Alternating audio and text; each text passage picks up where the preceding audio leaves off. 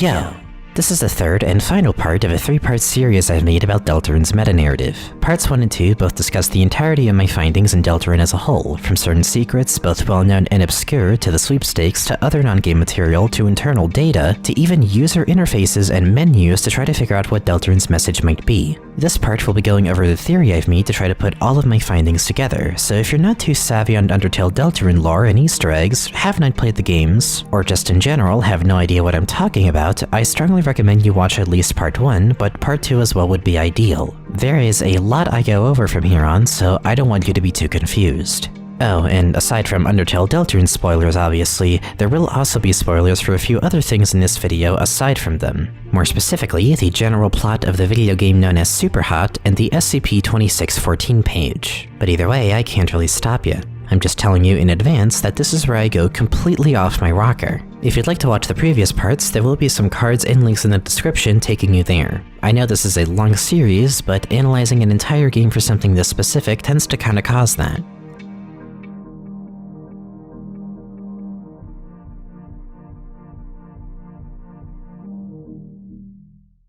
Either way though, get comfy, and without further ado, we shall now finally discuss the device theory.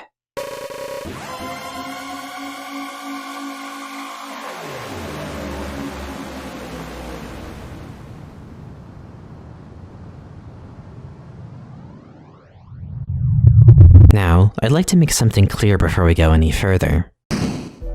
This has been, by far, the hardest part of this series for me to really put together. For all of you who have been waiting, this has taken forever for me to get around to because making a proper, cohesive, and most of all understandable theory with all of the information that I've presented in the previous parts is no easy task. In order to make this make any goddamn sense, I not only will have to explain what the theory is, but my goal is to also explain what this theory would actually add to the game and its narrative and message if it were to be true. The theory itself is just one hurdle, where several more are to come after it, and because of that, my main struggle is making sure that this video doesn't just turn into me rambling about random, vaguely related details and going so off the rails that it becomes hard to follow.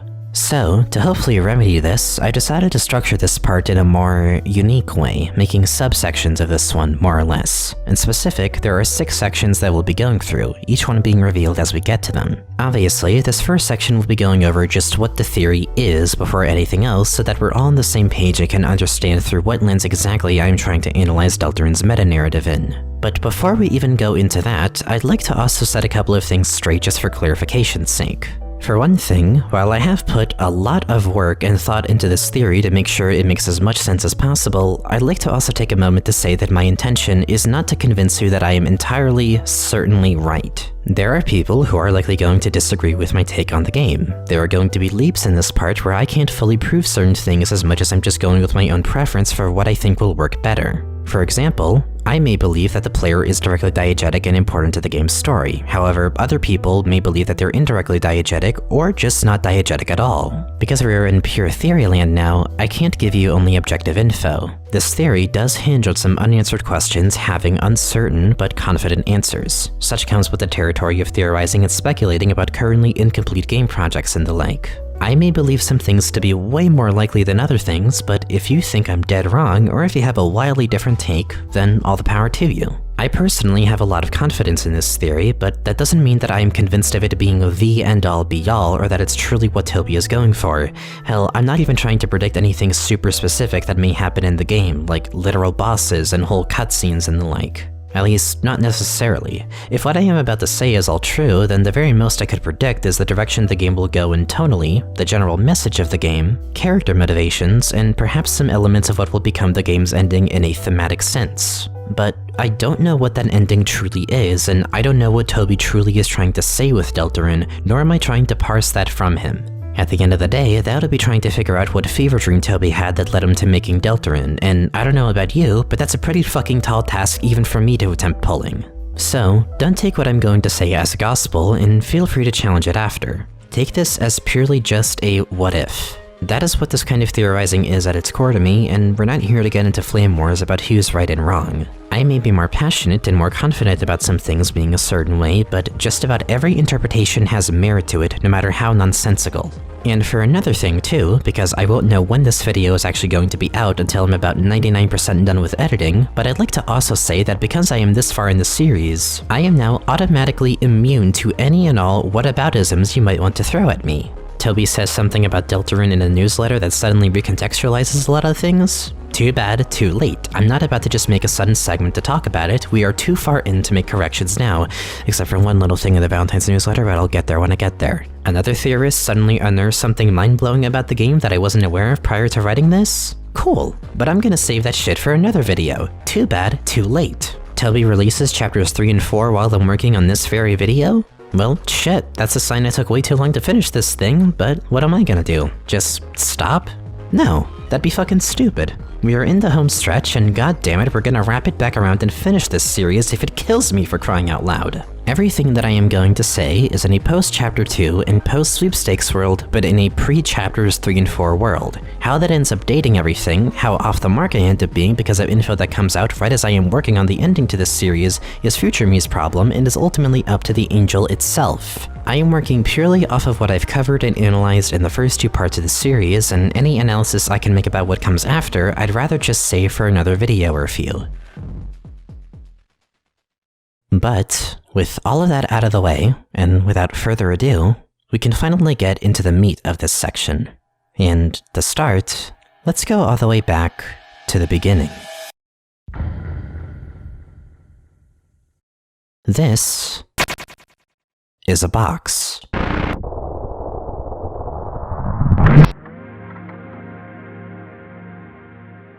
As I discussed at the very beginning of this series, everything outside of this box is reality, or at the most specific, simply the platform that programs rest on.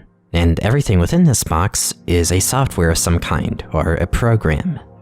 But with everything that we've now discussed, let's apply this to Deltarune. Everything outside the box is the platform that you are playing Deltarune on. It can be your computer, your game console, a TI-84. If it can run a program, then it works. Now, going into the green box is where we begin to enter Deltarune as the program. Keep in mind that I refer to Deltarune here as the literal .exe file that launches the game, not the world that you associate the name Deltarune with, not the lore, the characters, the story, or anything that makes Deltarune what it is on a narrative or gameplay level. We're not quite there yet, but this distinction is important. For reference sake, because I will be referring it with this name a lot throughout the rest of this video, the green box is what I like to call the program layer. Or, to put it another way, this is what I believe Gaster programmed himself. This is all that he made for you specifically. And if you recall the all caps files from part 1, this is where they operate from. More particularly, the chapter select, the save menus, the Goner Maker, dog check, the title screens and animations and logos associated, the game over screens, even the unused scripts, these are all the program's code, as nearly every single all caps file in the game relates to just these things. We do have friend as an exception, but we'll get to them later. Point is, the device theory proposes that the all caps files and the way that they are coded is the program's code. It is separate from the way that everything else in the game is named in the files because this is not just Toby and Company's code, narratively speaking, this is Gaster's code. Recall that in both releases of the game so far, Gaster himself has prefaced these releases, the 2018 demo literally being called a survey program. And if the version number doesn't convince you that we're working with his own creation here, then I don't know what will. Emphasis has been placed on the fact that the man himself made this program for you. Whether or not you consider the Twitter takeovers to be canon to the story, the Goner Maker and game over sequences, at least in chapter 1, including even the pre-completion save menu, suggest that Gaster takes a great interest in the soul, or in other words, the player in their actions. And the fact that he is the first thing we see, before even getting into the game proper, and the character that we have to answer to if we get a game over at any point, all of this together makes a pretty strong case in my opinion for Gaster being the creator of Deltarune as an executable, as a program. I put emphasis on that because I'd like for you to not think of this as me saying that I think Gaster is behind Deltarune as a whole. The device theory is not claiming that everything in the game and every character and plot beat and setting is Gaster's creation and that the experiment is actually some kind of simulation being run on Gaster OS or whatever. there's a reason why the rest of the game is coded normally compared to the all caps files. If you remember what I said in part 1, my claim isn't that Deltarune is simulating the entire reality that the game is in. This theory's foundation defines a program not just as a software running on your platform, but as something that can connect you to another thing. If we were talking about any other kind of program, this can mean connecting to the internet or some other online client. But Deltarune takes this differently, in the form of the literal connection Gaster refers to at the beginning of the Goner Maker sequence. It's the first thing that is even mentioned by him and in the entire experience, is asking if we are connected, if some kind of connection has been made between the player and the game. Before going any further, my point is that the program is the bridge between our world and Deltarune's world. Whether that be light or dark, this program was made with the purpose of connecting us to Deltarune's world at the bare minimum. But, of course, how does that work? How can we connect to Deltarune's world just by opening this program, and how does Gaster know that we are connected? What intricate mechanisms run this device's programming? Well, we only need one such mechanism. This heart-shaped object. This whole time, I've casually referred to the soul as the player because, as far as we know, there is no other equally likely candidate for who the soul represents. We could say the soul might have belonged to Chris originally, and that may very well be the case, but to stay as objective as possible, let's just say that we don't know who the soul really belongs to at the beginning of the game, and that for all intents and purposes, it's just there to be a thing for the player to control, that it is at least our soul in terms of it being the one that responds to our inputs. One can make the case that it seems outlandish to imply that Gaster just has our soul and that he literally got to take and examine our soul from the real world into the program. But who's saying that Gaster is the one doing the work there? He simply made the program, but we're the ones that are connecting to it. And while there isn't some server we know of that is taking us to this other world, I believe that we don't need that.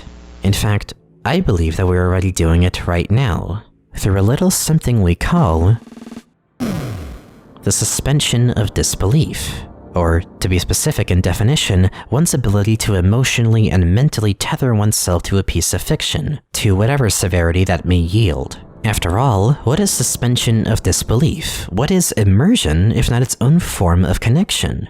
Undertale already has toyed with the idea of immersion in video games, Flowey being an example of someone who had eventually completely lost the suspension of disbelief for his own world. The act alone of suspending it has been acknowledged by the games as something diegetic, or at least instrumental to its narrative. I believe Gaster knows this, and he made this program not to take our soul by some force of his own, but to make it all the more convenient for us to hand it to him.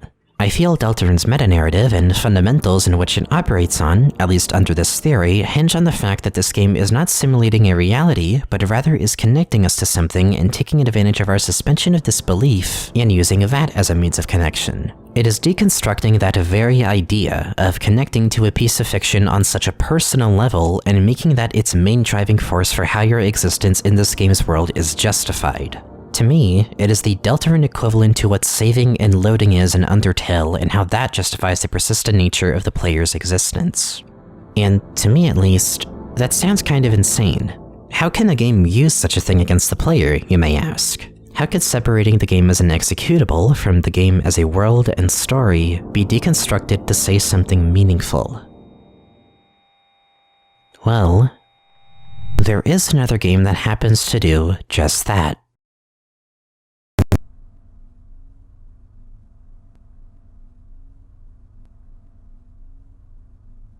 Super hot. Super hot.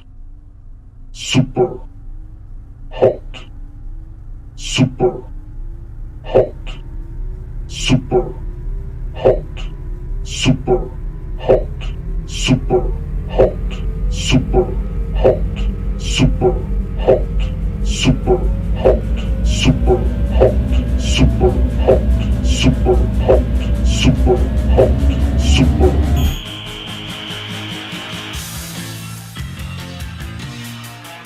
Superhot is an FPS series where time only moves when you move. The series so far has 3 games, but for this video I'll be only focusing on the original game that released in 2016. There isn't much to say about it at its core, other than I think it's a really good game and truly the most innovative shooter I've played in years! But the gameplay itself goes without much explanation. The goal is to just progress through minimalist levels and shoot the red guys before they get a one-shot on you.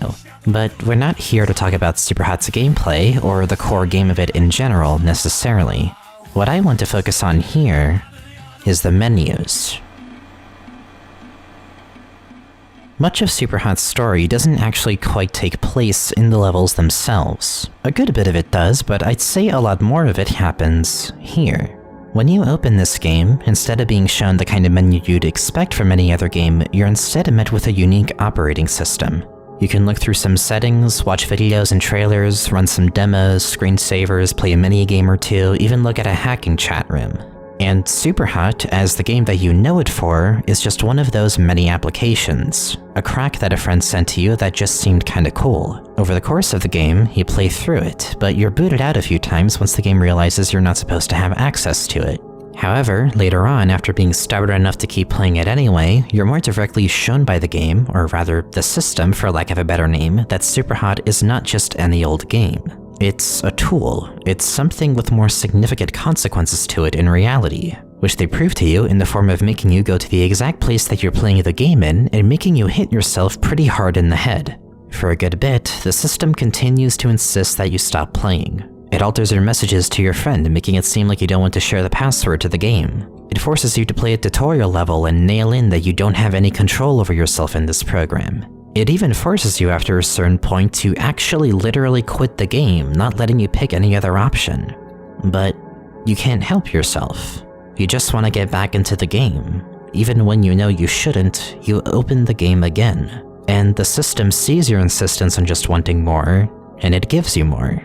Except now, it takes you into its own, as you realize your mind is leaving the body that you are playing the game on. Eventually, you reach what is known as the core, and using a new ability that allows you to occasionally swap to another person and control them instead, you hot switch into the core to try to upload your mind into it. And after enough attempts, it works, with only one thing left to do. Go back to where you're playing Superhot and terminate your own body, so that your mind exists only as software, to be assimilated into the system itself. Then, all that's left is to continue playing Superhot forever and spread the word about it to others so they can potentially do the same. I'd go more in depth into what the hell the story of the game really is, and I might have some details mixed up admittedly because it is a little bit vague in some places, but that's at least the gist of it, and I'm not here to make a video essay series on a whole other game.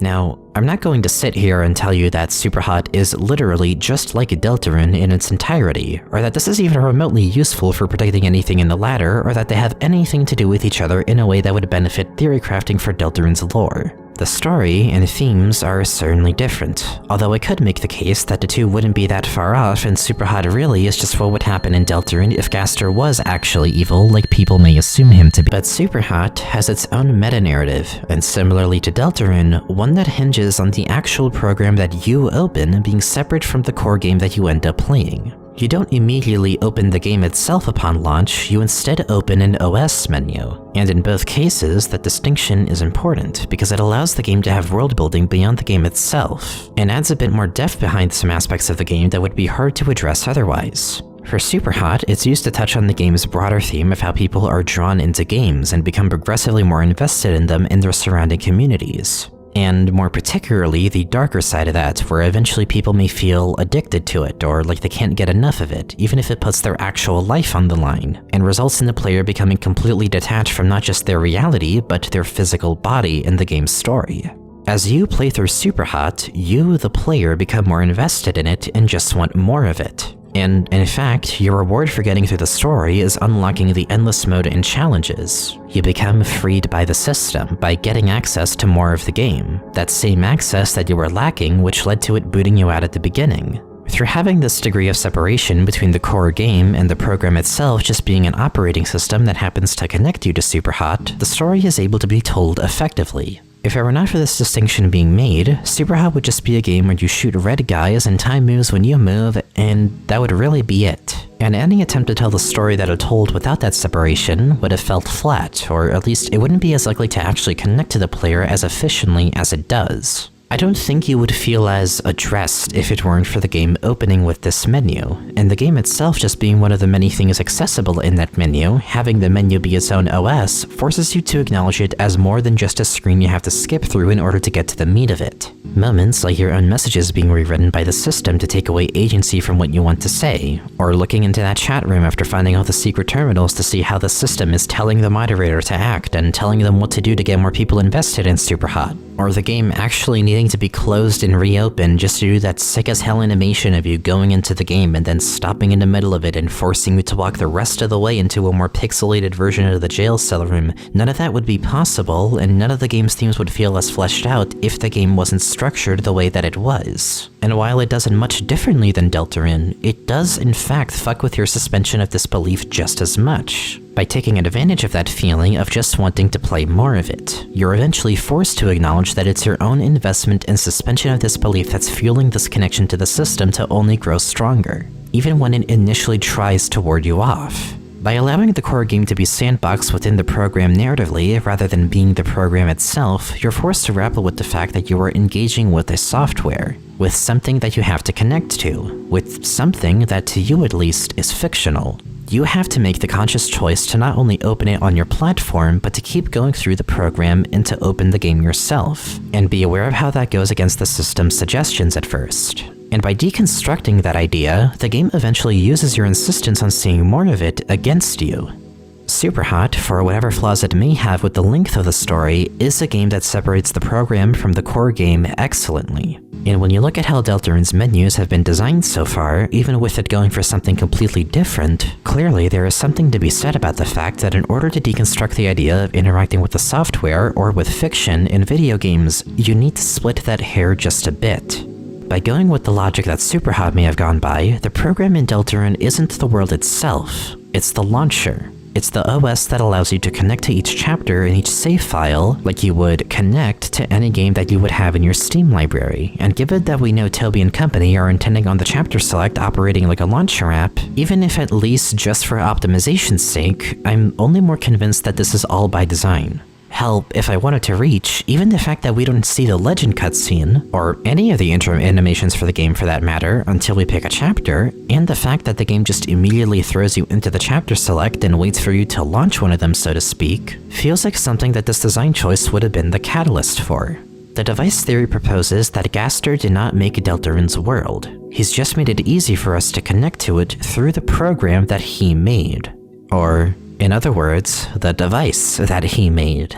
So for those who may have been asking this whole time, and to finally answer the question the thumbnail to this series poses, yes, the Deltarune executable itself is in fact the device that I speak of. Pack it up now, case closed, finally got your answer, now I can see. But that's not the whole theory.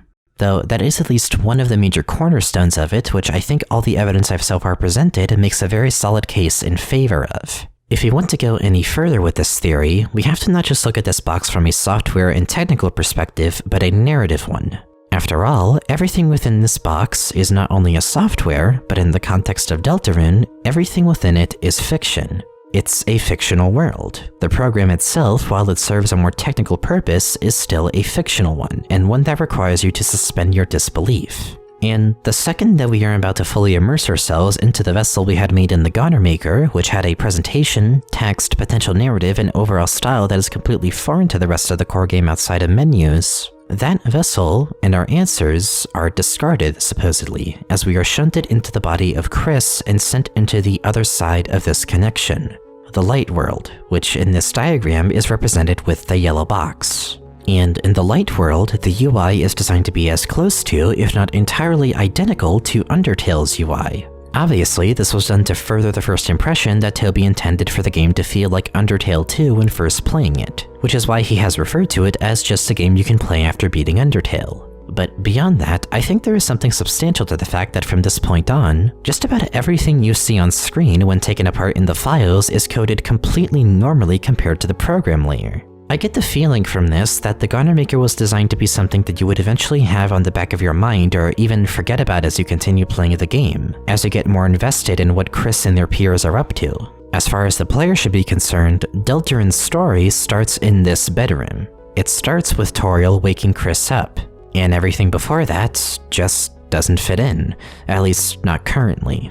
It doesn't seem relevant at all to what's happening in the light world. Not to mention that nowhere else in the game outside of the main menus does it ever look or play like the Goner Maker does. For as much as this is all in one executable, it certainly feels different from the much more technical, scientific, and otherworldly undertones that the Goner Maker had been giving.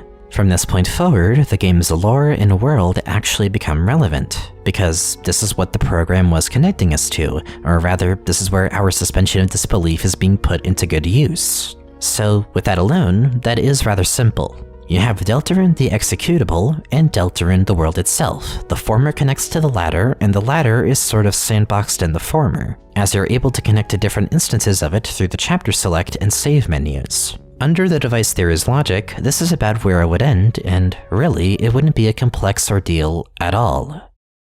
But then you get to the Dark World, represented by this cyan box, and it plays differently. The menu is completely different. The aesthetic, the dialogue, text boxes, the character portraits, the inventory, other UI elements, the existence of configuration settings, the battle system, everything is fundamentally different. The Dark World even has its own story, not entirely separate, but mostly detached from the more grounded stuff happening in the Light World. Out there's just some mundane, if not rather stressful or worrying occurrences in Hometown, and there's more of a focus on Chris's relationship with it, and the complicated feelings they and their peers may have about it. But here, there's this prophecy, a balance of light and dark, fountains to seal, a knight who's creating these fountains and throwing the balance off. The story is so much more fantasy-like here, you wouldn't even think at first that it would have anything to do with Hometown. And as I touched on it back in part 1, it becomes clear that the Dark World is meant to function like its own game in a way, and it's meant to be the meat of Deltarune. But you have to be in the Light World first, because in the story of the game, Dark Worlds are made via a fountain. And the Dark Worlds are treated as something like a dream. Not completely imaginary, but they have an air of escapism to them.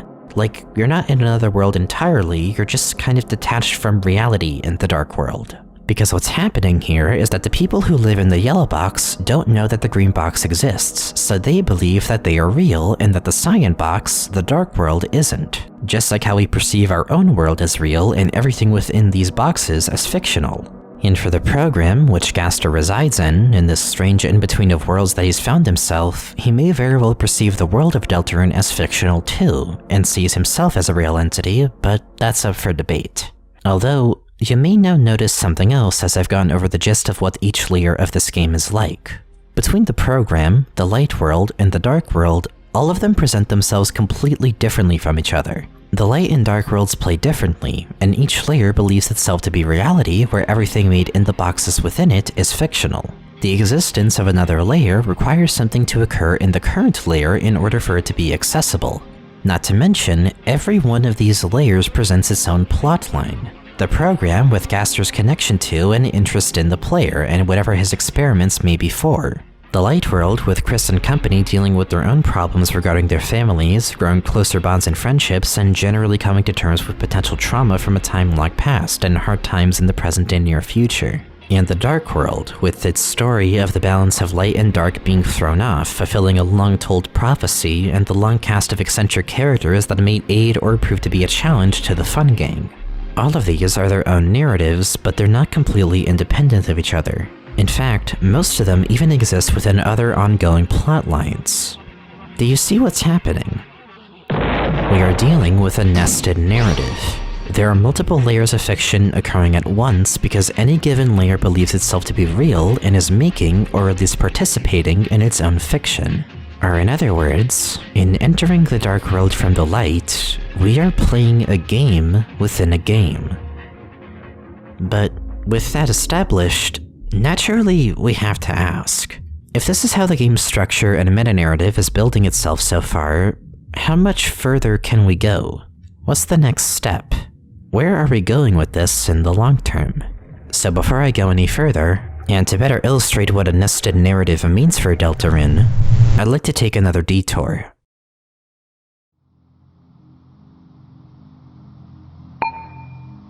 The SCP Foundation.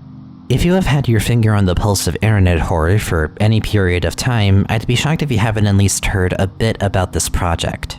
In the absolute briefest terms, the SCP Foundation is a community project involving a fictional research facility that documents the containment, testing, and features of several anomalous entities, each one being named under a specific SCP number. Most famously, there's ones like this peanut-looking thing that doesn't actually use this design anymore technically because of copyright reasons, but this thing that snaps your neck if you aren't blatantly looking at it with your eyes peeled. Or this thing. Don't worry if you can't see what I'm talking about. You're about to get a good look at it very shortly. But I want to bring up a specific one for what I'm going to talk about, which is SCP-2614, or Sometimes I Go Out in Pity for Myself. This is a seemingly completely normal DVD copy of Season 5 of The Sopranos. If watching it normally, there's nothing weird about it at all. Unless you happen to press play on a specific scene where a character is watching some film that's censored in the article. But upon doing so, you become able to basically take the camera anywhere you want, essentially entering a free roam mode, albeit with the lack of an ability to no-clip. However, that's not all that this camera is capable of. If you decide to take it to any television or screen that happens to be showing some other kind of film or show or some visual media on it, you can end up leaving the Sopranos' universe and going into that one instead, accessing a fictional media within a fictional media. For the remainder of this article, there is a mix of experimenting with just leaving the camera in different areas in The Sopranos, but also a lot of testing with this ability to go into other fictional universes. They enter 2001: A Space Odyssey, The Wizard of Oz, The Simpsons, a commercial for laundry detergent, an MP3 visualization on Windows. But to me, it's the last bit of testing that's especially relevant. Here, they decided to test a theory, that if you can go into a fictional universe, and that one happens to also have its own fiction in it, then, in theory, you could continue entering fictional universes within universes infinitely. They start by entering Sandman, a popular serial drama in The Sopranos. Then, a popular TV show in the Sandman universe called Carolyn Carolyn. Then, a slasher film that plays in an abandoned home in that TV show called Snakebite. Then, in a scene in that movie, they enter a romantic film with its name classified in the article and some information now being expunged. And at this point,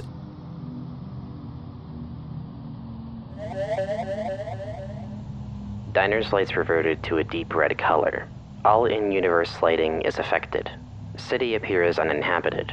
Sky is black and devoid of stars, although a dark red glow has been observed on the horizon in all directions. Every TV they could find in this romantic film's universe is now just static. So, the researchers decide to enter one of them. And upon doing so, the static begins to resolve itself, this article describing it like the POV moving through a cloud or field of static. But then, POV eventually appears in a brightly lit hallway. All directional movement is restricted except for forward travel. As the POV advances, the image becomes more saturated.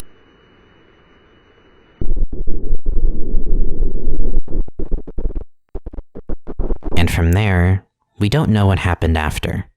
At least, probably not unless you do some much deeper digging into the larger lore of the SCP Foundation and into like fucking pataphysics or something, but well, let's just bring this back on track. What I just described is an example of just how deep the nested narrative idea can go. And furthermore, I think it may share some similarities with how Deltarune is handling this idea, more specifically in how the Dark Worlds work.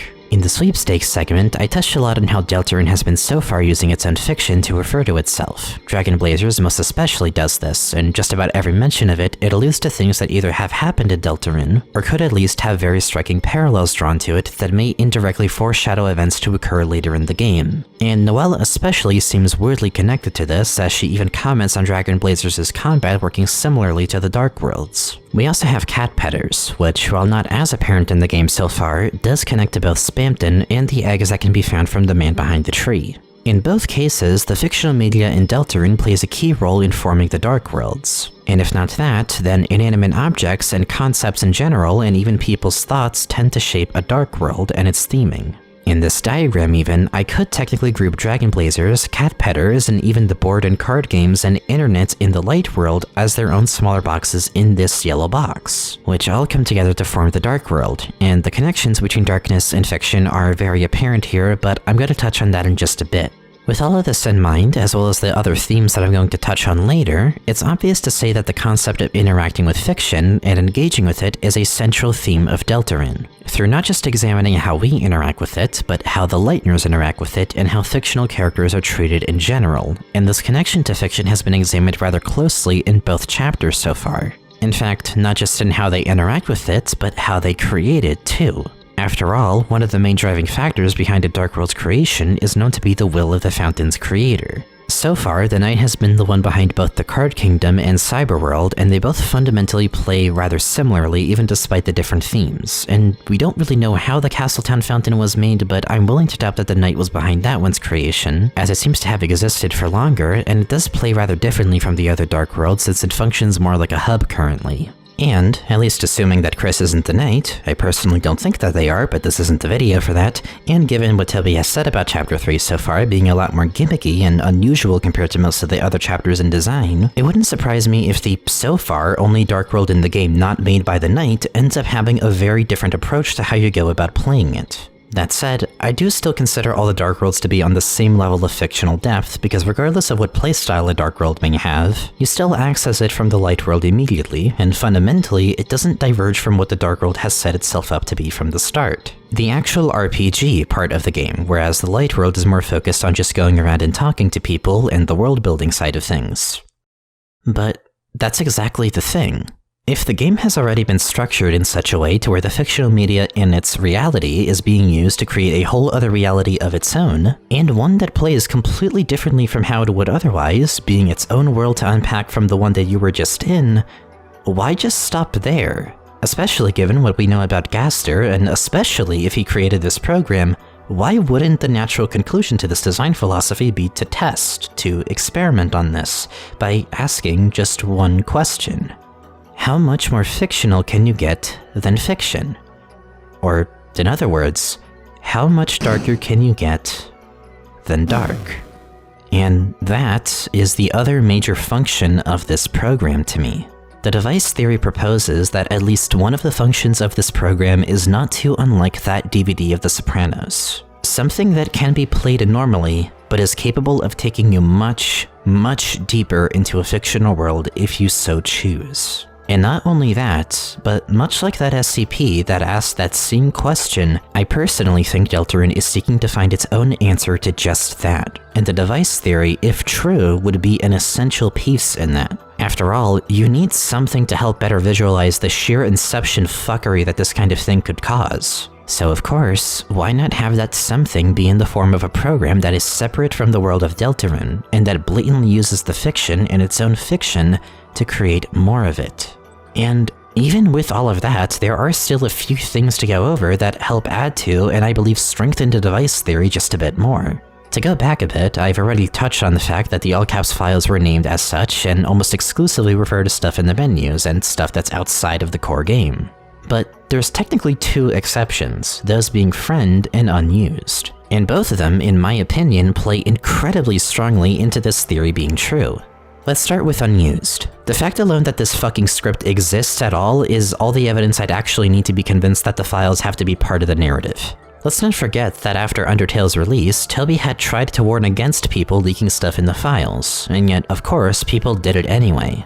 But here in Deltarune, the unused script gives us a peek at a character lost in the program layer who we haven't even met yet.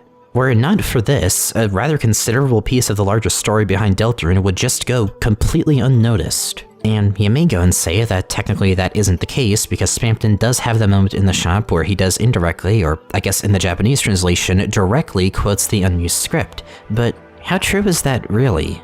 If this supposedly unused dialogue was never in the files, how would we know he was even quoting anyone in particular beyond what he says after that? Let alone, how would we even think to see that as anything important? In some way, digging into the files has weirdly become part of this game's larger narrative, and if Deltarune is intended to separate itself as a program from itself as a world, then that would certainly help aid that by giving the program something like this to find, just about as far away from playing the core game as you can possibly get through data mining. Let me clarify though that I'm not saying that Toby is requiring people to go into the files to understand the game's narrative. I'm sure that as the game goes on, it will reference unused more frequently, and that the presence of that script is just there for those who really want to go digging deeper, and get just a little nugget of extra lore in advance. But the fact that he left this in at all and titled it in all caps is still reinforcing how the menus and that general layer of the game are meant to be separate from the core of Deltarune. And friend? Given that they're the only other all-caps file that doesn't appear in the menus, but is the only one that appears in the core game, that already has its own huge implications. The name alone, the way it only appears in an already very off-the-beaten-path sort of area, and the fact that it appears just out of reach before disappearing, the only real takeaway you could get from this is that this is a character who exists on the same level as Gaster may exist currently, or perhaps even nearly on the same level as the player. And if that were true, then it wouldn't even be the only case of a character being more self-aware of the nature of the program that the player is using. Just look at Ralsei. Everything I said about him in part 2 pretty much shows that a lot of the time when he's referring to Chris, he's really referring to the player more likely. And even by a Darkener's standards of self-awareness, he knows a concerning amount about what the player sees and has an advanced amount of control over what we can see on occasion, when he exercises that power to take advantage of it by talking to Chris off screen. Or I guess for a lesser example of this that could be reaching a bit, what about Sham and the fact that one of the first things they say is how you pronounce their name, as if they know that they're speaking into a text box. Or the fact that Lancer is also aware of player controls just like Ralsei. Or the two secret bosses so far having some kind of direct understanding of the player's end of things. Jevil believing he is the only one that exists outside and free from the limitations of the Dark World and the only room in the game so far to seemingly use 3D graphics. And Spamton constantly aiming to be just as powerful as the player, being held back by strings that take on nearly the same color as the battle box and pre-completion save menu for Chapter 1. Or the fact that just before Spamton Neo is the one case ever so far where our soul changes. And not just that, but changes in reaction to something that we wouldn't have been able to avoid before, and even gives us a tutorial to get acquainted with it in complete darkness. And if we wanted to talk about the battles, there is something to be said about the fact that the Dark World in some way may also see itself as fictional, and may be self-aware of that fact, especially when a lot of the time that self-awareness shows in the battle system, which can have some parallels drawn to how things in the program layer are presented, even if not coded in all caps. Whatever angle I look at it, I have only become more convinced over time that a lot of the strange things that happen in this game, and strange design and presentation choices, become suddenly so much clearer when looking at it through the angle of Deltarune, not just as a game running on our computer, but as a program that has connected us to another world and the worlds that it makes within it. And for both Friend and Unused, and all of the characters so far that know way more than they probably should, what makes them so strange only begins to make sense to me when I think of each of these cases in the context of the device theory, in the context of the program being its own layer beyond everything else in the game, with the purpose of seeing just how much deeper into fiction we can go. An unused script being part of the narrative can only make sense if the program itself is part of the narrative. A character existing on the same layer as the menus in Gonnermaker can only make sense if it has become aware of the layer that the program is made in and how to manipulate it to its benefit. And a character having to go through so much effort to guide the player and to shift their perspective, and to have other characters acknowledge the weirdness of that character's behavior by talking to some higher force, only truly makes sense to me if this character knows that some kind of program exists that he is able to manipulate if need be. To sum all of this up, the device theory proposes that Deltarune's meta-narrative is structured in such a way to where the game as an executable is separate from the game as a story and unique world. And more specifically, that this executable, or let's say device, was made by Gaster for the player, by using their suspension of disbelief as a means of connecting them to Deltarune's world, whether that be through the soul literally being the player's or the soul just being a means of projecting that suspension easily. In doing this, it allows Deltarune to have three narratives happening simultaneously, those being Gaster's story, the Light World story, and the Dark World's, each one being nested in the previous, and being effectively their own games that play and operate differently from each other. Furthermore, the very executable itself and menus are diegetic to the game, as the program that allows us to be connected to Deltarune has been created in a space between worlds. A space in between that might have more than just us in it, and that other characters in Deltarune may be well aware of for better or worse. This device that Gaster made is not only the reason that the player can connect to Deltarune and exist in it, but given everything we've seen so far, I believe it is a tangible object in the game's larger story. and one that allows the player to go deeper into fiction. And this theory proposes that we will eventually be able to go beyond even the dark world in terms of fictional depth and see how this tangible object, this device, which is fueled by our own narrative investment, will be acknowledged or perhaps even used against us in the future. If the device theory is true, then it makes this game not just a story about escapism and how people interact with fiction and treat fictional characters, but it would make Deltarune a game about taking your suspension of disbelief and throwing it into the nearest screen as hard as possible just to see what might happen. After all, was that not what Toby had intended with even the very beginning of this game's story?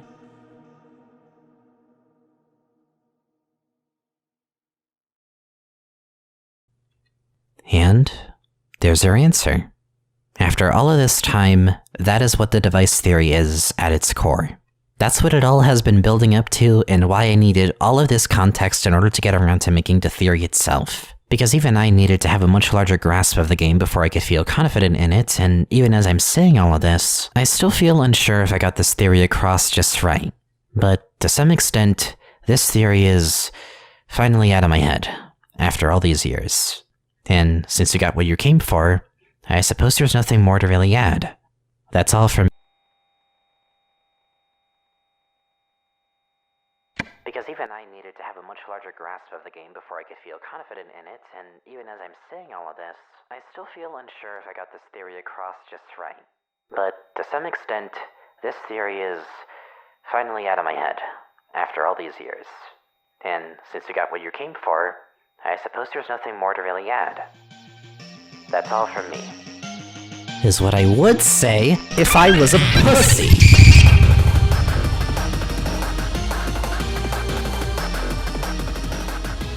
See, I've talked about the theory.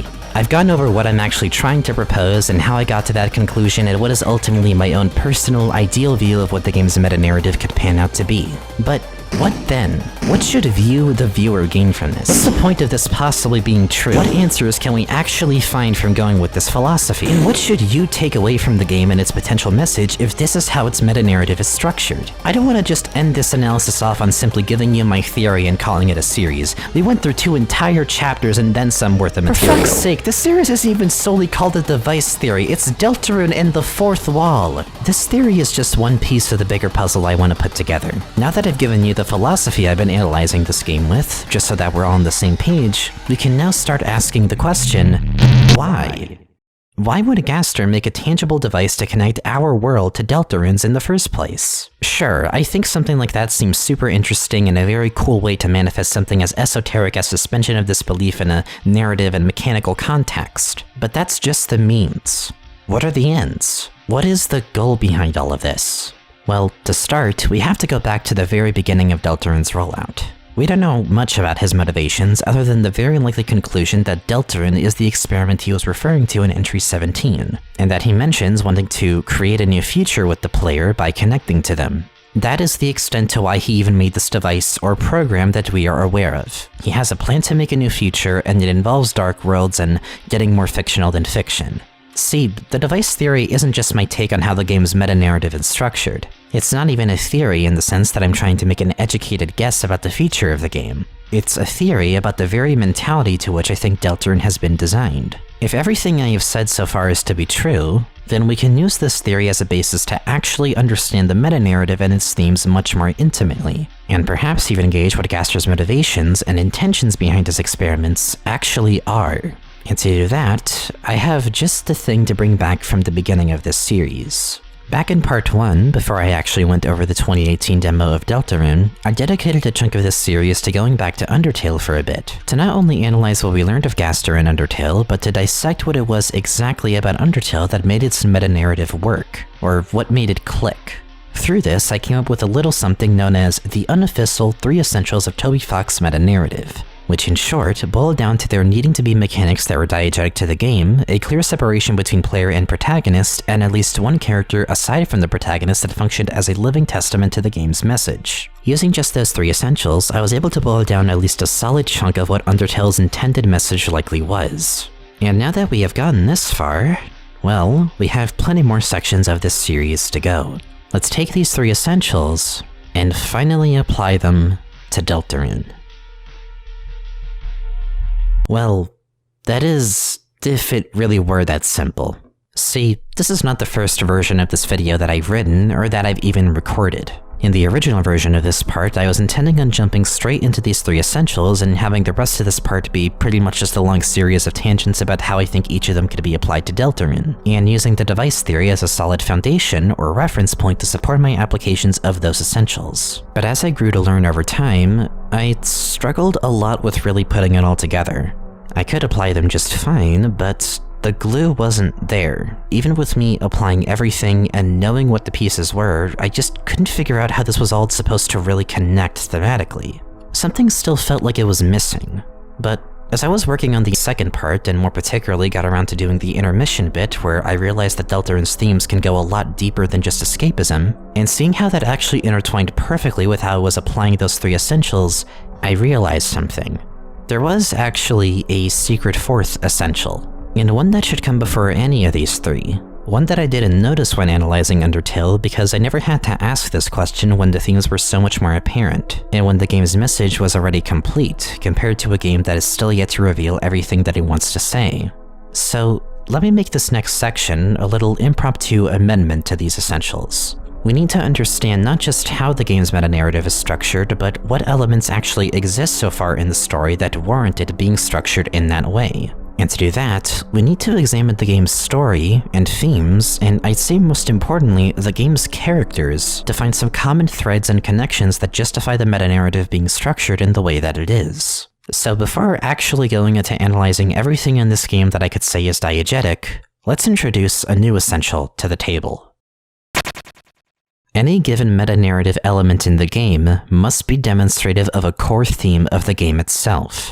In other words, we need to figure out what Deltarune's themes actually are. Now, going into thematic discussion is always going to be a bit shaky, because no single interpretation of Deltarune, or any media, is going to be all-encompassing of everything that it could be trying to say, especially in Deltarune's case, where the game isn't even done yet. But I think with the first 3 chapters alone, and with what the main characters have shown so far to the story, there is already so much to unpack thematically for Deltarune that I think we can at least start getting something of a solid picture for what the game is going to generally touch upon in the theming. For this section, we're going to find every theme in Deltarune that seems substantially relevant to the story and potential message, and dissect each of them and how they're applied to the game, so that we can understand the general direction that Deltarune's plot is headed towards. In doing this, it should help us not only identify things like the separation between player and protagonist and what is diegetic to the game, but also narrow down what is actually important to take away from those things. Undertale had plenty of nuances to what was diegetic in it, but I bet when you think of it in Undertale, you're mostly thinking of stuff like saving and loading, or resetting, or fading emotional investment. Not necessarily the more specific things like the game window name changing, or Gerson using his shopkeeper status to be rendered impossible to battle. By forcing ourselves to connect each piece to an actual theme present in the game, it'll help us understand not just everything that seems relevant to the meta-narrative with no rhyme or reason, but why those things matter and what specifically matters most so that we don't get lost trying to put everything together at once. So with that in mind, let's start with the thematic elephant in the room that I believe acts as the nexus of everything that Deltarune stands for. Escapism and how we interact with fiction. At this point in the series, it really goes without saying how important this theme is to the game. It's so important I couldn't even get past the first section of this part without at least mentioning it in order to explain the device theory. No matter what way you look at it, Deltarune's story is fundamentally built on exploring how people interact with fiction and the nuances of escapism as a result of that. And if my own insane idea of how the meta-narrative is structured around deconstructing this theme isn't enough, just look at the symbolism in the game that ends up being attributed to fiction anyway. A surprisingly staggering amount of stuff in this game ends up tying back to interacting with and creating fiction as a concept. There's fictional media that's present within Deltarune, of course, and how the game uses its own fiction to allude to itself via things like dragon blazers, cat petters, and even some of the things that darkeners represent. On several occasions, this game has used dragon blazers as a parallel to itself, both in gameplay and in potential narrative. And that's not even going to how it's implied to closely resemble the battle system and gameplay of the Dark Worlds. Which, speaking of, fiction in this game is a fucking spiderweb of different ideas that all tie back to it. Obviously, we have the blatant connection between fiction and darkness as a concept. The dark worlds, while indeed having some sort of impact on the light world and lightners in general, are rooted in some element of playing along with it or using your own imagination. It's more self-aware of its own fictional nature, and the way that the dark worlds are treated, even by Rousey, is not too unlike how fiction in real life is treated. It's a nice escape from harsher realities and lets us explore some deeper topics and understand ourselves as people more intimately, giving us a window to not only make sense of our own struggles, but to grow bonds with others through interacting with it. But, of course, it's treated with moderation. Rousey, for instance, when he hears about Chris and Susie needing to go do their group project, does command them to go do it before returning to Castletown. And need I mention how Rousey shuts down the idea of making a dark fountain within the cyber world, and how the roaring is some kind of thematic manifestation of the consequences for engaging too deeply with fiction, while letting reality completely slip away from you. And even the dark fountains themselves play well into their connection with fiction fundamentally, given how they appear in the light world. Having something emit darkness should be physically impossible. After all, darkness is simply the absence of light. It itself doesn't spread like light would. The concept alone of something emitting darkness is otherworldly. It's unreal, which is why it works so well in conjunction with fiction as a theme, and why it just works in general for the game's design. Even in Entry 17, which all but directly refers to dark worlds, this is touched on with the line "photon readings negative." Of course, that could just be interpreted as the absence of light, as that's just what photons are, light, but given how dark worlds work in Deltarune, are you really gonna tell me that it being interpreted as Gaster finding negative photons, or photons that emit darkness, was somehow completely not the intention? I don't know, I've seen people be picky about this line and what it really means, but given it's clearly alluding to Deltarune, which Gaster's existence in Undertale pretty much is a giant mass of foreshadowing towards anyway, I would honestly find it a bit strange if the intended interpretation wasn't that Gaster discovered the inherently unreal concept of photons that emit darkness. And I feel that's only further supported by the other allusion to darkness in Entry 17 with the whole darker yet darker bit. This is something that not only is directly quoted by Sham after defeating Jevil, both of which we know had interacted with or at least had been influenced by Gaster in some way, but it's even referenced on the chair page of the sweepstakes. But what if it could get darker than dark? Or if I were to look at the other meaning of this, clearly alluding to the idea of something being more fictional than fiction. After just 2 chapters, the game has already entertained the question of what would happen if you made a dark world within a dark world. And when you think about the theme of escapism, to me at least, it seems like one of the only natural ways to take this theme further and drive home the risks of escapism, even if in a potentially very surreal and insane way. Furthermore, the dark worlds themselves, as I said before, function like their own games within the game. The 2 worlds so far that we know for certain to be made by the Knight, for instance, have a rather similar way of playing them beyond unique overworld or enemy gimmicks, and also act like their own genres of fiction, taking place in completely different settings. Castletown could even be seen as an allegory for taking inspiration from different pieces of fiction, given how you recruit Darkners to send them to Castletown and eventually evolve and build upon it compared to the style it took on at the beginning of the game. The will of the Fountain's creator even plays into this, the Dark Worlds being the stories themselves, while the creator is, in this metaphor to fiction, the author of those stories. And if Chris is separate from the Knight, then it would make Chapter 3's seemingly different and more gimmicky or unusual style of gameplay make all the more sense. I could go on and on and on, frankly. I'm certain there is plenty of things about this comparison between darkness and fiction that I still haven't addressed, but I'll just say that if you want a really deeper look at just how complex these 2 ideas end up becoming when intertwining with each other, there's another video about the game's meta-narrative by Redhead DJ that really touches on the lore, narrative, and character side of it especially thoroughly that I'll link in the card and in the description. His video definitely breathes some fresh air of its own into discussing the meta-narrative and even opened my eyes to some things about it that I hadn't thought too much about before, such as how the recruit system may play into this theme of engaging with fiction. But darkness is just one part of it. Another huge outlet that this theme of escapism and fiction is expressed through is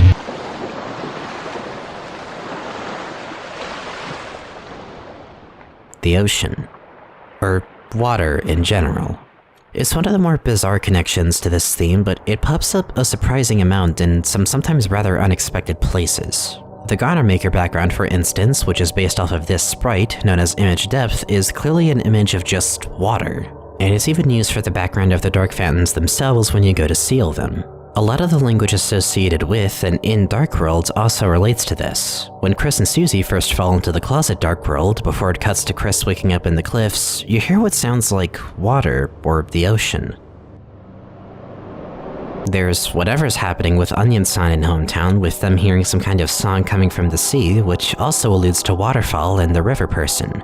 And speaking of Waterfall, going back to the chair page, the sound that plays when it shows the more distorted animation of the chair is just a modified version of one of the ambient sounds used in a few rooms in Waterfall. Even stuff as minute as Jevel's dialogue, like how at the end of his fight he can allude to the queen by saying that hell's war bubbles from the depths, is language that, to me at least, does evoke imagery of water, and the depths even became a really popular theory for what could happen if you go darker than dark in Deltarune as a result. I mean, fuck, it's in the name of one of the main terms involving dark worlds, the dark fountains, referring to darkness as something of a fluid spewing out from a source, or if we wanted to reach entry 17, the darkness keeps growing as if it's coming from a faucet or some running tap that's just flooding the whole space with it. And it seems like such a bizarre theme to keep throwing in, doesn't it? What does water have to do with darkness, or let alone fiction? Well, if you think about it more, it does make sense. The ocean is scary. It's mysterious. We don't know what's down there, and it doesn't take too much distance before you go so deep into the ocean that all you'd be able to see is the lack of anything, where no light can even reach past a certain depth. We still haven't seen the majority of what may lie in the ocean, and yet it inherently is an environment that is not made for humans to be in. So we can't be sure if we'll ever know what's down there. There's so much mystery to it. And unless you have goggles, even swimming just a bit past the surface, you'd have to close your eyes to do so without it probably hurting a good bit. In any case, the ocean, at least, and darkness do have an awful lot in common, but it doesn't end there. Again, a very large majority of the ocean is unexplored, and we can't even begin to imagine what sorts of environments or life may exist. And when you think about it, because of that uncertainty and that fear of the unknown that triggers when thinking too much about the ocean and the secrets that may be hidden from us due to how unfriendly it is to humans, it's no wonder there's also so many myths about the ocean. So many rumors about massive and unheard of creatures that emerge from the surface for who knows what reason. Or hell, even on land or in the air or even beyond, so many secrets in general about what we may not be seeing at night, about what hides when it gets dark. Secrets turn to rumors, and rumors turn to fiction. The ocean, due to its own nature, connects so much with how people create fiction. Because what is it if not an exploration of ideas and concepts that otherwise we wouldn't be able to grapple with or have an answer to realistically? And then that brings us to how secrets fundamentally connect to fiction, and how even that manifests in Deltarune.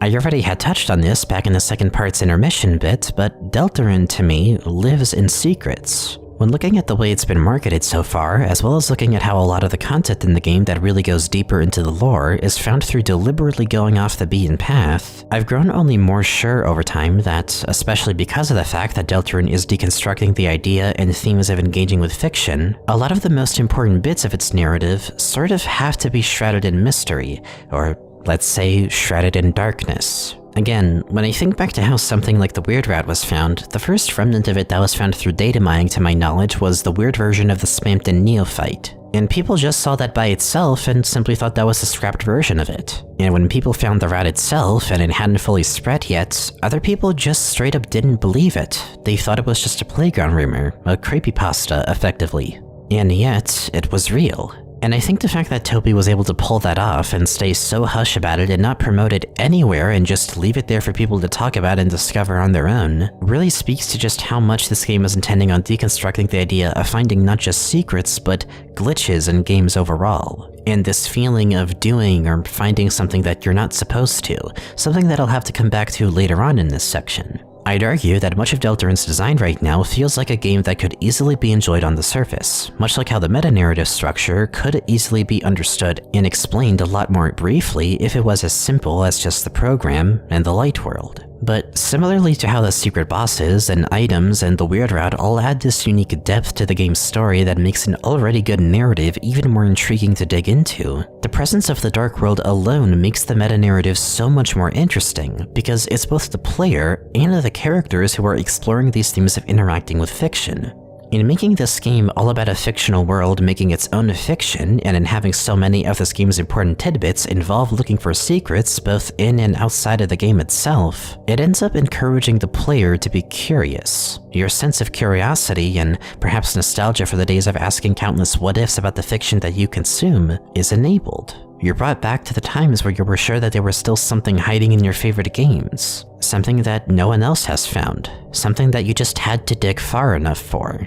And the emphasis on adding so many secrets to this game, it draws the player deeper and deeper into exploring it, to look for more answers, only to find more questions. And when you think of it that way, that can easily lead to escapism, which is an extension of interacting with fiction too much and getting too sucked into it. Which makes the darkness and darker than dark metaphor make all the more sense as you keep wanting to go further in to find answers, much like an ocean of secrets that you can't even see the bottom of, and you're not even sure how much of it is meant for you or if it's truly for your eyes or how it's even real, but you just want to keep finding more of it, and before you know it, you don't even know what's reality anymore as you're drowning in the darkness. It's more like a dream and you just want to stay in it, but you know you have to come out of it.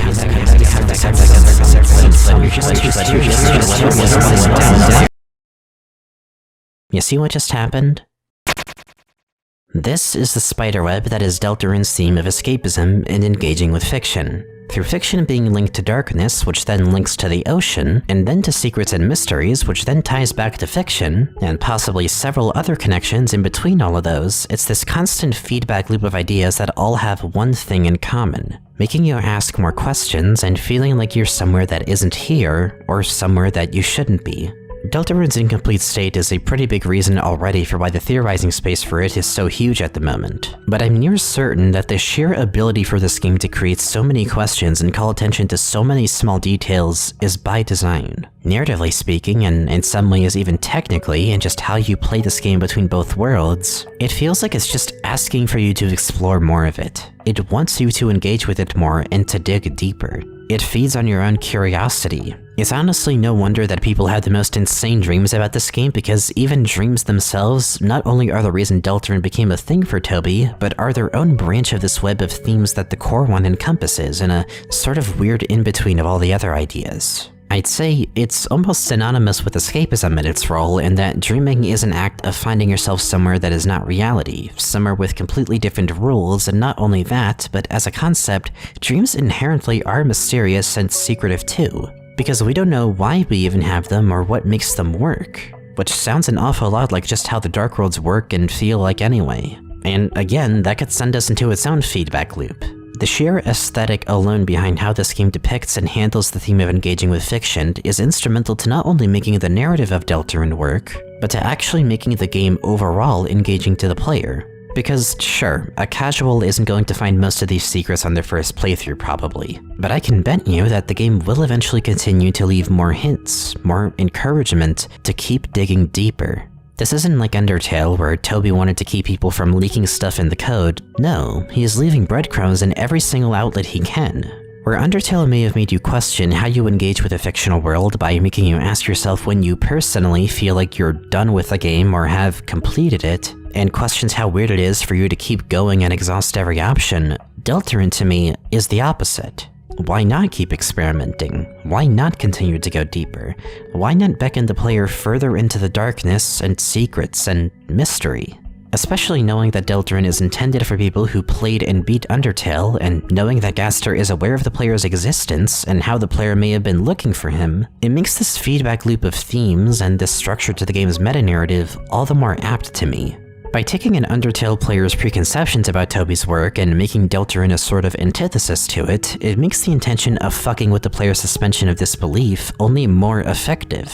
With the context of the device theory too, it makes exploring this concept all the more convenient, because by having the program be a tangible object in this game's story, again, it forces you to acknowledge that this game is fictional and that you are being connected to it via your suspension of disbelief. If this game is a sea of secrets, and a sea that is beckoning you to explore it to its fullest, I believe the game as an executable is like a submarine, something that forces you to accept that you aren't made for this world, but that keeps you from drowning in it.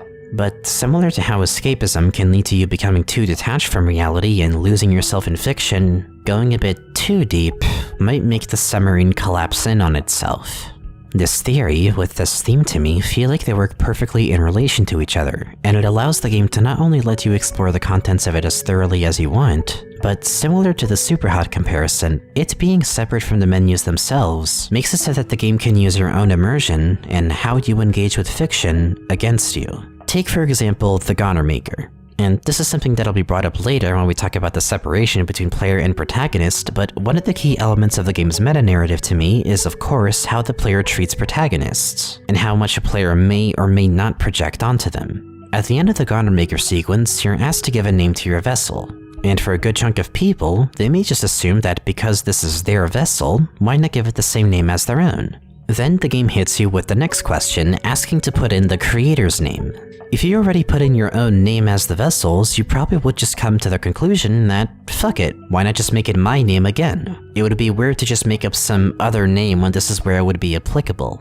And upon doing this, entering the same name into both fields, Gaster says, of course they are the same.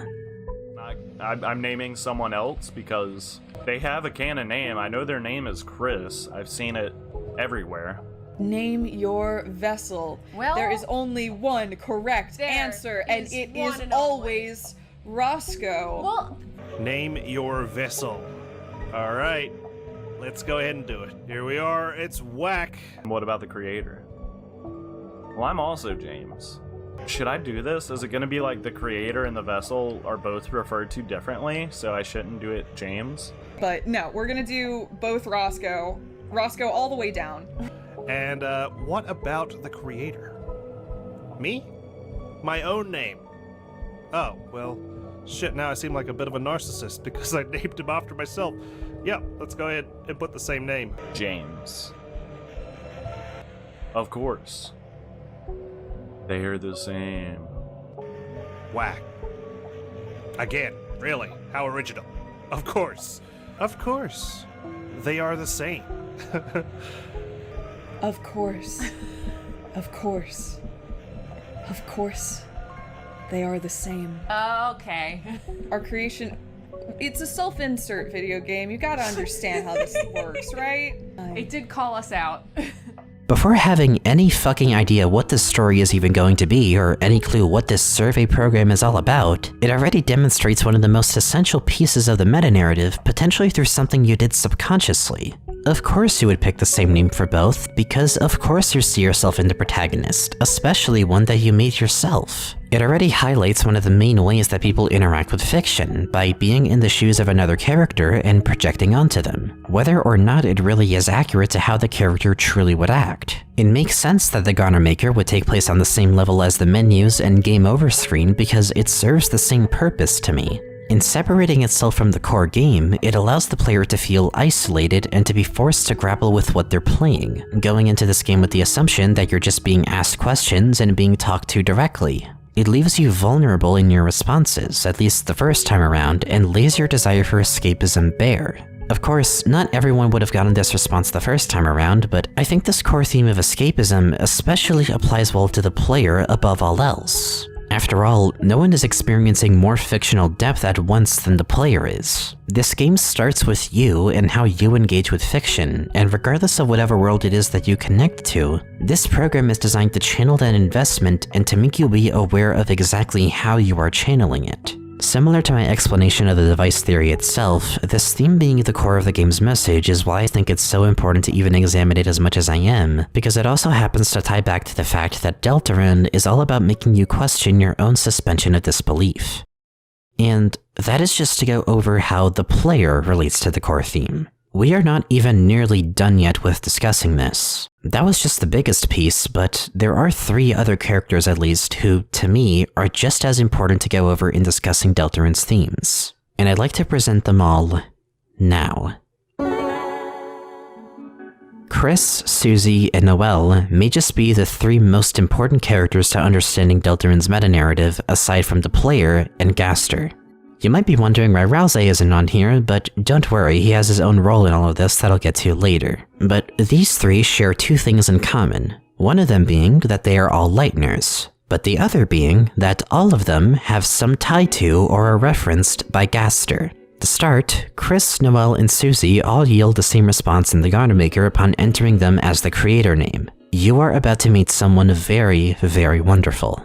Through his own words, we already know he takes a particular interest to these three characters specifically, so we have that to go off of. But to go over them one by one, for Chris, while it might not seem an awful lot like they have much direct relation to Gaster, there are some things that may connect at least a bit. Obviously, given the soul that represents us in the Garden Maker is potentially shunted into Chris, there's already the fact that our presence in them alone is going to attract Gaster's attention. He is effectively monitoring everything the player does, so of course it would. But beyond that, we also have the bunker at the edge of Hometown, which plays the Smiled at OGG clip. And while we can't be certain what exactly happened yet, the scene with the bunker in Chapter 2 implies that Chris has a personal history with it, as does Noelle. If we wanted to reach a bit too, their cell phone in the Dark World, much like what that Addison heard when recounting Spamton's eviction, plays garbage noise, or again, a soundbite of Smiled at OGG. It's not much, but given Spamton is the only other one to experience the garbage noise as far as we know, and the ties between Chris and Spamton as characters thematically, I think it still counts for something. For Susie, we also don't have a lot, but the one thing that we do have that's specific to her is pretty striking, given the fact that her name is the only one alluded to in Undertale blatantly by Clamgirl, just referring to her by different spelling. The fact alone that one of the fun events in that game refers to her by name practically is enough to tell me that she deserves to be up there with Chris and Noelle in thematic importance. And then we get to Noelle, who has way too much going for her in regards to connections to Gaster. Her own potential past with the bunker that's implied in the cyber world, the disappearance of Des and how that's already clearly related to Gaster's shenanigans, her connections to the man behind the tree and the egg, as well as to Spamton in general, and the fact that her interest in glitch hunting, when there is a character whose entire existence is built on the art of glitch and secret hunting, makes her a fucking Gaster magnet as a result. There's no argument to be made against this. She's been to Delta and Chernobyl. She's seen the Eye of Horror. She's smoking that Goner pack and it's been making her do the third entity stare for the past like fucking 6 years. It's safe to say that given how important they are already, not just for their character arcs but to Gaster as well, that it only makes sense to have them be the three most important characters to Deltarun's meta-narrative and themes. How so? Well, I realized something about each of them that made a lot of the themes and seemingly scattered ideas of this game finally click into place, at least just a bit more. And it's when I realized how, in order to understand Deltarun's message, for this theory specifically, we have to boil down the story of the game to something a lot more blunt. Deltarune, if you take out the Dark World and fantasy elements, is ultimately just a very, very intricate and long-running small-town family drama and coming-of-age story. Think about it. The crux of the narrative in the Light World so far always comes back around to something going on with the character's family. Chris's family is shattered, only living with their mom, who's divorced with Asgore, and their brother currently being away at college, while they have to live in Azrael's shadow and repress whatever complicated feelings they may have about it all, on top of potentially being afraid to grow up themselves. Noelle's dad is in the hospital for God knows what reason, her mom is the mayor and pushes her a lot while being incredibly cold herself by comparison to Rudy, and her sister is fucking missing and no one is talking about it and she can't find her anywhere. And when talking about Noelle and Chris, both the Dreamers and Holidays were once so connected and now they barely talk to each other. It's a shock to Noelle that Chris is even trying to talk to her more suddenly in the events of this game. And Susie? We don't even know if Susie has a family in Hometown or what happened to her in that regard. She hasn't mentioned it once, and even when given opportunities to contact them, she just pretends to and then straight up doesn't. But given her habit of eating anything that isn't actual food, the multiple allusions and jokes she's made about stabbing herself, and her whole thing of being the school bully and struggling to connect to anyone, we can assume she's probably not on good terms back at home, wherever that may have been. But you wanna know what else they have in common because of this? All three of them not only end up going to the Dark World and becoming invested in it, but grow to prefer it. All of them resort to escapism for their troubles, whether that be by accidentally stumbling upon it or purposely seeking it out. And each of them end up having something to learn, some way to work past their struggles because of it. All of them, even if they know that the person behind the first few fountains probably has a more dubious motive for doing it, question if it's even such a bad thing. In other words, they are all different branches of the same tree, and all of them are their own vessels and personifications for themes that are nearly just as important to Deltarune as escapism. And for the rest of this section, I'd like to go over each of them, what they embody, and what we can get out of those themes as a result of that thing that they embody. Of course, to some extent, there is overlap here. Some themes that apply to Chris may apply to Noelle or Susie, and I'm certain that themes relating to Susie will also apply to the others. But this is just at least what I personally think each of them embody the most, given their character arc so far and what they've been focusing on most frequently in the screen time given to each of them. We'll start with each character by giving a brief overview of their backstory without going into too much detail beyond what we need, and then look at how their own specific struggle is reflected in the game's current events, as well as the game's themes. So, let's start with Chris, who, in relation to escapism, I believe embodies the game's themes of autonomy and freedom of choice.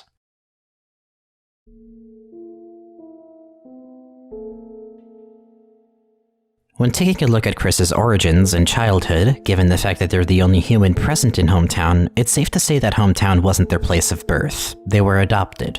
How and when they were adopted, beyond just a vague idea of them being probably no more than 3 or 4 years old at the time of adoption, is all up in the air. But that probably isn't incredibly important, not as much as the fact that they are the only one of their kind in Hometown. When looking at everything that Chris has done well before our direct intervention as the player, we get a pretty interesting picture of them. They're weird. No one really knows what they're thinking. They have a history of just listening to their older peers on random requests, especially if it's in relation to Asriel, and they've been known to be a bit of a trickster, hiding under Noelle's bed, using a burnt-out icy pizza box to pretend to be some kind of zombie to scare her. Their antics towards Noelle in general resulting in Des having to step in and hit them with a wiffle bat or something of the sort. And beyond that, we know they also have a shared interest with Caddy in the occult. That's implied in the pop-up flavor text and when talking with Caddy in Chapter 2. In other words, they've got that MB failure swag. But there's still plenty more to their character beyond that. They have an interest in piano, which they're struggling to play in Chapters 1 and 2 shows something of a frustration on their part, likely due to the player's influence. And given the fact that they were raised into a monster family from a young age, they may have some complicated feelings about not being a monster themselves. Asking when their horns would grow in and having to wear a headband to make up for the lack of it. Finding a book about how to take care of humans and hastily shutting it closed when faced with unfamiliar people of the sort. They know they're human, but they clearly feel odd about it, not really comfortable in having to grapple with that reality. Not to mention, a lot of the dialogue with people in Hometown often tends to wrap back around to how Asriel is doing, wondering how Chris must feel about them, how things used to be when Asriel's still in town, and reflecting a lot on the days of when it was just them, Asriel, Noelle, and Des together. Chris clearly feels some type of way about living somewhat in their brother's shadow, even in Asriel's absence from Hometown. They do miss Asriel and spending time with him. The hot chocolate flavor text definitely shows it, but especially when looking at things like how Chris's side of the bedroom looks so barren compared to Asriel's. And then in Castletown, Chris's room has a lot of those achievements and the such that Asriel's side of their light world room would have. To me at least, it shows that they probably don't really feel recognized as their own person. There's a lot more to this that can be definitely used as evidence for it, but given that they are the protagonist of Deltarune and relate directly to a few of the original 3 essentials, a lot of those details about how the player factors into their struggle for autonomy are obviously going to pop up later anyway, so I'll save that for the more relevant sections. This is just to outline how their themes manifest even beyond the player's influence. Them being the only human, and being the weirdo younger sibling, and just being generally othered by people in Hometown, whether intentionally or otherwise, is a rather strong foundation to build such themes of finding autonomy, feeling like your own person, and having your own agency be respected. You ever notice how a lot of accounts and experiences regarding Chris tend to revolve around what other people think of them or how other people probably feel for them on their behalf? For instance, Susie projecting onto Chris by mentioning Toriel, or several of the Hometown NPCs just talking about what Chris should say to Asriel, or how other people react to the weird or silly stuff that they do. You never hear an awful lot about how they feel, what they think about something, which makes the parts where they do act on their own accord, or say something in a particular way, or even yell their answer depending on what you tell them to say, stand out. Maybe Chris doesn't see that inherently as a bad thing for all we know, but I kind of doubt that. And I doubt that because of their relationship with Susie. They like Susie more than they probably like most people in Hometown, even when she fucking hated Chris according to the newest girl blog post. To touch back on a specific point from the second part, we obviously don't know what Chris said to Susie that made her change her whole demeanor, but what we did see of their behavior implies to me that they never saw her in a bad or fearful light at all. As far as Chris is concerned, her and them are in the same boat relative to Hometown's general opinion of them, even if Susie doesn't see it that way. Personally, whatever it was that Chris may have said in that post, I think that was the moment where Susie realized she wasn't dealing with someone who was afraid of her, but someone who genuinely wanted to connect with her. Not just by being nice, but by relating to her, and possibly even feeling like she has something that they don't. That being autonomy. Noelle even says it herself, and this is the point of overlap between Chris and Noelle thematically in that they both are fond of Susie, and I think it's ultimately for the same reason. Chris and Noelle struggle to feel like their own people who can stand on their own 2 feet. But Susie, just by fucking existing, doesn't seem to have that struggle at all by comparison. She is unabashedly herself and isn't afraid to break rules. Again, this may delve into stuff that's highlighted in later sections, but Susie actively resists the player's influence. She doesn't listen to us most of the time. She doesn't play along like most other characters do, especially when she's more closed off. And for the faults that might have, which I'll touch on when I get to her own themes, it can't be denied that she has that exact autonomy and freedom of choice that Chris struggles to find for themselves. And when going into the Dark World, while to be fair, this quest for autonomy is definitely given a few challenges due to the player having an increased influence on them and what they can do or say in these worlds, especially in the Weird Route, which again I will touch on in a later section, this theme still pops up for Jevil and Spamton specifically, both of which appearing to relate a lot to Chris as a character. Jevil is the lesser example to be fair. They do relate to Chris in imagery, given their whole vibe of relating to devils and horns and also just being kinda silly all in all, but he does raise points about this idea of refusing a game that you're already playing. While his conclusion is to resort to playful nihilism and just going full fuck it we ball about it, I can see the connections to this theme of choice, questioning how you can even make a meaningful choice when you're already on the tracks, and in the bigger picture aren't going to be able to just switch rails. It's a grim way to look at it, but it is a take on the idea that I can see applying to Chris. But with Spamton, the connections are absolutely all there. He, possibly much like Chris, centers his entire arc around autonomy. He wants to be big again. He wants to exist as more than just a darkener, possibly even more than as a lightener. He wants to cut the strings and be completely free to do and say whatever he wants, and yet despite all of his efforts and everything Chris does to help, he can't do it. He can't cut the strings. He's always somehow bound by fate itself, by the rules of the world he's in, and there's irony in how he even tries to nab Chris's soul in an attempt to keep cutting strings. Because even if he were to do that, who's to say we wouldn't just be the strings to replace those? For all we know, we'd just be controlling him, and then what? And the fact that Spamton is never able to be more than just a puppet scares Chris. It makes them nervous, it makes them even yell. It's unlike anything else we've seen from them so far in this game. Something about a character that is in a similar struggle to theirs, not being able to conquer it whatsoever, terrifies them, because what does that say about their own struggle to find autonomy and to be free of their own strings? Do they want to be a heart on a chain their whole life? They probably don't, but they're not anywhere closer to being able to avoid that, if Spamton failing told them anything. This is why I think Chris most blatantly deserves to be the vessel of this specific theme, because while yes, Noelle's whole arc in Chapter 2 revolves around being her own person and being able to stand up for herself, and the Weird Route ends up being a really fucked up exploration of that flaw being manipulated to a much further extent than even Queen's, Chris is still the protagonist. They have been bestowed with the curse that is being under a higher entity's force at nearly all times, and as far as we know, they do not have a say in the terms of that unless we see otherwise. They are only able to make their own choices in brief windows where they throw the soul out to ensure that the player won't intervene in what they especially want to have occur in the story. Who is more deserving of the theme of being able to make your own choices than the character who we, whether for good or bad intentions, are overriding all the decision-making of in favor of our own? And with that, I feel like I've made my point with Chris rather clear. But before I wrap up for them, I'd like to touch back on something.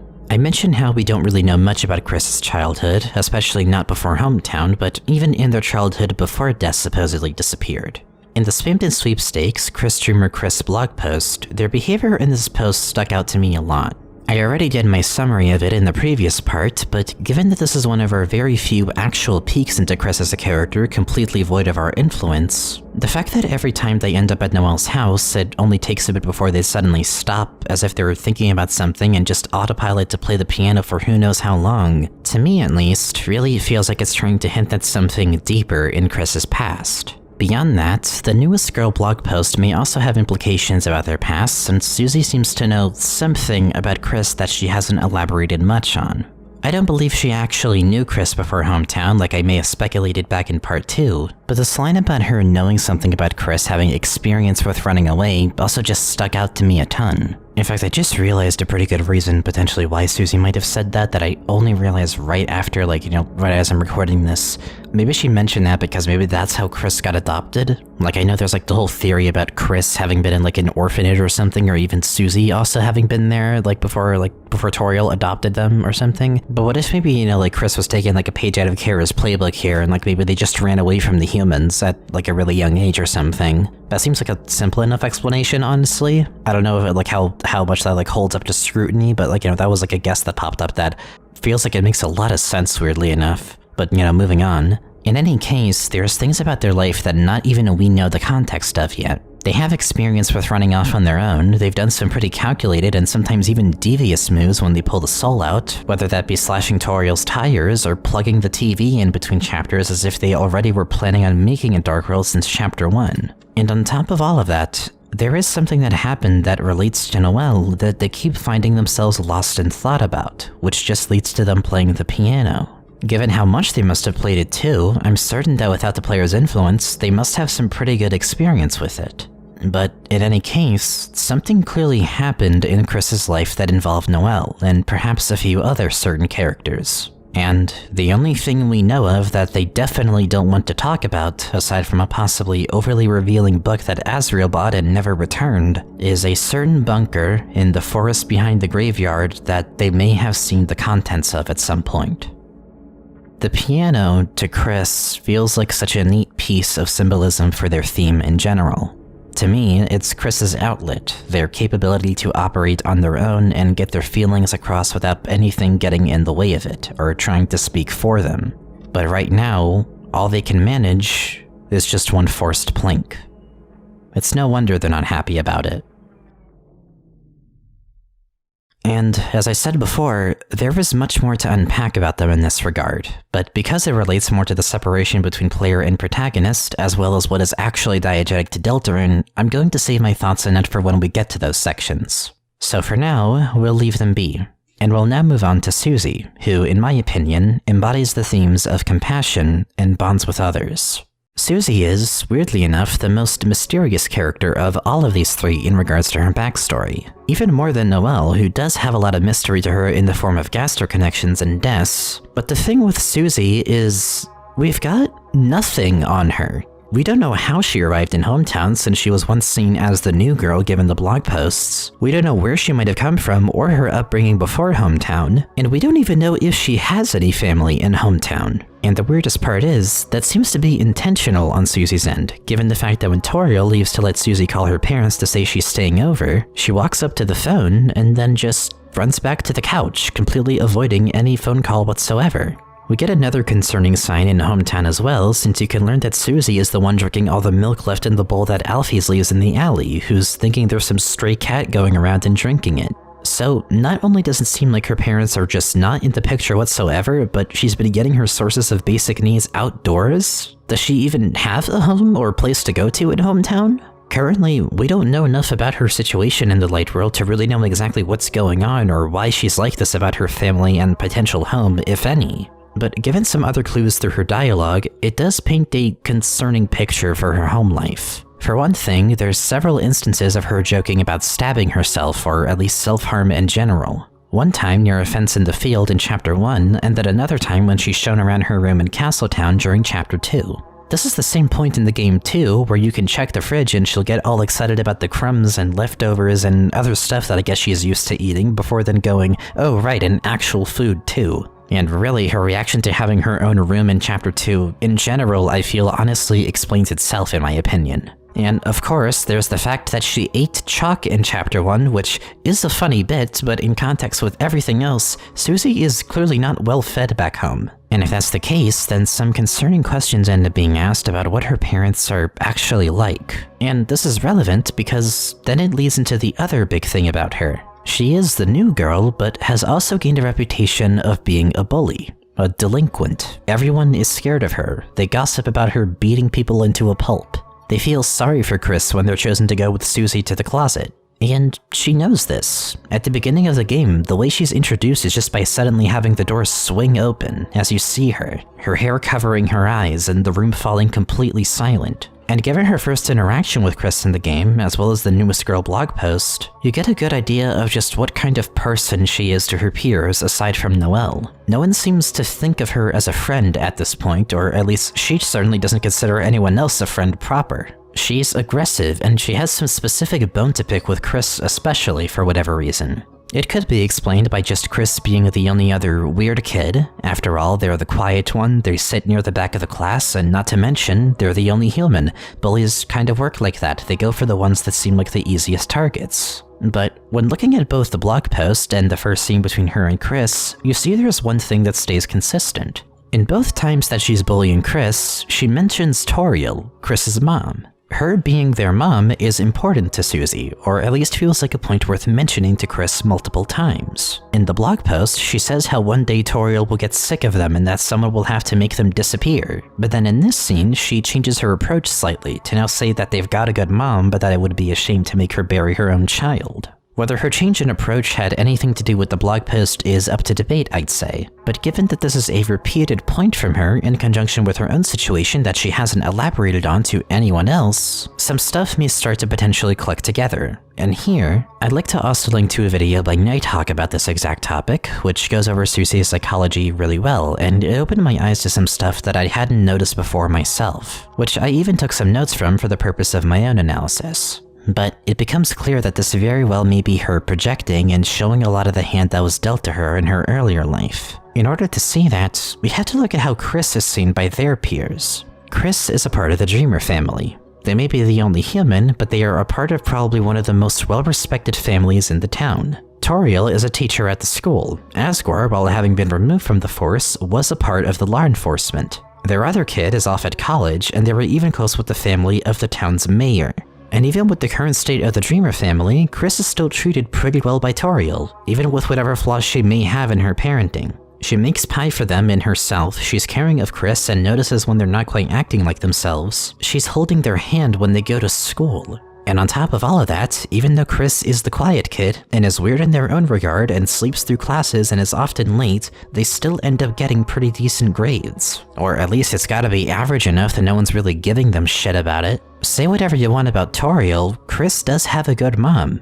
They have a mom that gives so much time and attention to her child. Now, with that in mind, how do you think the kid who is seen as similarly weird but is struggling to show up to class herself, and is even seen as a bully by her peers and someone to be avoided, feels? How does the kid who has to scrounge around town for food and either can't or simply won't contact her own family, possibly because of the horrible relationship she may have with them, may feel? How do you think Susie is going to feel seeing someone get the attention that, for all we know, she might have never gotten in her most formative years? This is all to say, Susie's character in Deltarune starts as someone with every wall up imaginable. She doesn't show compassion for other people because she was never given that compassion by those most important to her from the start. And now her peers do the same, assuming that she's just dangerous and wants to hurt people for the hell of it. By all accounts, she is the last person that anyone should expect to be the type to connect with anybody. She especially doesn't want that and avoids that whenever she can help it.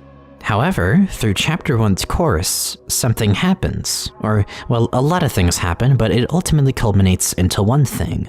To avoid an unnecessarily long plot summary, through her journey into the Dark World in Chapter 1, Susie goes through a long arc of initially not playing along with the Dark World whatsoever, refusing to connect with it, and especially refusing to be one of the good guys, given that she already sees herself as a bad person to begin with. It goes as far as needing to warn enemies about her so that she doesn't do damage to them if you're trying to stay on something of a pacifist route. But through this, she begins growing a bond with Lancer as they get closer to the king's castle. a bond that's then strained when Lancer betrays the group and sends them to prison. Susie doesn't know that Lancer was behind this at first, but upon learning this, she echoes a sentiment that I think perfectly encapsulates her state of mind at the beginning of Deltarune. Why would anyone really want to be my friend anyway? Throughout the Dark World in Chapter 1, it becomes clear that she really started to finally open up to someone, even if it was one of the bad guys, so to speak. Those walls that she had been putting up this whole time looked like they were coming down just a bit because she had at least found someone who she could bond with and relate to. And for her to just start doing that, only to learn that Lancer threw her and the others in prison, is a fucking devastating blow to her. Those walls come back up and are higher than ever. But even despite that, and despite the fight that she starts without Chris or Rouse even being present, she can't bring herself to kill him. Because at the end of the day, whether she intended to or not, she bonded with him. And to so quickly go to removing him from her life after just starting to connect with him, it's just too much for both of them. And she eventually hears Lancer out and decides to talk it out with the king, thus even resulting in Susie becoming less hostile to Chris and properly joining the party. And poetically, her journey towards becoming a much more compassionate person is kickstarted because of the king fight, as she deals with someone who isn't just a bad person, but doesn't want to change his ways even when shown kindness by others. She not only sees Chris block one of his attacks towards Susie, taking her by surprise, but King even mirrors the exact thing that Susie said to Chris at the beginning of the chapter, about quiet people pissing them off just before Susie stops him for good. I find myself taking more time to go over Chapter 1 specifically because, to me at least, while it does set up each of the main characters effectively, I think it's especially an important chapter for Susie's development as a character. It's to her what I feel Chapter 2 is to Noelle. The king is Susie's equivalent to what the queen was to Noelle. In both cases, we're dealing with an antagonist who takes on some kind of parental role to other characters, and I think the relationship between King and Lancer especially can be reflective of what Susie has been through in her own upbringing, and the end mirroring the beginning is rather strong proof of that. And I touch a lot on this idea of Susie having come from a rough home because I think it's essential to understanding why the theme of compassion and bonding with others fits her more than it fits anyone else in this game. Because our very first impression of her is that this is someone who has no intentions of becoming nicer or opening up or anything of the sort. Susie, as far as we know, has been closed off for her whole life, and so much of the focus on her own personal arc is in finally bringing down those walls that she's put up for so long. Chapter 1's story for her ends by nearly leaving Chris before going back and saying that she wants to go back to the Dark World with them, as we finally see the eyes behind her hair, where they were once completely obscured. Hell, in Chapter 2, most of the time we see her eyes, and they're only obscured notably when she's putting on the bully persona to stand up for Chris being called a weenie at the bunker. She starts this game having absolutely no intentions of connecting with others, and if anything, pushing other people away further. But now, just a few chapters in, her and Chris now feel like best friends practically, and you can probably see why. I do think these two genuinely understand each other, and I think Chris has always related to her in some way even when she hated them. But the relationship between Chris and Susie is probably one of the most important parts of this game's story to both characters. But in context with Susie especially, it's one of the first real ways that Susie has been allowed to finally blossom past her aggressive exterior into someone who still cracks jokes and isn't the most mannerly person, but is still someone who cares, and someone who just wants to spend quality time and have fun with people who care about her. For Susie, her arc and personal development reflects one of the most important parts, in my opinion, of interacting with fiction. Being able to connect with people through that fiction and become more compassionate for others as a result of it. Ever since allowing herself to engage with the Dark World, she's only become a more open person because of it. She's friends with Chris and Lancer, she's learning healing magic from Rouse and having her own quality time with him even when Chris isn't with them, and she's becoming closer with Noelle, a dynamic that could become a whole relationship for all we know. And in any case, people like Noelle are now frequently in her thoughts. She is caring for people because of her own experiences in the Dark World and being able to carry those experiences with her into her reality. When you think about how rough Susie must have had it before all of this, it makes so much sense why she especially likes the Dark World so much at this point. They've given her something to be attached to, then something to be happy about that she wasn't able to look for anywhere else. I think more than any other character, she is the biggest advocate so far for just wanting to stay in the Dark World even with the risks that may come with it. But, of course, even despite all of the good that engaging with them has brought on the grounds of bonding with others, there are potential drawbacks, and there is still plenty of room for her arc to go to many different and more concerning places. There's something I want to touch on here that Spooky Dude touched on in one of his videos, which I'll also link here, and it really got me thinking. There is a weird amount of emphasis this game puts on making Susie happy. Ralsei especially wants to make sure Susie is happy. No matter what she is doing, he's always thinking, well, as long as she's happy, right? And when you think about it, it makes a lot of sense why this is so important. Currently, Susie is happy. She has made new friends, she is going on these adventures that let her feel like herself and like she's actually doing something good for once and is being cared for by others. And she is happily a part of the fun gang, no questions asked. But Chapter 1 gave us a pretty good idea of what Susie is like when she isn't happy. And remember what I said that Chris saw in her that I imagine they admire in particular. Susie, unlike most characters, is able to break rules and resist influence with ease. And when she isn't happy, she isn't gonna be listening to anyone. And for the player especially, the game becomes less about what you can do to influence her, and more about how to stay ahead of what she'll do. It becomes more about warning enemies of her attacks, and if nothing else, you're just forced to be dragged into fights that she starts, even if Chris isn't there themselves. Susie has a surprising amount of control over the narrative that she isn't fully aware of, but exercises with no hesitance. And even when she is happy, moments like the Ferris wheel scene in Chapter 2 are demonstrative of that.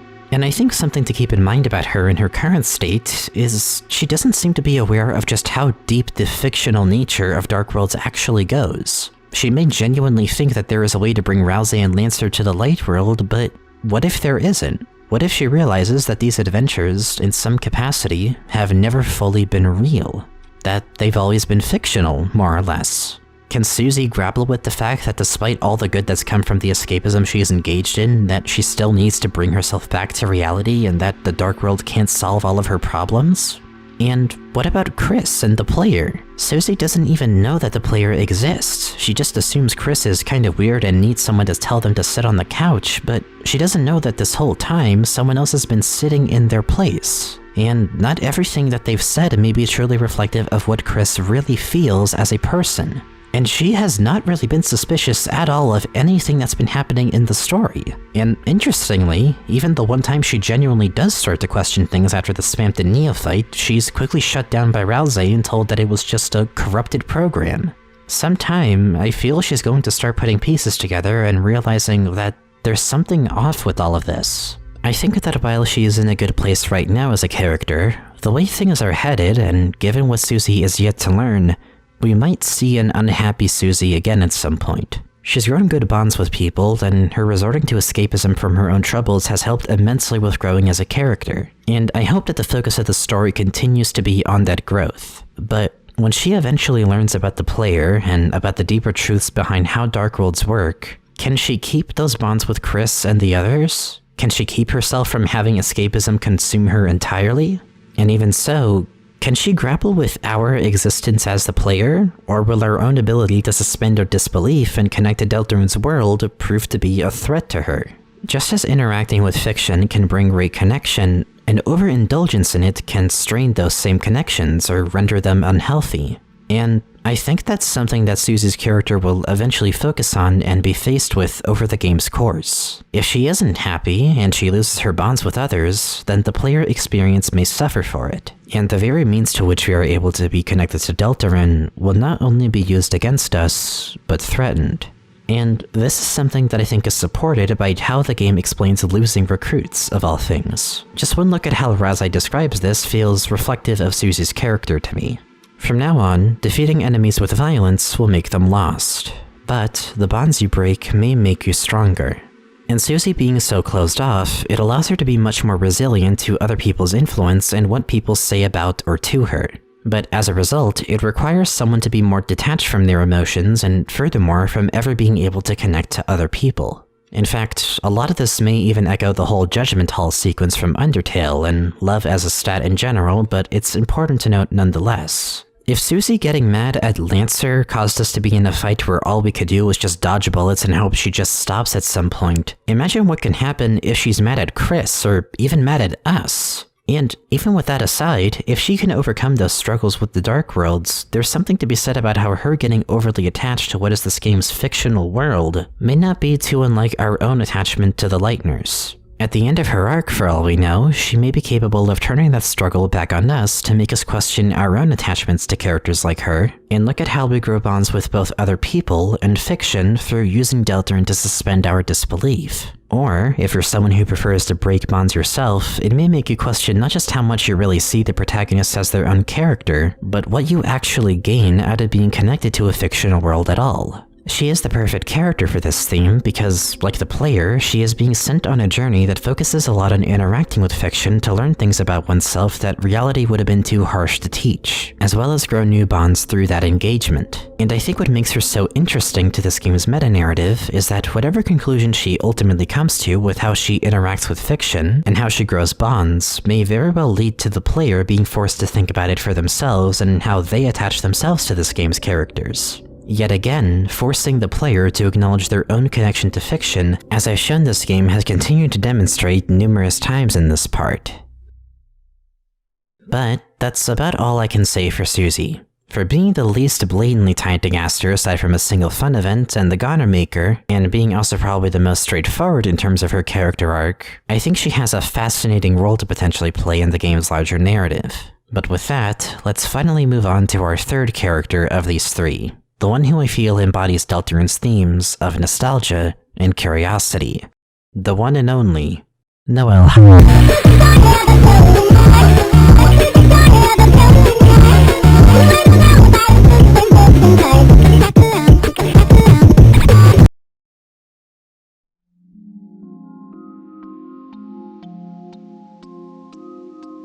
Noelle, unlike Susie and Chris, is actually the easiest character I think we have to go over the backstory of, because we have the most actual info about her background and upbringing compared to the other two. We can safely gauge Noelle has been living in hometown for her whole life, not just from the fact that her mom is most likely the fucking mayor, but also given that she has expressed a wanting to experience a place like the cyberworld. A place much more busy, much more bright, given how she reflects on Dessa's promise to take her to a place of that sort. Her whole arc in general in this game shows a lot of signs of someone who hasn't exactly seen a world beyond hometown herself. But beyond that, a lot of the traits we can assign to Noelle's backstory tend to overlap with Chris, in that both of them were rather close in their childhood. She and Chris were in that group of 4 besties alongside Dessa and Azriel, and one could assume that a lot of her own childhood may have been spent having various misadventures with them, as the sweepstakes even supports. They were close, probably the closest that friends could be in a place like hometown. Sure, her mom may be tough on her, and she gets scared very easily, whether that be by watching horror movies with her older sister, or even something as trivial as opening the freezer at the store, and it doesn't help that Chris was often aware of that and scaring her seemingly on purpose, pulling all sorts of pranks to make her see FNAF Game Over screen. And she had this weird specific fear of Icy especially, which was so bad that there was even a site dedicated to Icy sightings, most of which coming from Noelle, but some even from Des. But even despite that, and despite all of the other scary moments that she had in her past, like that one time she was crying after exploring the forest behind the graveyard, or finding a door and dragon blazers that no one else has found, if she were to think back on those moments now, she'd probably find those moments nostalgic. In fact, if you were to ask her, she'd likely say that all in all, her childhood seemed fine. At least, until a certain point.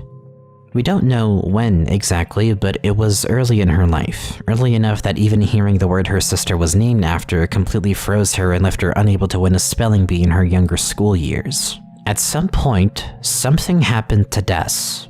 She went missing, and no one seems to know where she is, how she went missing, or why she's missing at all. It's been so long since it happened in the game's timeline that it seems like something people have accepted.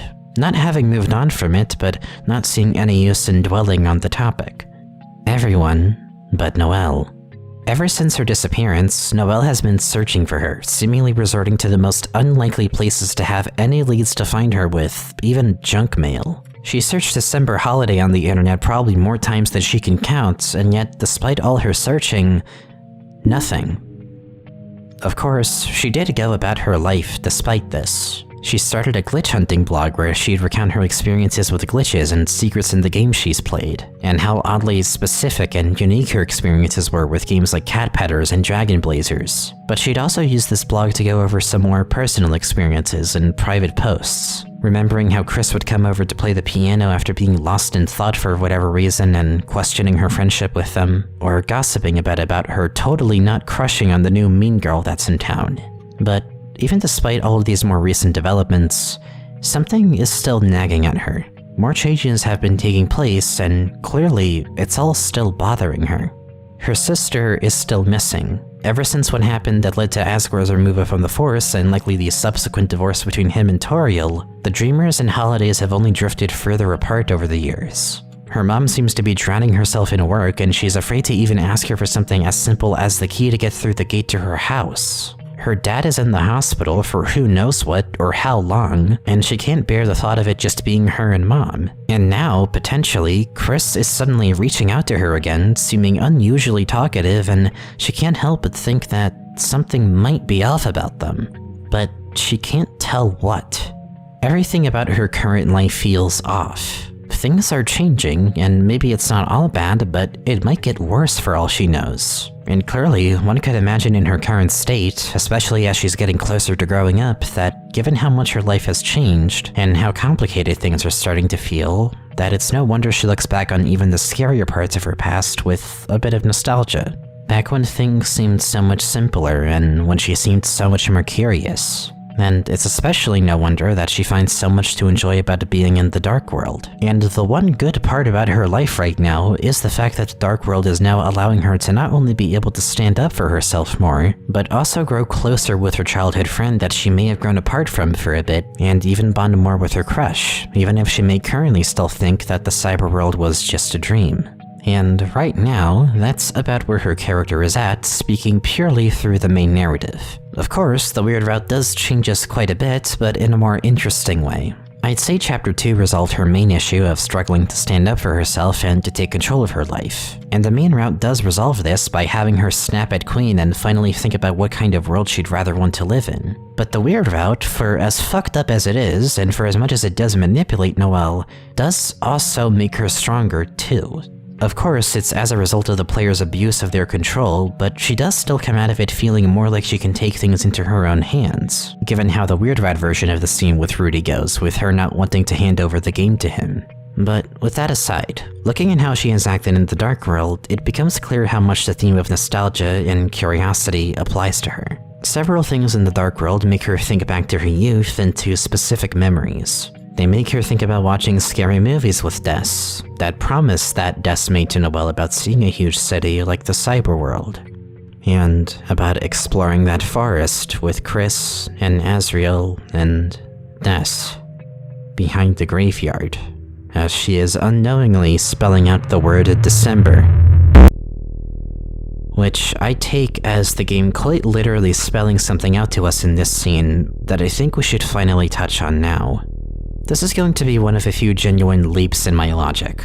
I do not know for certain if this is really the story, but given everything we have seen so far, I have a hunch that Noelle may actually know what happened to Des, or at least that Noelle does remember more about that night where she explored behind the graveyard. Because if you've played the weird route, you know she has a habit of blocking out things in her memory. More particularly, certain traumas and memories involving things that I don't think she'd be able to bear being a part of. All she apparently remembered of being behind the graveyard was that she was crying and had Des wipe her tears with Asriel's jacket. She says she never found anything interesting there, but I think there's someone who would know that's not the case. Chris. I don't know about you, but I'm pretty sure they've been in that bunker, judging from what's said about them in relation to it in Chapter 2. Or at least, if they didn't go in there, then they saw whatever may be in it. And I'm willing to bet that the answer to the question of where is Des may not be lying in that bunker solely, but is certainly an idea of where that answer starts. What I'm saying is, I think Des went in there too, and she didn't come back.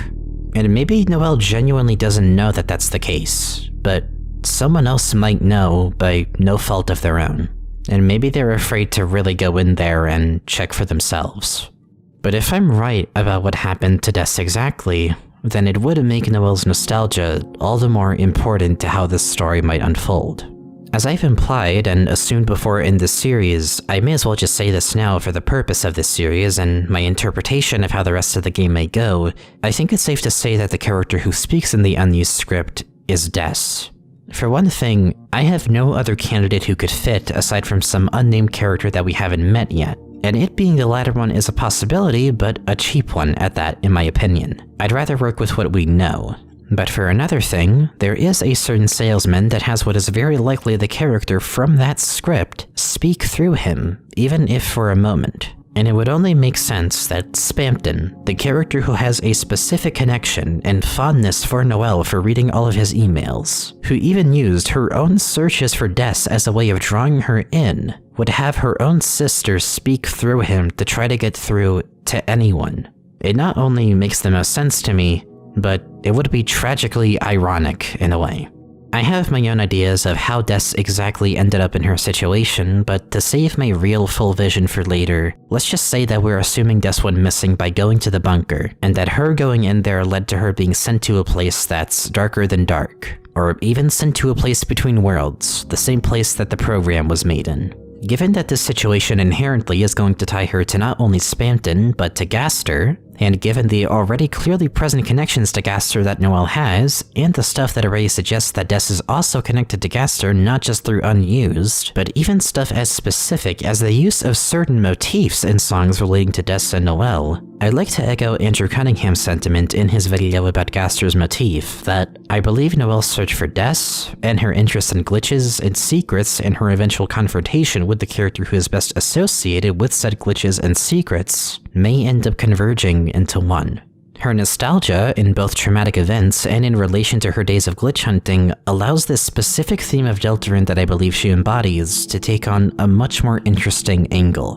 One that, yet again, proves itself to reflect on the player and how they are interacting with Deltarune. In making Des pretty much stuck in the program in a way, it fully ties her and Noelle's search for her with the concept alone of glitch hunting, or at least looking deep for secrets in fiction. As I mentioned before, secrets are tied with this game's core theme of escapism. Deltarune is chock full of them, and a lot of how I believe the player is meant to experience the game involves being drawn deeper into exploring it, and encouraging the player to be more curious, to keep trying things to find new stuff in it, to make them think, no, surely there's more, I just haven't looked hard enough. And the thing is, Noelle, in that regard, is very similar to us. In fact, even more so. There's already the fact that Noelle has a specific connection with Spamton, which is shown in multiple blog posts and several instances in Chapter 2. She's willing to take risks and try anything to find an answer to something, no matter how unlikely. The Blue Circle post being an example where she took this random string that she could have just completely ignored, but just happened to decide to plug into cat petters and got a mod out of it. Furthermore, Spamton is even an enabler of the weird route. He almost acts as a guide for her to continue getting stronger and to lead her further down a path completely unlike the main one. And not only that, but going back to cat petters, Noelle also has ties to the man behind the tree, because of the special egg she got in cat petters that left home due to happiness, that she can't remember the name of no matter how hard she tries. And in the Ice Palace post especially, this curiosity is shown because it results in her finding a door in the game that no one else has ever been able to find, that doesn't even have a key to it. Her ability to dig deeper into something for secrets is so strong that not even she is entirely certain how she manages to find something so obscure. But similar to that, she has an ability for not giving up on her search for Des, even after all these years. In both cases, she is deathly curious, whether that be out of interest or concern or both. And I think that the fact Noelle is drawn to things related to Gaster, similarly to how the player would be drawn to Gaster if they are aware of him, makes this such a fascinating aspect of the message Deltarune could be getting across, especially when you think about something as under wraps as the weird route. Barring that route, of course, Noelle is currently in a decent place as a character, generally. She has grown some new bonds, and she's learning to stand up for herself more one way or the other. But there are still things that might make her situation much more stressful. Rudy is still in the hospital, and Noelle might have life hit her a lot harder very soon. And right now, Noelle is already very prone to nostalgia and looking back on the simpler times a bit too much, to where it makes perfect sense why she questions if being in the Dark World is even such a bad thing. And again, in the context of the Weird Route, this is very different, as the arc becomes less about her escapism through Dark Worlds, but her curiosity is entertained in a completely different way as it leads to her catching on to how unlike themselves Chris has been acting, and realizing there's some voice she's hearing that is definitely not Chris's, becoming more aware of the player's influence. But again, that aside, something that sticks out to me is how she's not only nostalgic for her youth in general, but nostalgic for specifically her days in glitch hunting, as some dialogue from her implies. And on top of that, she's nostalgic for things that scared her, for things that may have even traumatized her, but she still finds comfort in somehow. And I think that her nostalgia for it can be parallel to a very specific niche of nostalgia for some people. Not just people who miss finding secrets in games, but people who miss playground rumors and that time when finding secrets in general was more like a myth. Something to really hunt for and speculate about, rather than something with an element of finality to it. And I think Deltarune feeds a lot on that nostalgia and is using the idea of hunting for secrets to fuel that. So much of Deltarune to me is about finding secrets to begin with. A lot of the deeper lore you learn, especially in relation to Gaster, comes from fighting the secret bosses. One of the most mysterious parts of the game involves having to walk between rooms as if you're trying to do some kind of fucking wrong warp to shave off a few seconds from your personal best time, and an entire secret route is found by exploiting a loophole related to a specific character's ignorance to how the Dark World really works. And to think about the Weird Route that's so fascinating too, as I've mentioned before, is how it wasn't promoted pretty much anywhere. People had to find it themselves and spread the word to the fandom's initial denial of it. If the unused script was the game using data mining as part of the larger meta-narrative, the Weird Route is Deltarune and Toby himself using the art of playground rumors to further the game's message and reflect Noelle's own struggles onto the player. Even the store page adding a fucking ellipses and question mark to the only one ending selling point is a part of that in my opinion. Sure, nowadays, everything about a game you can probably find if you dig through the code or watch a video from someone going over every little detail to prove that something does or doesn't exist.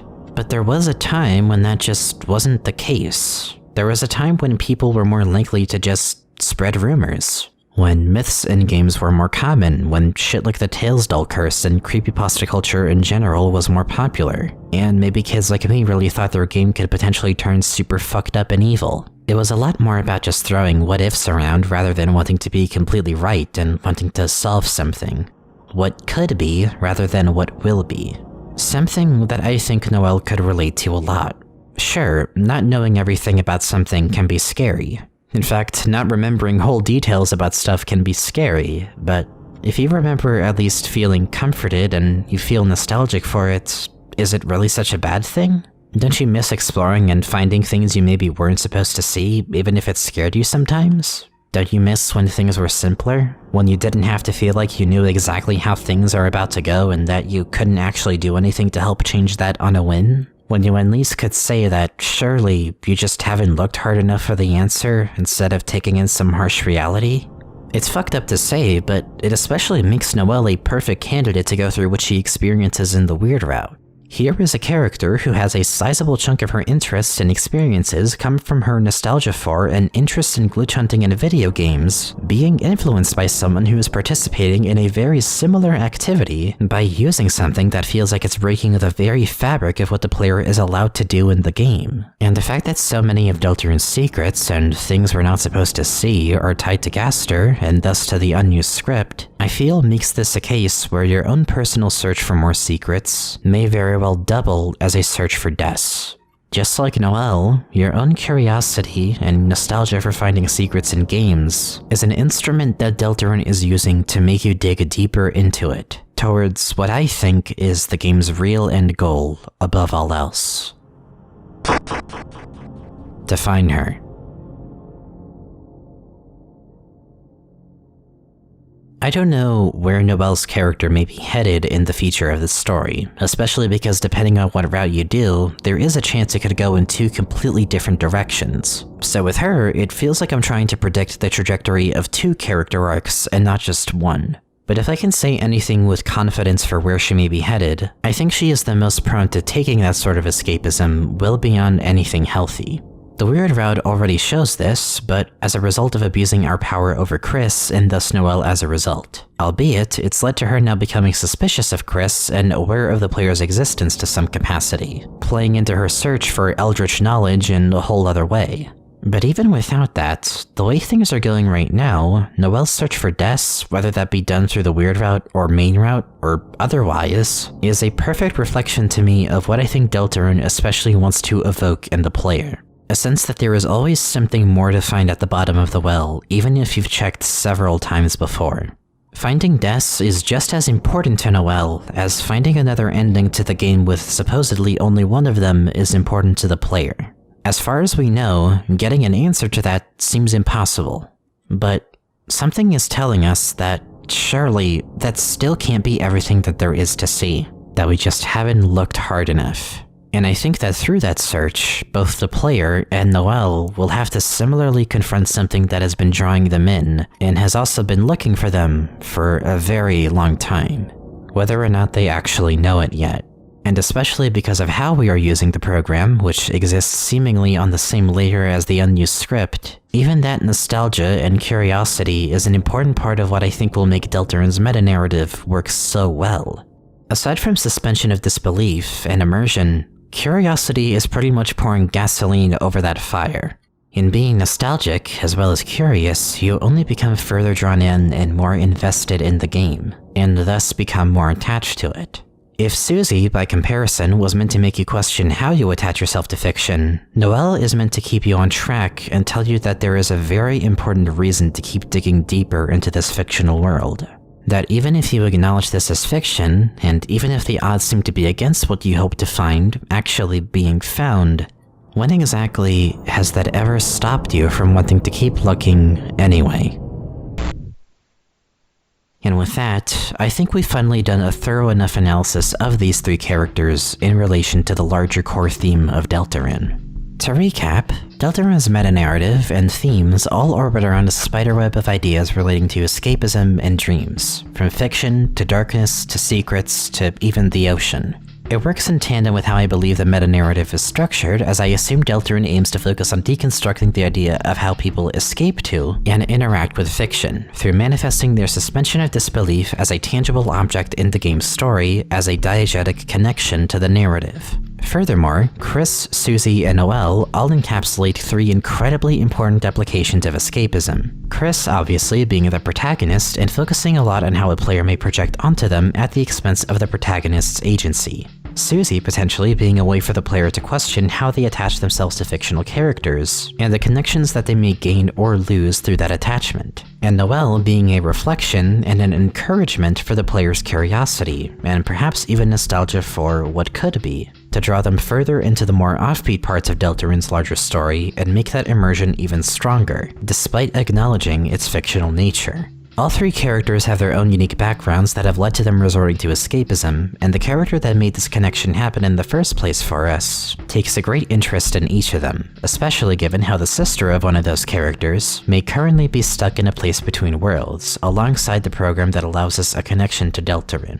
With all of this in mind, I think it's now clear how we can connect everything relating to Deltarune's meta-narrative to the game's themes. In fact, as I've been analyzing them, I've been doing just that when necessary to. This is all to say, I think after finally doing all of this painstaking work to overanalyze the shit out of these characters and themes, we have enough of a foundation to start actually applying the other unofficial essentials of Toby Fox's meta-narrative to Deltarune. We've gone over the what and the why. So, from here, let's finally pick this meta-narrative apart and get as best of an idea as we possibly can into what Deltarune is really trying to say so far. Starting with the first essential.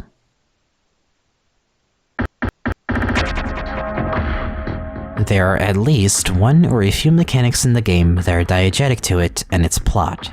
Of course, to begin identifying the diegetic mechanics of Deltarune, there are a lot of places we could start. Throughout my analysis of this game so far, I've managed to scoop out a lot of different elements of the game that could be considered as such. But before we get into that, I'd like to just define what diegetic really means in the context of this video especially.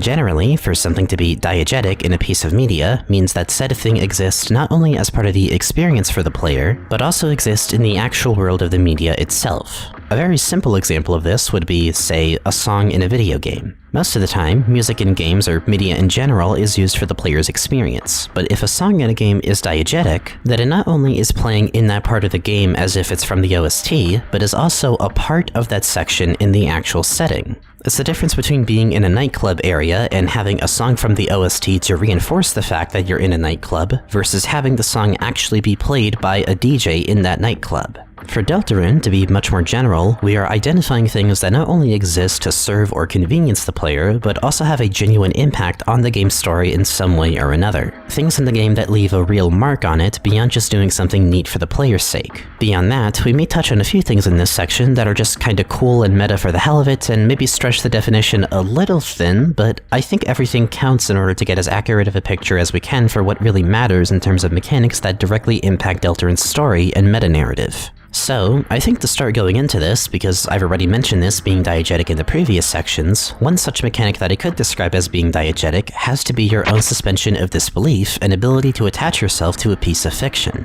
To me, it's sort of the equivalent of how Undertale had fading emotional investment as a diegetic mechanic, taking a broader concept involving video games and fiction and making that an actual part of the game's story and message. In Deltarune, as I mentioned already, your own suspension of disbelief is being used to form a tangible, in-universe connection to Deltarune's world, at least under the device theory's logic. I think this is a fitting point to start with, because this connection is the biggest factor that would be justifying the player's existence in the game. As I've shown in the past few sections, this game's core theme is about interacting with fiction, so it would only make sense to have that concept alone be made into a proper mechanic that impacts the game and story. But that isn't quite all there is to this idea. I've gone over how suspension of disbelief is diegetic to this game, but that specifically involves a general interaction with fiction. And not only that, but the question obviously ends up being raised of how far this mechanic can really go, as well as if it really even applies to all forms of interacting with fiction. Suspension of disbelief is mostly relevant to a piece of media that you learned of, something that was given to you or that you came across. So, what about a piece of fiction that you made? Well, it's here that I remembered an old friend. One that I forgot to actually bring up in the previous parts, but an old friend that deserves a solid mention in regards to what is diegetic to Deltarune. Determination.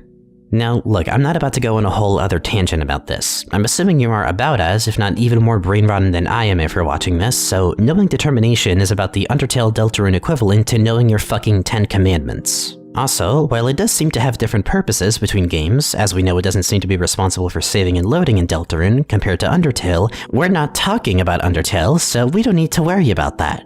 All we really know about determination's role in Deltarune is that it's the thing that allows a Lightner to create a dark world if enough happens to be built up and used by one. Or, if you're a real cunning stan, where it once was what made saving and loading diegetic, it is now what makes the act of creating fiction diegetic. I probably speak for not just myself, but several other theorists when I say that Andrew's video on this certainly opened my eyes quite a lot to what the fuck this game is actually trying to get at potentially. But one thing always had stuck out to me when I first thought of this interpretation. Saving and loading is a much more direct mechanic compared to creating fiction. You don't really create fiction through a button press like you could save and load in Undertale. So how exactly does making fiction as a gameplay mechanic manifest in Deltarune? Using the device theory, I think I got the closest answer I could get to this at the moment. By having your own suspension of disbelief, your ability to attach yourself to fiction be diegetic, it ends up serving the same role in my opinion. It justifies your existence and persistence in the game's world, and if determination can do that, even if not necessarily by the same means, then it's still doing its core job, I'd say, of literally being an act of determination, not being terminated by the game. And even for the Lightners, while determination's main function is to just create fountains so far, rather than connections, you can still consider this to be how their suspension of disbelief is made into a tangible force. Their willingness to make a fictional world a real one to some extent is manifested by stabbing into the nearest gas pipe. And as I've touched on already, there seems to be a common theme of the Lightners being a sort of reflection of how the player engages with fiction, as the dark worlds are to them what the light world is to the player. This is all to say, determination, in my opinion, seems to further support the idea of suspension of disbelief being diegetic, because aside from the creation of fountains being effectively a metaphor for just opening an exe file, I believe it also serves as a way to further the already existing connection and suspension of disbelief on the player's end. And if I'm right about the idea that we may end up seeing a darker world sometime in the future, if that's what the chair page implies, then it would especially make this interesting. Because again, why wouldn't the natural conclusion to making your connection a diegetic mechanic be to send it to its absolute limits? So, that's already established, and I think it's important because there's a good chance we'll be referring back to this in the rest of what I'll talk about in this section. With that in mind, let's move on to the next mechanic that I consider to be diegetic to Deltarune. The menus. So, I've touched on this quite a lot already in the previous parts. Given a lot of factors involving the way that the menus were designed, structured, and even coded and file named, there is a very strong suggestion to me that the menu serves some purpose to the meta-narrative. One that I've already discussed in the form of it being a means to force the player to confront the fact that they are indeed engaging with and connecting to a piece of fiction. But let's try to get into the specifics, starting with everything that I consider to be in the program layer. Obviously, to start, we have the chapter select. Currently, this is what the game launches with immediately, and with what we know of it also intending to function as its own launcher app in future releases of Deltarune, and the fact that the game's files are structured in such a way that it loads only certain groups of assets based on the chapter you pick, and the fact that you don't even see so much as an intro cutscene affirming that this is indeed Deltarune until you select the chapter, I've always taken this screen to be something of an operating system for Deltarune. It literally will be a launcher in the future from what we know, and each chapter even has some slight differences in how they function fundamentally and have been programmed to operate in their own self-contained bubbles. Whether that be for optimization purposes or otherwise, I think this is still incredibly notable, and for reasons that I'll get into in just a bit, as it makes the stuff that stays consistent, or even is transferred between chapters, stand out significantly. Moving on from there, we then get to the save menu, more particularly the one that you get before having completed Chapter 1, which is our first look at the more bare-bones and OS sort of vibe that these menus give off. I've already gone in depth about this menu too, from how everything has changed to fit more gastery language, including him narrating over everything you decide to do, both general stuff and also super specific shit that especially makes this menu stand out. For one thing, there's the threat variable, which produces the very interesting quote upon getting to the file deletion prompt 10 times and then backing out after that. And we also have preparations are complete, which displays after copying the contents of one save slot to every other one. This menu alone feels like strong evidence of these menus being diegetic, because the fact that Gaster himself is commenting on such specific shit like this is very telling of the nature of what you're playing with. This executable, this program, is Gaster's creation after all, and if it is a tangible object in this story, of course he'd give more specific insight here and there about how you go about using it.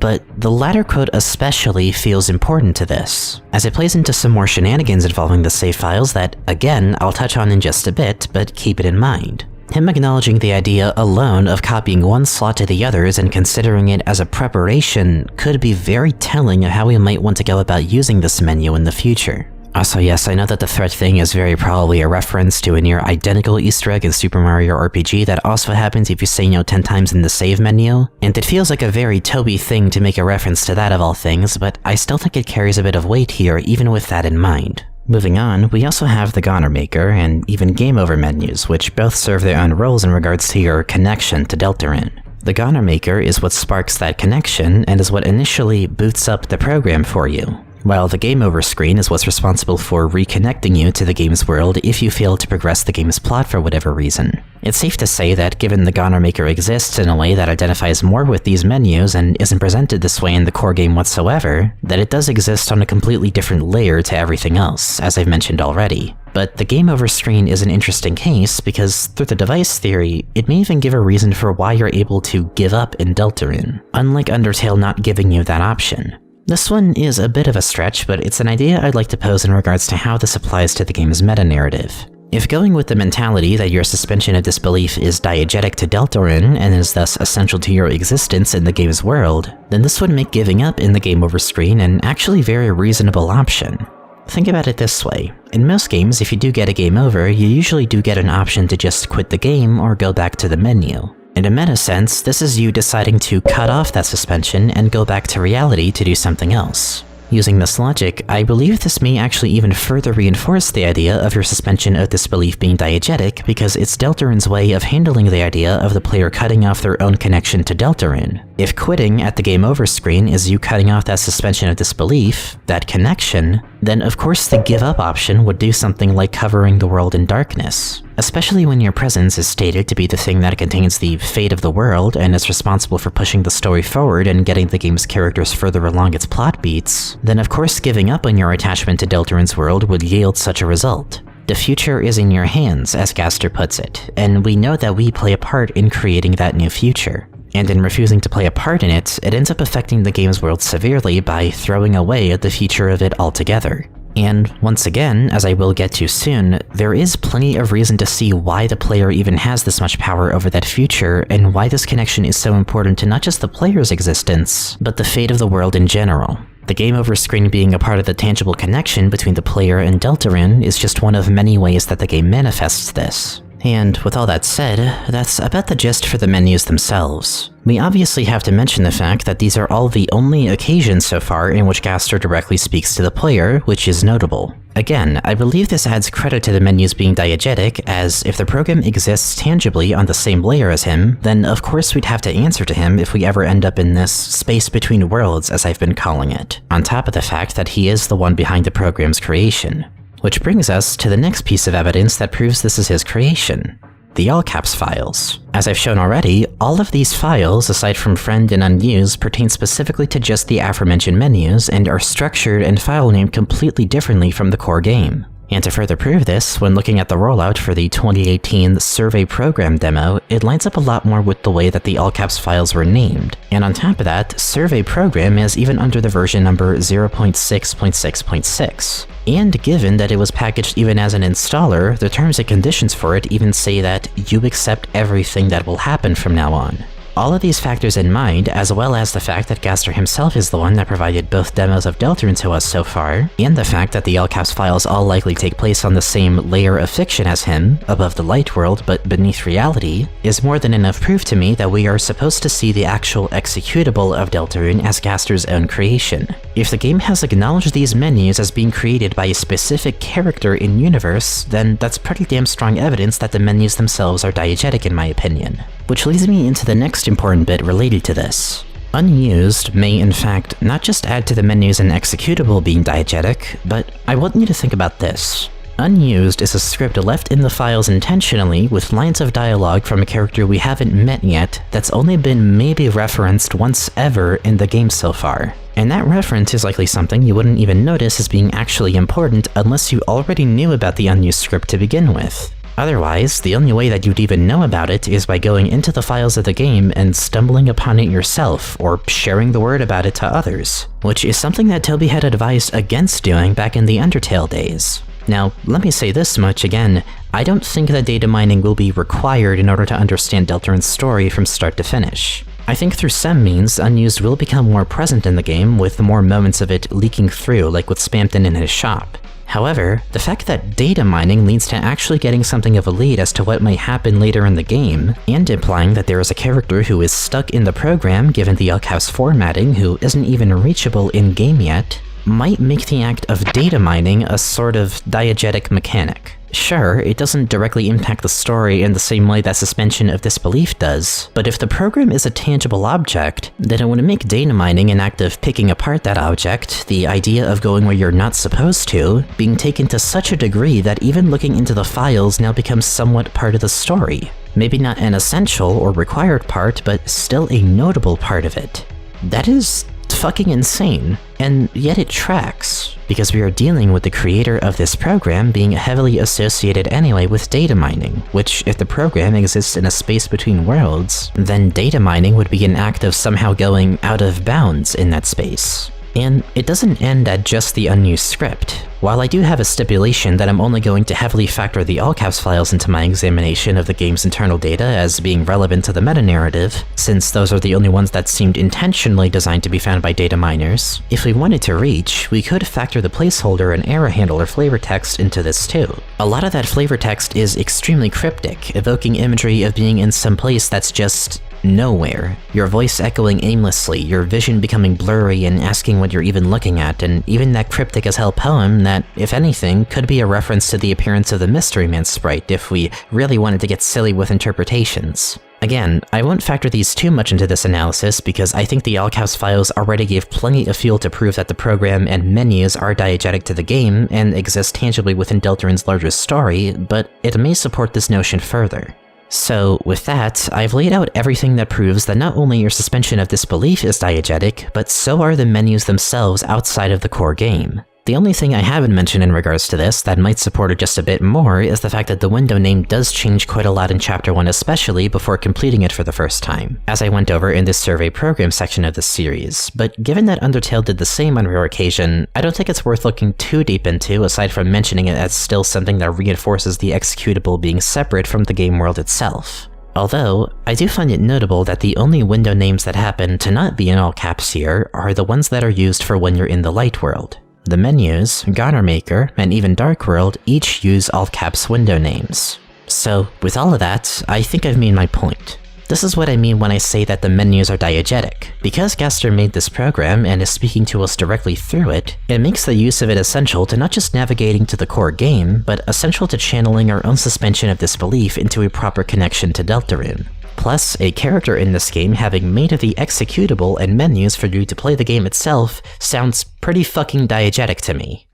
But we still have something else in relation to all of this that I'd like to spend some time on, as the next mechanic that I believe to be potentially diegetic to Deltarune is probably the most bizarre one of the bunch that I figured out. That being, a mechanic that already was diegetic to Undertale, and still seems to be so here, but for what looks like a completely different reason. Saving. This one is admittedly a fucking huge can of worms that I'm about to open, but let's try to go over what we know of it. We have 3 save slots in Deltarune. We know that saving in Deltarune, unlike Undertale, does not use determination, but rather something else. Something that's only described as a power, or the power of something shining within you. And the weird route, it just describes using a save point as filling you with power, and I have my suspicions that perhaps power could become a unique mechanic in Deltarune, or essence, similar to how determination is an essence that allows characters to do something more extraordinary, but beyond that, we're kind of in the dark about what role saving really plays in Deltarune's meta-narrative, if any. And the thing is, it would be easy to gloss over this, but as I went over in part 1, there are a few things about the saving mechanic in Deltarune that suggest there's something more to it than just having 3 save slots for player convenience and nothing more. We can start with the fact that Chris's name only shows up in the Dark World save menu once, ever, if you don't have the Deltarune configuration file present, making Chris's name effectively something of a placeholder. But that's fucking weird too, because we know that in the actual save menu before you go into the game, the names for each file are still labeled as empty. I imagine, because I had said then, having Chris on every empty file would be a little on the nose and confusing. But the decision to have it only appear in the Dark World once when you use your first save point feels intentional because of this. As I said then, and will reiterate now, it feels like the game's way of reinforcing the fact that your connection to Deltarune has a substantial impact on Chris as a character. Once you make this connection, there is no going back. You've made your mark on them, and Chris is now inherently tied to your means of interacting with Deltarune's world. In the introduction of a player, Chris has now been made into the protagonist. That's just their role now. In that sense, this one instance of saving could be diegetic. However, I did make one conclusion about this when taking into account the fact that Chris can show up on all 3 slots in Chapter 2's save menu if you've never interacted with a save point before. That being that I don't think Chris actually has 3 save slots, or at least they don't have the ability to save like that. And it being possible to see Chris on all 3 slots at first is just a byproduct of this design choice that was originally intended for when you play Chapter 1 for the first time. And my evidence for this has to do with something I'll touch on later in this section, which is how the UI for even the Dark World isn't always consistent. In Chapter 1, you can only save to the slot that you picked from the main menu. It works like Undertale in that you can only save to that one slot, and you have to restart in order to switch to another one. But in Chapter 2, you're able to save to any of the 3 slots from a save point, which is especially odd because Chapter 1's save system stays exactly the way it was despite them having made a much more efficient system for Chapter 2.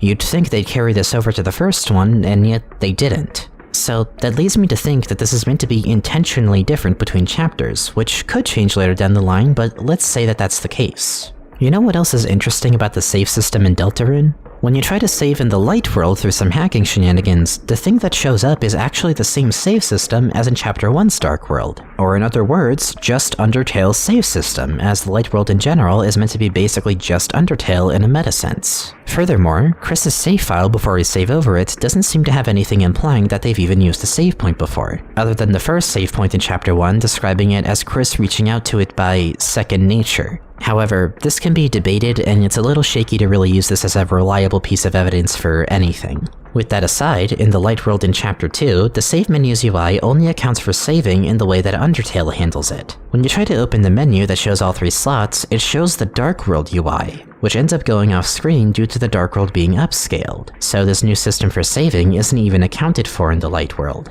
By this logic, it seems that the ability to save to 3 slots from a point did not exist prior to sealing the Card Kingdom fountain, and given that Chris is from a world where saving only works on 1 slot and no more than that, it just wouldn't make sense for them to somehow have access to 3 slots. That, and them having that much power from the jump would call into question why they even need the player's influence to begin with. Because, let me reiterate, I've established that the menus in this game are diegetic, which includes the main save menu. This is to say, our access to 3 save slots is part of Gaster's creation. Obviously, it's pretty damn useful to have, but this is only something we're able to do after Gaster allowed us to. And I think under the device theory's logic, it would give a reason for this. If Gaster exists in a layer between reality and the light world, he may see himself as a real entity, while the light world and everything else within it is fictional to him. We could only save to 1 slot in Undertale because we've always been just thrust into that game's world rather than having the menu be some separate layer from the core game. The save mechanic was acknowledged more for its real impact on that world. But if you're looking at it from the perspective of someone who sees something like the light world as fictional, and you're making a program to connect a player to that world, you wouldn't actually be constrained by those rules. Thanks to this, Gaster would be allowed to treat it more like what it is. A game where having multiple save slots is just more convenient for the player. But that does leave one question unanswered still. If Chris doesn't have 3 save slots, but we do, and it's through Gaster's help, what are those slots then? We can at least say that maybe the power that shines within you is just a way of referring to how the soul seals the fountains. It's a way of bringing things back to light because, as the player, you're connecting to a dark or fictional world from the much brighter reality, which could make saving an extension of that as you're using your real connection to tether yourself to a specific point in the story. But what are these slots in an in-universe context? Well, that's where we have to bring the other relevant details of the save system into account. For the very most part, saving in this game doesn't seem to really affect anything on a larger scale. Characters don't get flashbacks or deja vu like they do in Undertale. People don't remember some king of snow graves. But there's exceptions. 2 of them, to be exact. The first one is Asriel's Drawer. Between every single save slot, the game plays and works completely identically except for the contents of this drawer in the first chapter, as each slot shows a different item in it. Beyond this, there are no fundamental differences in the game based on what slot you're playing. However, as I proposed in Part 1, the fact that the game is even checking what slot you're in at all and using it to change the contents of itself based on that has potential to be used in much more significant ways later down the line. For example, imagine there's some puzzle later in the game and you've been sticking to just 1 slot this entire time and you can't figure out how the hell to get through it. It seems impossible. But then you go to the nearby save point, copy your save to another slot, and suddenly the puzzle now has an actual solution or some kind of clue to help solve it. And so you need to hop between slots to make progress or something of the sort. Or maybe between slots there'll be an NPC in a specific area that ends up being a completely different character or says different things or just acts differently in general depending on what slot you're in. There is potential for this to go much further than just changing the contents of a drawer. And the only boring reason I could think of for why this is a thing is maybe Toby implemented it as a debug feature to see if the game actually recognized what slot you picked or something. This was the main thing that really convinced me that there had to be more to saving in this game, because if it were just replacing Chris's name once or something, I'd be able to shrug this off as just a neat nod to the player-protagonist dynamic, but ultimately just more for the player's convenience. But this drawer just ensnares me. It's a breadcrumb. It's something that's been puzzling me for ages, like it has to be a hint that there's more to not just how these slots work, but what they are exactly. Especially if we take the preparations are complete quote into account, it almost feels like foreshadowing for this. Which then leads me to the other thing with the save system in a game that's notable, Sham remembering your fight with Jevil. As long as there is a save file that exists in your game where you fought Jevil, even if you're not playing on that same file or slot in Chapter 2, Sham somehow remembers that you fought him. And not only that, but you're able to get Jevil's weapon and Shadow Crystal in Castletown if you didn't have it already in that slot. Meaning that as long as you fought a secret boss, you don't need to fight it again in order to get their items on another file. This is the only thing that I can say stays permanent or is remembered by the game across save files, and I think it's a fucking fascinating thing to keep persistent. To not get too ahead of myself, and to reiterate, the only thing so far that is persistent between slots is the items from characters you fought that so far are particularly known for their closer connection to Gaster, as well as Sham being able to remember you fighting those characters, Sham themselves being also Gaster-pilled by proxy. I'll get to this just a bit later, but this alone may have serious implications for how I think Deltarune is going to pan out in the bigger picture. So, we have not only the contents of the game changing ever so slightly between save slots, but also the potential for certain things to be remembered by Sham and perhaps more characters in the future if you pursue the Gaster troop. With those factors alone, the system already feels like it has some purpose or like it's more intertwined with the story than one would think. But before I really give my own idea of what I think the save slots truly are, I'd like to also touch on one more thing that strikes me as odd. The process to which you go from one chapter to another. More specifically, does no one find the system of transferring files from one chapter to another kinda bizarre? It's not a bad system by any means, it works, I really like it, but I don't know if I've ever seen a game presented quite like a Deltarune. Each chapter has its own save menu. The way that the game stores save files is interesting, in that it has 3 files that are the actual save slots you use and update as you play the game, but there are also 3 more files called completion files. These are generated whenever you get to the end of a chapter on a specific slot. You transfer files by going to the chapter after the one you just completed and picking those completion files, thus allowing you to continue from where that slot left off. But the weird thing is, you don't have to do this at all, at least in the current demo. You can just start a new save in Chapter 2 without transferring anything, and even if you don't have a save file transferred but defeated Jevil, you'll still get his items. And aside from that, the game will just start for you from that point, and everything that you didn't play before then will just be decided for you. All default options for the Goner Maker, a default design for the Thrash Machine, and so on. Now, I want to say that this is a bit more flimsy because there is always the chance that the next release of Deltarune will change this. I'm willing to bet that Chapter 4, for instance, will be locked off until you beat Chapter 3, and hell, you might not even be able to start a fresh Chapter 3 save unless you've already done at least one transfer save from Chapter 2. This one is a bit more up in the air. But I think the idea of being able to start a completely fresh save on any chapter after the first one is just so weird. What would Chris have been doing then on that slot before we took control of them in a later chapter? Do the decisions made for us before that fresh save end up being Chris's? It's honestly hard to say, especially because there's a chance that this was done specifically for the convenience of the 2021 demo and it might operate differently upon the full release. But it's worth noting, at least. So with all of that in mind, we have to ask, what actually are the 3 save slots? What do they signify to this game's meta-narrative? Why is this game even acknowledging them or leaving potential for them to become important or remembering events across save files? I'll say this much, whatever the save slots are in-universe, I do think it's important to note that the save slots are probably not the main focus of the meta-narrative. Saving had its focus in Undertale, but Deltarune is focusing more on interacting with fiction in general, which saving just happens to be one facet of, and a facet of it that I don't think is super essential to understanding the game's message. But we can still make guesses. One popular guess could be that each save slot is a different timeline, or as I like to put it, each slot and file is a different instance of Deltarune's world. A different tab in the larger browser that is the save menu itself. We know at least that that's probably how Sans acknowledges the save slot in Undertale, as each slot, or at least each load and reset, was described as a bunch of timelines. This especially makes sense, at least given that saving in Undertale was a metatextual way of rewinding or going back in time generally. So it'd be a safe bet to say that Deltarune has something similar going on. Each slot is its own timeline. However, given the fact that the characters in Deltarune don't seem to react to you resetting or deleting or copying saves, and given the fact that for the most part they don't remember anything from past saves, I think in Deltarune, loading a save or going back to a previous point is less like rewinding by time travel, and more like pressing a button to rewind on a video. As in, you're not physically going back to that point in time literally. If each save point tethers you to a specific beat in the story, then you're not traveling in time, you're just jumping to that point in the timeline from afar. Much like scrubbing through a video's timeline and just clicking a specific point and going there. Nothing is going to happen to the rest of the footage just because you did that alone. But I think to be specific, each save slot in Deltarune feels more like a VHS or camcorder tape. If you die, for instance, loading back to your last save point is pretty much just rewinding back to that point in the tape and recording over everything after that.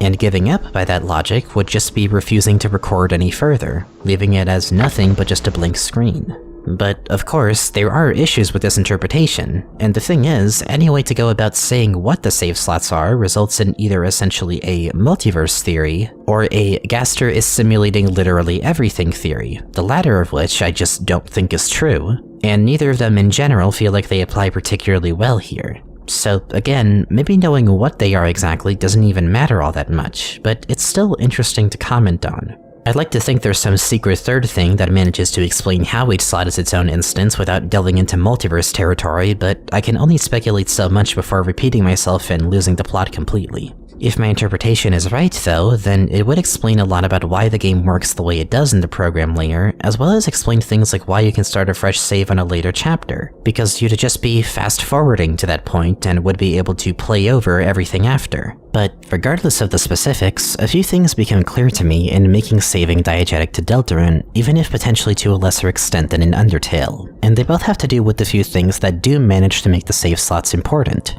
Asriel's drawer, and Sham's memory of other save files, as both of them will connect to what I believe is the real picture of Deltarune's meta-narrative. In implying that the contents of the game could change depending on what slot you pick, it leaves potential for the game to perhaps lead the player to take advantage of that in order to find a very obscure secret, or solve a puzzle that seems impossible by normal play. It's the kind of thing that, while reaching a bit on my end, sounds like a hell of a way to hide a secret. Something that I've shown is very instrumental to this game's larger themes. And in making the only persistent thing between these save files be the defeat of secret bosses, or rather Sham's memory of those fights, it ends up meaning that the only characters who are able to remember things from other instances of the game are people who were able to take a peek behind the curtain and see into a place between worlds, even if only for a bit. This fact alone, if this continues to be the only thing that is persistent between save files, may end up becoming the trailhead to what Deltarune's final objective truly is.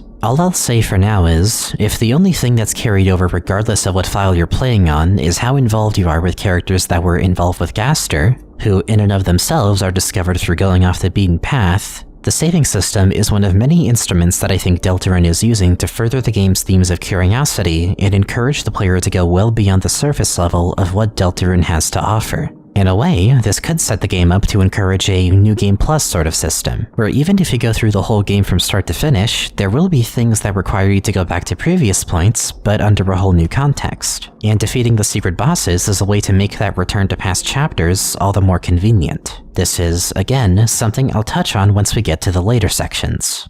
But with that, I think we've gone over the save system's role in this game more than sufficiently. Let's move on to the next round of stuff that I believe is diegetic to this game, which is an extension of the menus.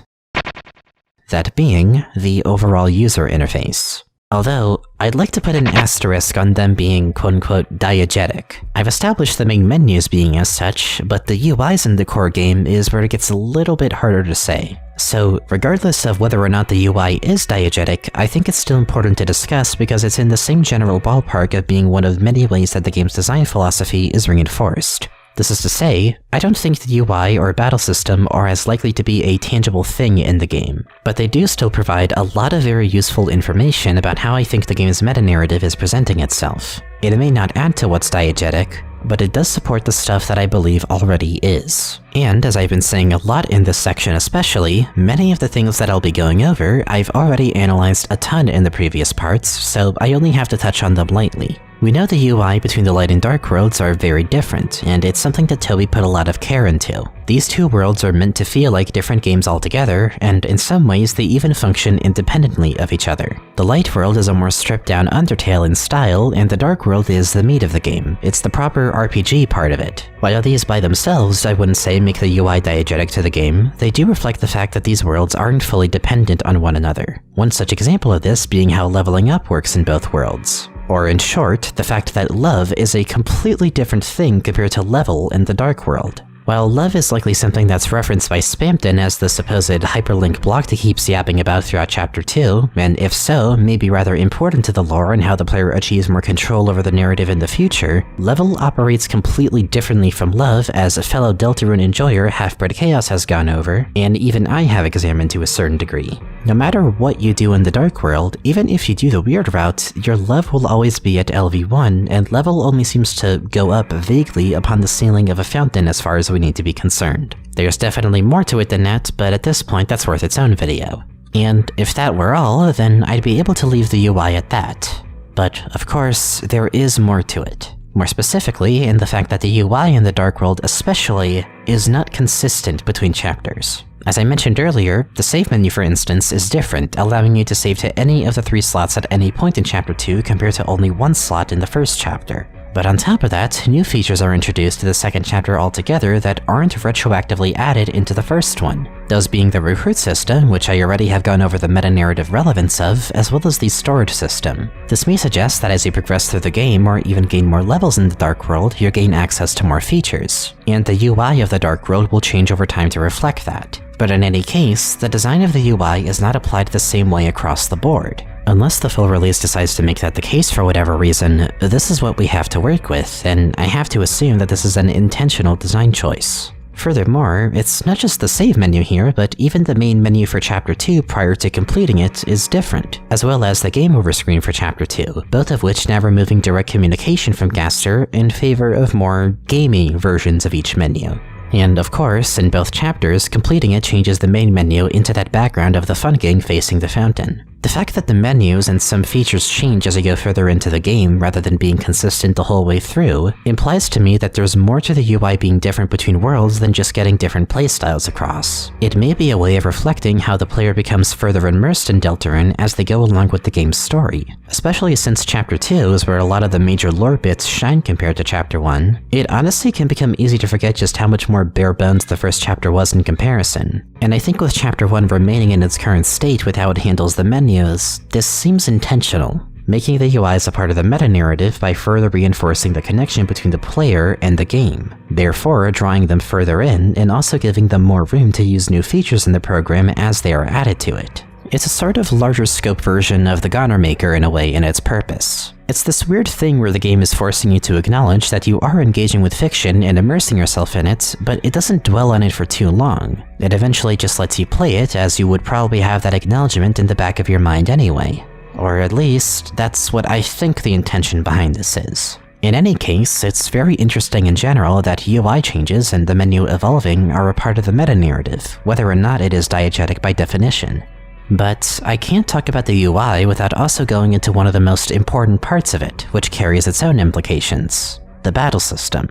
More specifically, the fact that most, if not all Darkners seem concerningly self-aware about it. To where I'd argue that self-awareness practically makes it diegetic, and not just because of how it presents battles, but in the UI for the battle system itself. We have the fact that Ralze guides you through the battle system when you start out. He goes over stuff as specific as individual UI elements and abilities that the player has, and pressing Z when the white rectangle isn't the blue rectangle. Darkners in general all display some self-awareness of how the battle system works, with NPCs like the Masters going over some tips for it, as well as in Chapter 2, when Noelle is taught about the battle system and she compares it to Dragon Blazers. But along with that, the UI for even this system could be diegetic because of one specific detail, that being the green box that your soul is sent to when you're dodging attacks. I speculated how, especially thanks to the color of this box being similar to the first chapter's main menu before completing it, the UI of this system may be yet another part of the program layer, and just one of many ways that it manifests your connection to Deltarune, which by itself seems super specific. But when you consider how there's characters like Jevil and Spamton who both have attacks that take up the entire screen by expanding the battle box,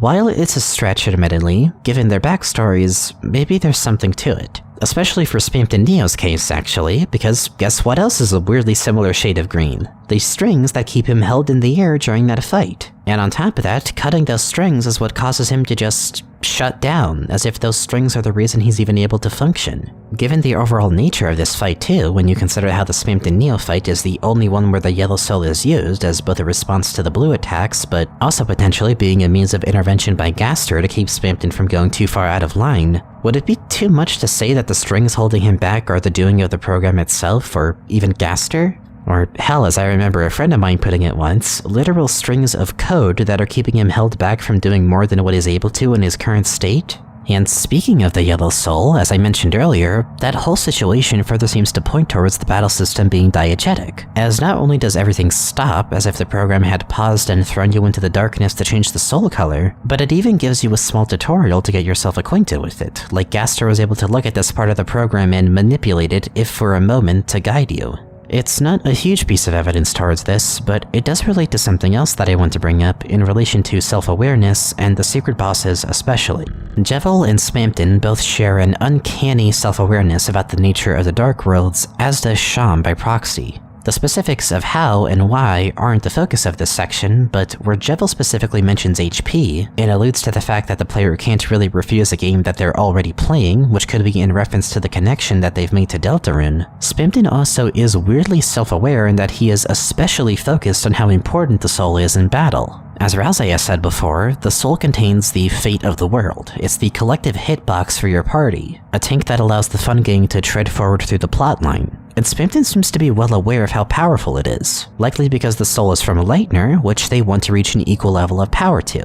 But when you consider how the soul is especially important in battles, and how he focuses on it much more than most, if not any other Darkner does, it really makes me wonder if perhaps the secret bosses almost see these battles the same way that the player does. Maybe not one-to-one, but clearly they can see the soul and they know its potential. Hell, Darkners in general, even without being Gaster-pilled, seem rather self-aware of their nature. Lancer is another Darkner that happens to mention player controls, and a lot of the Darkners have a rather decent grasp on the fact that they're mostly dealing with characters from a reality beyond their own, as well as on concepts such as HP and tension points and the like. They all seem vaguely aware of the rules of how the Dark World works and play along with them and even give advice about some of them. But above all else, the main thing that I think proves as evidence that this system could be diegetic is in the fact that the graphic used to eject the soul when Chris pulls it out is the same one that's used in battles. When I realized this, I mentioned how in battles this may mean that the soul is also ejected if this is using the same exact graphic as in the light world. And if that's the case, then I think the UI here would have to be diegetic, as what's happening here is it's leaving the dark world and is now in the program layer, where the menus in general all reside in. If this is true, and if we're going by this logic, then it would connect all the way back to how the secret bosses, Sham, and even Rousey are more self-aware. I've alluded to how all four of these characters have had some kind of interaction or influence by Gaster.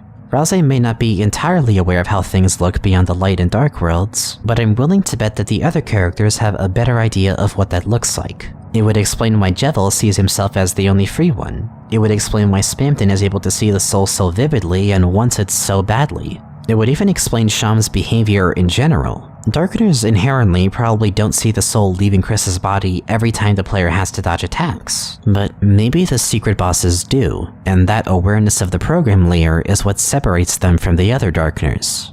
The battle system is the beating heart of Deltarune's gameplay. It is what makes Deltarune a game and not just a walking sim. And in it being the kind of menu that you are most frequently going to see in a game where the menus are diegetic, it makes the encounters with the secret bosses so much more interesting, because unlike other Darkners, they aren't just aware of the rules of the Dark World, but they know what it looks like for the person who wrote those rules. And for all we know, there might be a character of that sort who doesn't just know what it looks like for the player, and can see past how it looks in the Dark World and more into how it appears in the program, but perhaps they even exist as part of the program layer itself. Let's put it this way. If Friend exists on the same layer as the program, and we eventually have to fight them, we'd be dealing with someone who doesn't just see through the battle system, but may be able to give us a good taste of our own medicine, in whatever form that might be in. It'd be no wonder why Sham considers them impossible to win against. Imagine fighting someone who knows the program just as, if not even better than you do. That is just an idea of how making the program a tangible object, alongside the UIs and menus themselves, could turn into such a mindfuck later down the line. And I have no idea if that's the intention, but the battle system would have to be diegetic too for that kind of thing to take place, in my opinion. Now, before we finally move on from this point, I do want to touch on one more thing with the battle system that relates to the meta-narrative, which I mentioned back in part 2. The Susie vs. Lancer fight being a rare case of a fight triggering, even without Chris being immediately present. We know that Toby pointed out how the soul still comes from off-screen and in the general direction that Chris would actually be in. And we also know that if you somehow manage to get Susie to no health, a game over will still occur.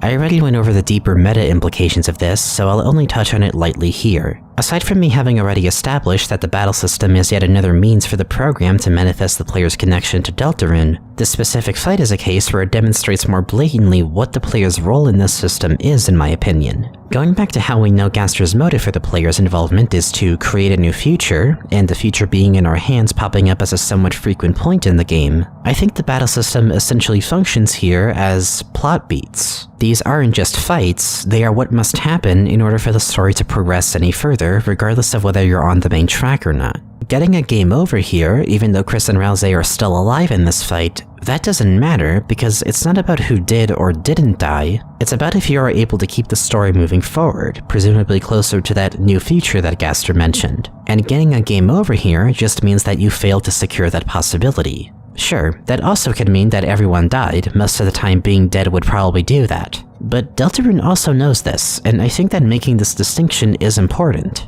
Regardless of whether or not the whole party survives, if the fight calls for things to go a specific way, then it has to go that way, or else you're just not going to move forward. That metaphorical tap will be waiting until you choose to run it. In short, I do believe the battle system and UI in general are also diegetic, and serve a purpose of enabling the player to further experiment with features in the game as they are developed between chapters. And not only would the battle system have to be diegetic to justify how the secret bosses are able to see things the way they do, and justify the self-aware nature of Darkners in general, but it would have to be diegetic in order to reinforce the fact that you still have a role to play in Gaster's motivation for connecting you to Deltarune, and that your input is required in order to bring the characters closer to a new future. In making these things diegetic, it both explains how the UI isn't designed the same across the board, especially in context with Gaster being the creator of the program itself, but I believe it also acts as a means of making sure that the player stays relatively on track towards Gaster's ultimate goal with Deltarune.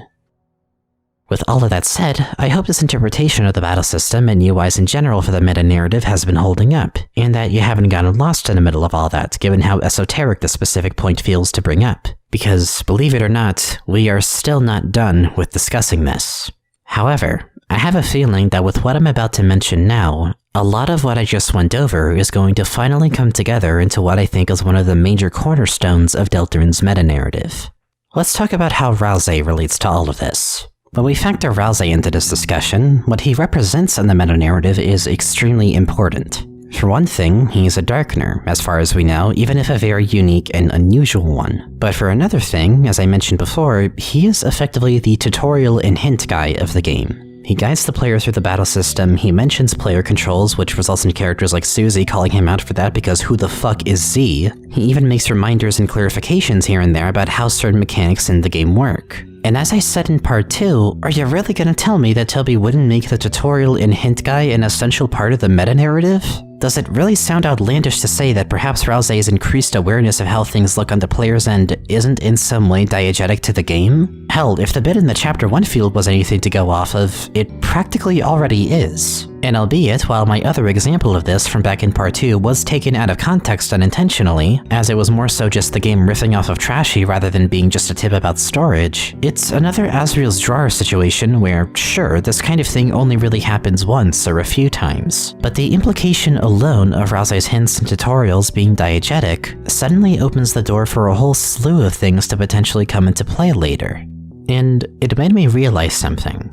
Something that would prove that not only is the UI diegetic, but something that puts a lot of what I just talked about regarding the Dark World, and its changing UI over time, into perspective. In the previous section, I went over what I believe Chris, Susie, and Noelle all represent for Deltarun's themes and meta-narrative, and how they are all relevant to the game's core theme of escapism. For Ralsei, he's an interesting case, and I originally excluded him because he doesn't really have anything to escape to. Therefore, the core theme doesn't really apply to him in the way that it does to the Lightners. But he does represent something in the meta-narrative that I think is incredibly important to factor into this.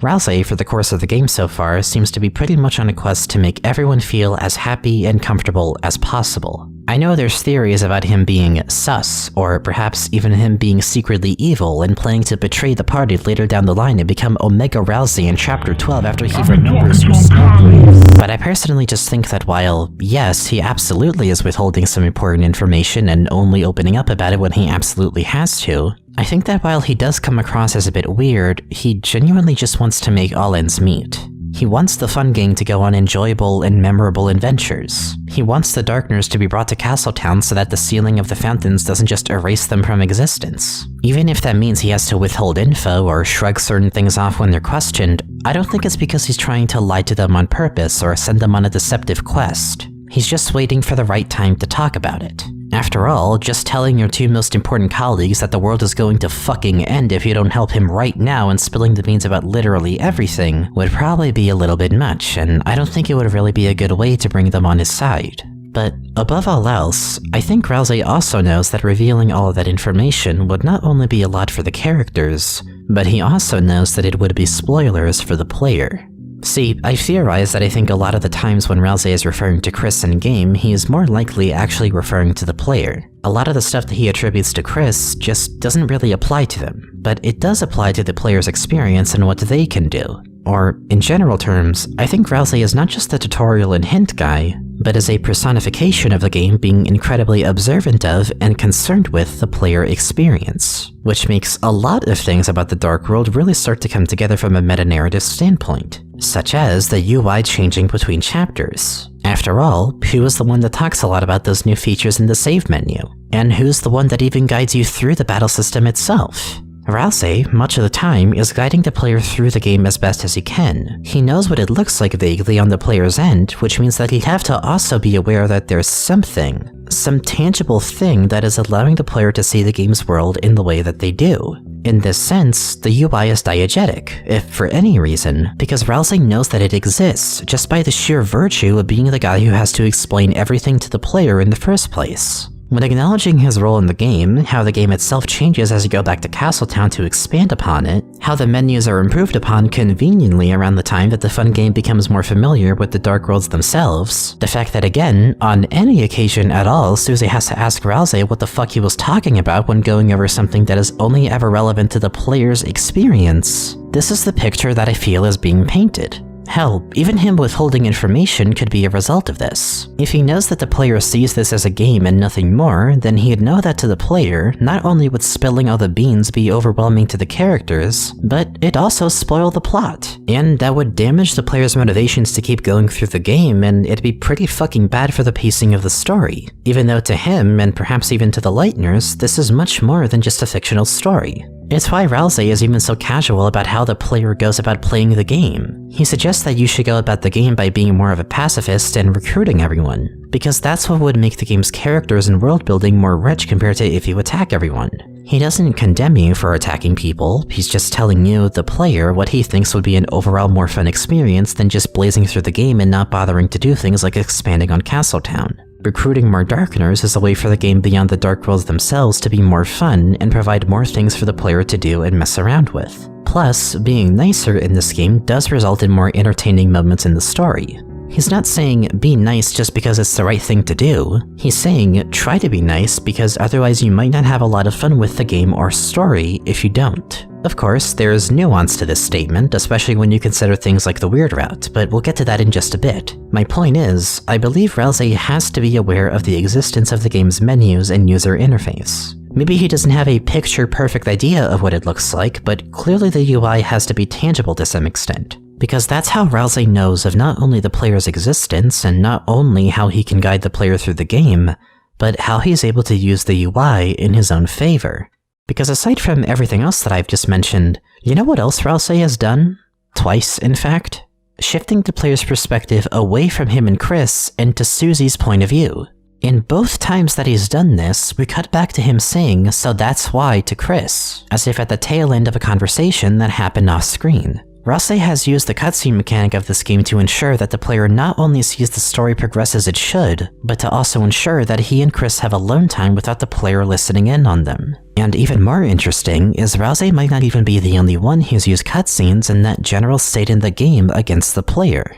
Think about what Chris has done by pulling the soul out. In both chapters, they've done it so that Chris can have full control over their actions, even if only for a moment. But in both instances, it's resulted in our perspective being limited. We can't know fully what Chris did without our influence aside from some educated guesses. Had you not checked thoroughly, you wouldn't even have noticed the TV was plugged in between chapters, and in Chapter 2, they keep the soul in the cabinet specifically so that we can only hear Toriel and Susie's dialogue, having no idea what the hell Chris was doing outside until just a bit later. While Rouse has shown blatant control over what the player can actually see in the Dark World compared to Chris just finding convenient ways to keep the soul contained, this potentially reveals something that blew my fucking mind.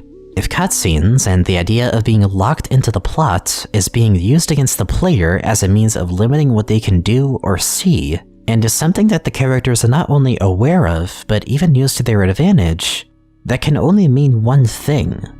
Cutscenes are diegetic. Or specifically, the nature of cutscenes as a concept in video games is what's diegetic. It's something that characters can become aware of and use to limit the player's perspective. And in the meta-narrative, I think that's extremely important. In a game that's focused so much on interacting with fiction, but more importantly in this case, themes of freedom, autonomy, and choice, are cutscenes not the enemy of those themes? Are cutscenes not inherently a way to keep the player locked away from doing anything at a point in the game? Are they not a way to enforce linearity, or a sense of there being no other way for certain moments to go? Cutscenes are used against the player in games, but in Deltarune especially, to mark points of no return. Points where you can't break the game's rules and it puts you in your place. It's a mechanic in Deltarune that perhaps may remind you of what you were told just before being put in Chris's shoes, after being robbed of the vessel you had made, that you can't choose who you are in this world, that your freedom of choice only goes so far. I think when dealing with the core theme of how people interact with fiction, it makes sense to me that something like this would be diegetic to the game. And that's not even the end of the implications that this carries. But before we continue on, I'd like to touch back on Rouse and his concern for the player experience, and one more thing that sparked me becoming so sus of Rouse especially. That being the one time ever in the game that the player name is acknowledged by a character other than Gaster.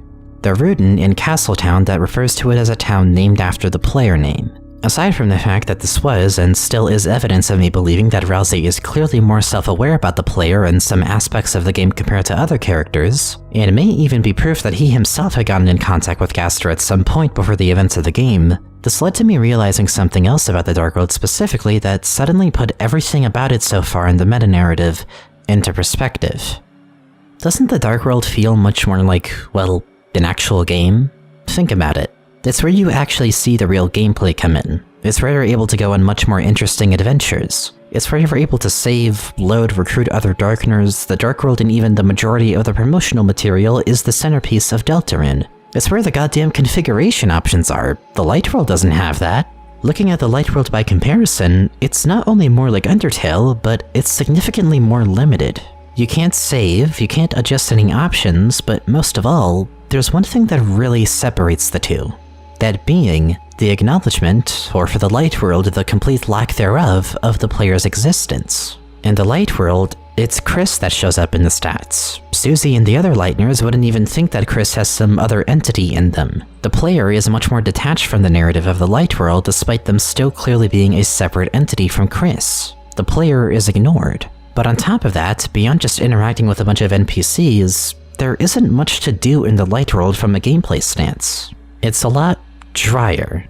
Not inherently boring in my opinion, or badly designed, but you can't really deny the fact that the Light World isn't as engaging from a gameplay standpoint. What makes it work is the narrative behind it. It's the characters you interact with, it's the visuals and general atmosphere, but it's not the gameplay. But in the Dark World, even with any potential flaws in the gameplay, it's immediately more engaging. There's mechanics that are much more relevant to the player's experience, mechanics that even get evolved and improved upon between chapters so that it's more comfortable for the player. You suddenly become much more important to the narrative in the Dark World. You're the centerpiece of the battles. Rouse is accounting for the player as much as he can, and even reminds them about mechanics that get added into the game over time. The player is acknowledged much more in the Dark World. The Dark World cares about your existence, enough so that a Darkner even says that they heard of Castletown being named after the player. My point is, given the way that these two worlds are designed, I think that it's because of how they were designed that it may be intentionally trying to pull you in and convince you of the Dark Worlds being inherently more interesting to play compared to what is this game's reality. The way that these worlds are designed may very well put you in the same boat as the Lightners at the end of Chapter 2. A state where they know the risks that come with the Dark Worlds, but they can't help but ask, is it really so bad to have them around? When you think about the increased amount of options the Dark World gives you, the increased opportunities to go off the beaten path in the Dark World, the more fleshed out mechanics, the more adventurous and grandiose stories that take place, doesn't the Light World just feel so much drier, so much less freeing in what it gives you by comparison? I mean, hey, don't take just my word for it, Jar sure seems to agree. But rather than me seeing it as a flaw, or something to be fixed in the game, perhaps that's the point. That the game is designing the Dark World so differently from the Light World because it wants you to be along for the ride that the Lightners are on, finding more engagement from the game's fictional world compared to the game's reality, further manifesting the game's themes of escapism. Sure, this means that the Light World is less interactive and not as exciting as the Dark World, but this is reality. Reality isn't often exciting. It can be interesting if you take the time to look around, talk to people, learn about what's going on in town, but if you're just intending on going from point A to point B and not make any stops along the way, then yeah, it's gonna be a lot more mundane. And you might just want to only dive deeper into what isn't real. Now, I will admit that this does also propose that the Dark World has to make up for the Light World being a lot simpler in gameplay. And I personally think that it does so far, but there are definitely still places where the gameplay in the Dark World can improve. The combat definitely could still be fleshed out and could better account for players who would rather fight instead of recruit everyone. Some mechanics in general can be made more interesting. The element system certainly seems very underdeveloped, and I hope it becomes more important to the combat system. And honestly, if the game is intending on designing the two worlds this way, then I'd hope that that's part of the focus for the next chapters, is on making the battle system as fleshed out as Toby and company can make it. Especially for a game that is going to be as big as Deltarune, I doubt that it can get away with a more bare-bones battle system like Undertale could for most people. But even with that, I don't think it breaks this philosophy completely. I think that at the very worst, we'll just have another Omori, and that the story gets this theme of escapism across super well, and it's an amazing narrative, but just leaves a bit to be desired in the gameplay or pacing department. And even then, I would still enjoy that a ton. But point being, this game so far has planted the seeds for its core themes so deeply that it even goes as far as the UI and menus, as everything I've shown up to this point would support. And I'm fascinated at just how deep these themes actually go in conjunction with what we've identified as mechanics that are diegetic to Deltarune. With that said, we do have one more mechanic to touch on that I think fits this category, and with it, one more bombshell I'd like to drop to really put a bow on this section. Let's talk a bit more about the Dark World, or more specifically, the more obscure parts of it, the secrets, if you will. Or, even more specifically, the one thing that I haven't touched on a lot, the Weird Route. As I mentioned in part 2, the Weird Route in a meta sense feels like a large sequence break to me. I've already gone over just how much it nails in the feeling of this being something that doesn't feel like a thing you're supposed to be doing in Deltarune. It feels wrong, and not just because of it being really fucked up in regards to what you do, but because there's so little in the way of hints towards it, let alone in even the way the game is promoted on store pages. I don't think you're supposed to go into this game thinking that something like the Weird Route exists, and that's why people didn't even believe it when word of it first started spreading around. But I think it's absolutely intentional that the route was perceived that way at first. And it all has to do with Noelle and one of her interests: glitch hunting in video games. See, aside from the Weird Route, a lot of Deltarune feels like it lives in secrets, and I've gone over why that is. Whether it be the secret bosses, secret files in the game, secret egg items that you can only access by reaching rooms through manipulating the loading zones between them, and of course, the Weird Route itself being the most extreme application of this idea of going off the beaten path. Hell, even the egg, if we were to go back to that, as an item, it functions weirdly. It feels like it's almost deliberately glitched, finding its way back into your inventory even if you try to get rid of it. When keeping in mind how Deltarune was marketed as something with only one ending, it makes the weird route so interesting because your way of triggering it is by manipulating a loophole in the battle system through Noelle. Again, it doesn't feel like something you're supposed to do, and the route especially leans into this feeling by the time you use Snowgrave and get to Queen's Mansion, where everything just feels wrong. It's no wonder people thought that the weird version of Spamped in Neo's fight was just scrapped content because, yeah, how could you actually believe this to be a real part of the game unless you saw the route for yourself? There's a general feeling of the weird route being a strong antithesis to a lot of the things that hold the player back usually. But once forced the player to see a cutscene of Susie and Noelle at the Ferris wheel is now completely skipped over, with even Rouse being shocked about it and realizing something has gone horribly off script because the player's perspective couldn't be shifted anymore. Or at least maybe Chris wasn't allowing that to happen now. The weird route, in a meta sense, is you breaking the game, or at least breaking the intended structure of Deltarune. It's you going as far beyond the beaten path as possible to the point that it becomes something else completely, in your own quest to force a different outcome from the main one. And in doing so, it ends up giving the player more control over the game. So much so that Noelle even begins to notice your presence as a terrifying voice that whispers to her. One that isn't Chris's. The weird route forces your projection onto Chris so much that you become noticed by other characters, and Rouse begins to lose some control over what you can and can't see or do in the game.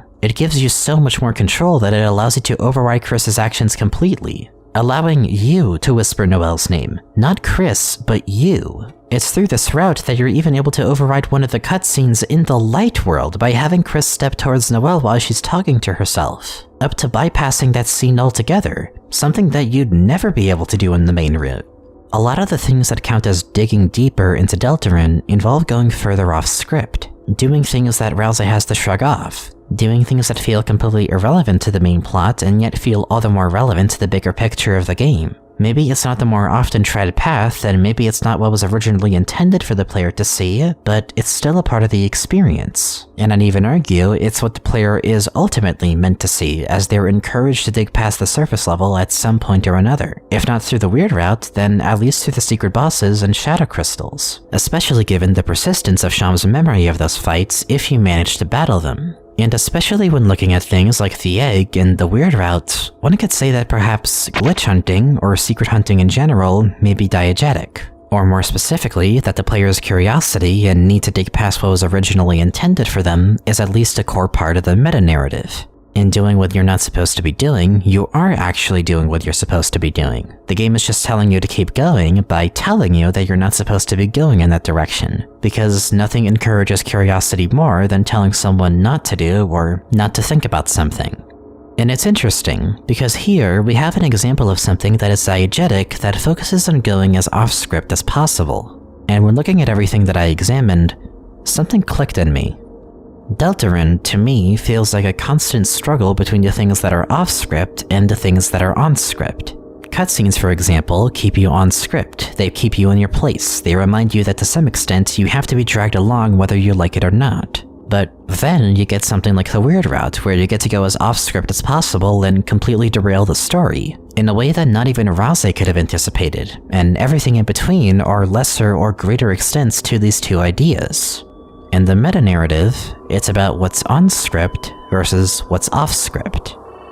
On-script versus off-script. Linearity versus non-linearity. I believe the meta-narrative is a power struggle.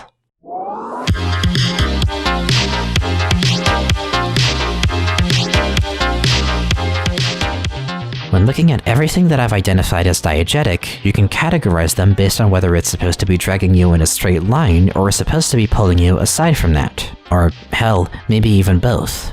Saving, for instance, can apply to the non-linear end given some of the nuances with that system. Suspension of disbelief could apply to both because you are being dragged along through the game thanks to the connection you made, but that same suspension could lead to you becoming more curious and thus experimenting more and going off the beaten path. The UIs sort of fit more in the linear end because they hammer in how much drier the light world is in comparison to the dark world, and the battle system enforces that there are certain things that you need to pass through in order to progress the plot. But they also fit on the non-linear end because the Dark World UI does evolve over time, and it does give you more options, more things to mess around with, despite the constraints that you may have with it. Through this, I believe I've not only identified what mechanics are diegetic to this game, but why those mechanics are diegetic in context with Deltarune's themes. Everything I've discussed in this section is pulling you towards either following along with the game, or breaking the game entirely. And this dynamic, this struggle between whether linearity or non-linearity makes a more engaging experience, especially when considering there's characters like Rouse who base their entire role in the meta-narrative off of managing that experience, and trying to guide the player towards what he believes would be more fun for them, it makes it all click together. It all finally makes sense to me through this interpretation, especially in context with the game's themes of interacting with fiction, as well as freedom of choice and even nostalgia and curiosity. As I said before, Deltarune is the kind of game that can be enjoyed on the surface. The characters are amazing, the writing is engaging, the humor is practically timeless. And if you didn't want to engage with the secret content at all, you could. In some ways, the game likes that. But similarly, the game also likes it when you break things here and there. It can enable the player to experiment, to do things that might feel wrong or like it shouldn't be possible to do. In having this tug-of-war in regards to what makes a better player experience, and having the player be pulled towards either linearity or non-linearity, it allows much more focus into some of the game's core themes, and it's thanks to these mechanics being diegetic that the constant push and pull between these two ideas is even possible. And with that, I think we've finally answered this first essential.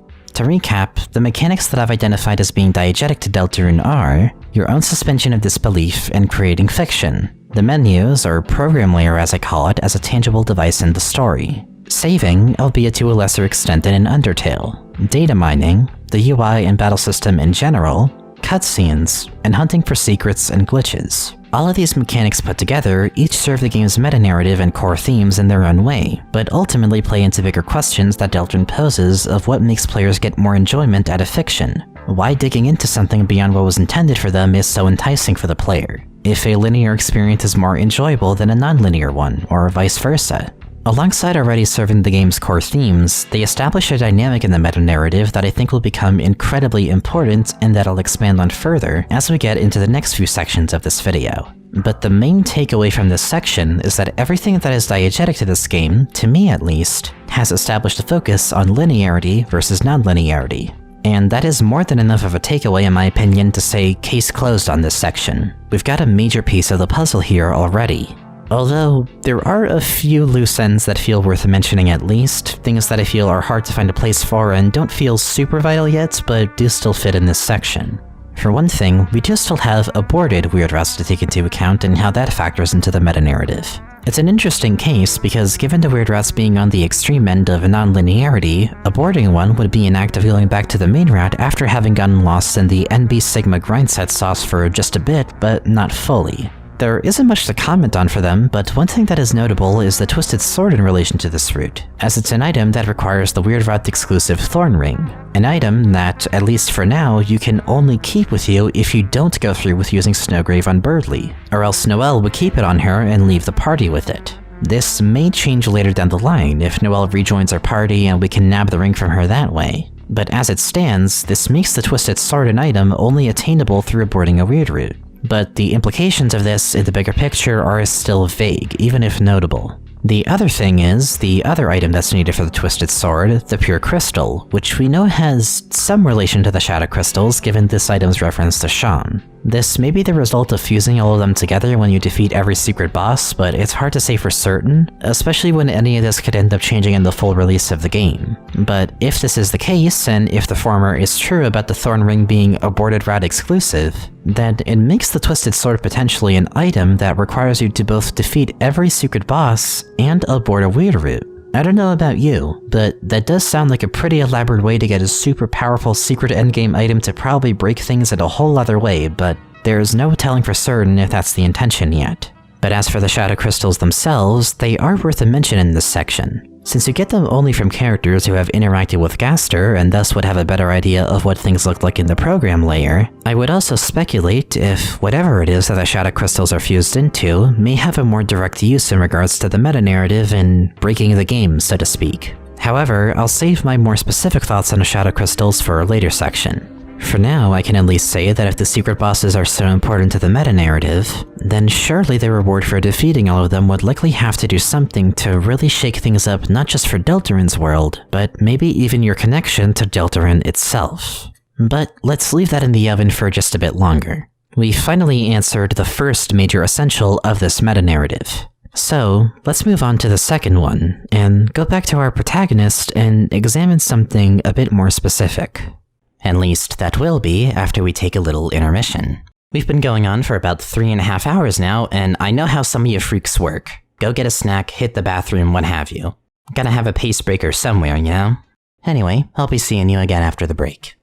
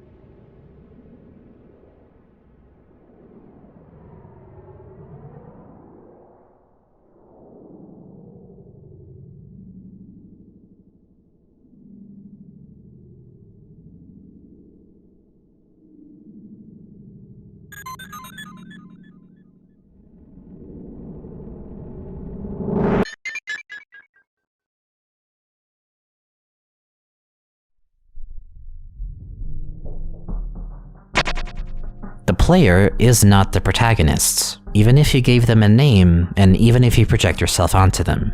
Or in other words, there has to be a separation between the player and protagonist, because it's the game's way of holding the player accountable for what they do in the game's world. In making this separation, the player is not able to use the protagonist as cover, and furthermore, it allows the protagonist to act and think on their own accord if need be.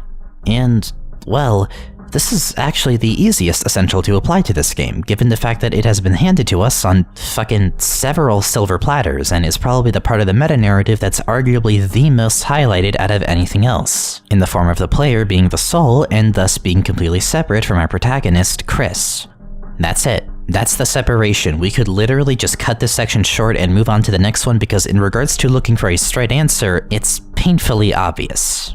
But, even with that answered, we can at least use this section to delve into Chris as a character in a way that I had held back on in Section 2. back when I was going over Chris's themes and backstory as a character. If you recall, I had assigned them the themes of autonomy and freedom of choice. And I did go into some depth about it then, but a lot of details regarding this theme were things that felt ultimately more applicable to this section, where it's all about that separation between them and the player. Having already gone over how those themes manifested even beyond the player's influence, now would be a good time to examine how the player does factor into this struggle for Chris to feel in control of themselves, because in that sense, it goes a lot deeper. I think to put the larger dynamic between the player and protagonist into something brief, I believe that where Undertale's separation of the two was done to focus more on holding the player accountable for the power that they have over Undertale's world, and being able to directly question the player that way, Deltarune uses this separation by instead questioning how much you are willing to project onto a protagonist. Or in other words, how much do you actually see the protagonist as their own character, rather than just an extension of yourself? There's two sides to this dynamic, the player's side and Chris's side, so I'd like to go over the former first. I touched on this already, but to go back, I think this is especially something that is important to the game's themes given that the Goner Maker even alludes to this, with the whole "of course they are the same" quote when you give both the vessel and creator the same name. Right from the jump, Deltarune needs this separation because it's calling attention to the fact that the player is so prone to just seeing themselves into protagonist with no questions about it. And Gaster knows this, it seems he even expected this from the player in a way. To the player, naming this vessel is naming Link after themselves in the older Zelda games. It's the same as naming Ness or Lucas after yourself. You wouldn't think the game would ask for your name as yourself, the actual person in reality, you just assume that the person on the screen is supposed to be you. So by having this prompt, only to then ask for the creator's name after, it's a clever subversion in my opinion for especially this early in the story. And it's not the only detail that seems to call attention to this projection onto the protagonist. Far from it, in fact. Think about how the first time you ever save, you see Chris's name, and then after that, anytime you save onto a fresh file, it just says empty instead, cementing that you made a connection to the protagonist and have left your mark on them, that no matter what, you're always projecting onto them in some way, even if you try to see them as their own character. It's the game's way of telling you that even if you do acknowledge the separation, you can't undo the necessity of having to project yourself onto Chris, or else, how would you be able to have your own input on the game to begin with? Hell, the Dark World in general is more prone to acknowledging the player over Chris, as I mentioned in the last section. I think it's even designed to intentionally draw the player into preferring it over the Light World because of how much it accommodates more for the player in comparison. Aside from the more accessible UI and characters like Ralsei more blatantly acknowledging the existence of something controlling Chris and seeing it like a game, even smaller details like the rune referring to Castletown as Player Town support this. In short, the Dark World, to some extent, enables this projection, and it recognizes that it needs that projection in order for things to move forward in that world's story.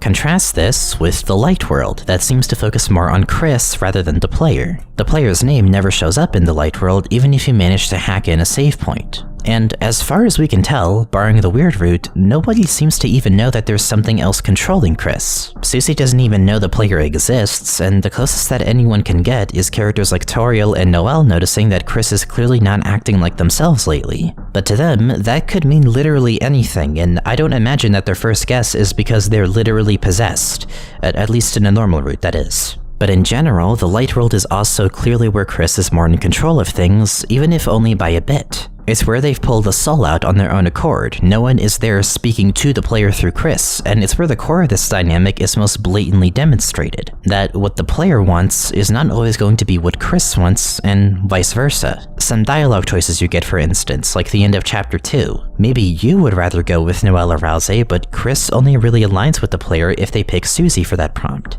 And even in the choices where you say something that Chris doesn't want to say, sure, they do have to say it, but that doesn't mean they'll say it in the way that you might want them to.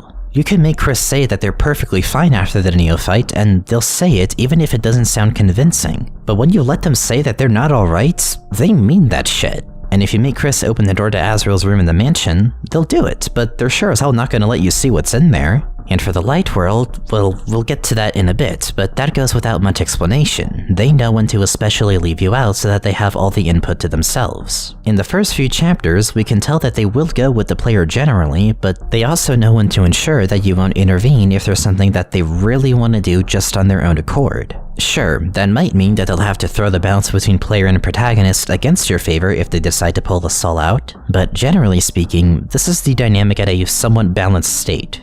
But when this balance is shifted in the other direction, well, that's where you get the weird route. Which I think in this context is exactly what happens when you ignore Chris's agency to such an extent to where you force them to function not too unlike that vessel you had made at the beginning of the game. It's representative of the player projecting way too much onto Chris in an effort to force an outcome that the player wants in the exact way that the player wants it. It's you turning Chris into any old generic RPG protagonist, and I think it's such a big reason for why the weird route feels so eerie. Deltarune puts a lot of effort into really making Chris and the Lightners feel like people. Everything has this personal touch to it, even in Chris's limited autonomy. They have some means of expressing themselves, and having the flavor text for them reflect that. The game acknowledges that it is ultimately an RPG and that Chris is being projected onto, but I imagine you're meant to initially grow attached to Chris and the other Lightners as their own characters. You're meant to eventually see them like you would see a friend of yours at the very most, rather than like toys to play with against their own will. So when you go into the weird route and you start having Chris manipulate Noelle and other characters around them for your own benefit, and you see even the flavor text reflect this, save points now just saying that you were filled with power, and the stats menu just having these bare-bones, impersonal descriptions of Chris and Noelle, it's like you're removing that very personal touch from them, and I think that's what makes it so fucking creepy for some. It's like seeing people who should be friends to you now just turn into things, objects, something with no personal or sentimental value aside from pure function, and breaking them down into only their more essential roles. And the game goes about nailing the sin by having the weird route give the player a huge advantage, because not only do they end up projecting onto Chris so much that they manipulate Noelle directly, but the player is able to actually manifest themselves into the story beyond the soul in Chris. They end up taking the form of their own voice, a terrifying voice that Noelle hears, one that persists even when Chris is downed in fights. While you and Chris do tend to be used interchangeably throughout the game, the weird route is a likely exception in this, because in the weird version of the Neo fight, when Chris calls for Susie and Rousey's help, nobody comes to help, and it's specified that Chris is doing this. But when you get to Noelle, it says that you whispered Noelle's name. Your own manipulation overrides Chris's ability to call for help. It's the ultimate culmination of the weird route in Chapter 2, in that the player breaks enough bonds with the game and intended story, and even with the protagonist, in order to become so strong that they can just summon an over-leveled spellcaster in a difficult situation and instantly win as if it were nothing. It's a presence so strong that it even persists in the light world. It's so strong that it allows the player to bypass one of the unique cutscenes in the light world after the weird route just by pressing forward a few times. And it's one that actually makes Noelle really question what's happening with Chris, going from just thinking they're not acting like themselves, to now actually seeing that there's a problem and wanting to get to the bottom of it. In short, it sure as hell allows the player to project a lot more onto the game and strengthen their connection to it by a ton, at the cost of completely throwing Chris's agency to the wind, and with it throwing things off script and muffling, and even damaging in some cases, any kind of growth that characters like Noelle and Susie would otherwise go through.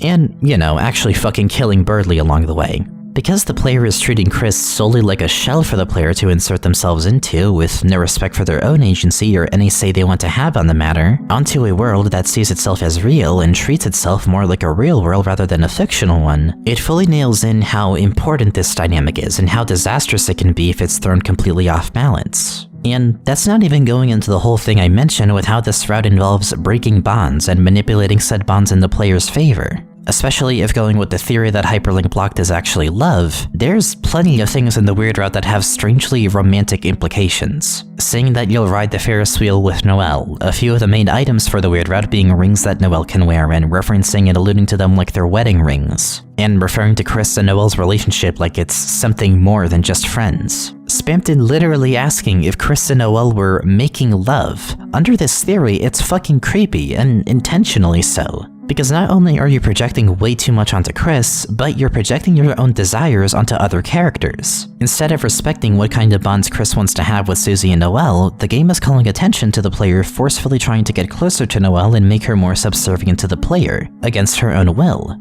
It's toxic. Yet, if this were any other game, then this would just be how it goes. That's how relationships work with fictional characters in games, right? And here, Deltarune begs to differ in that regard.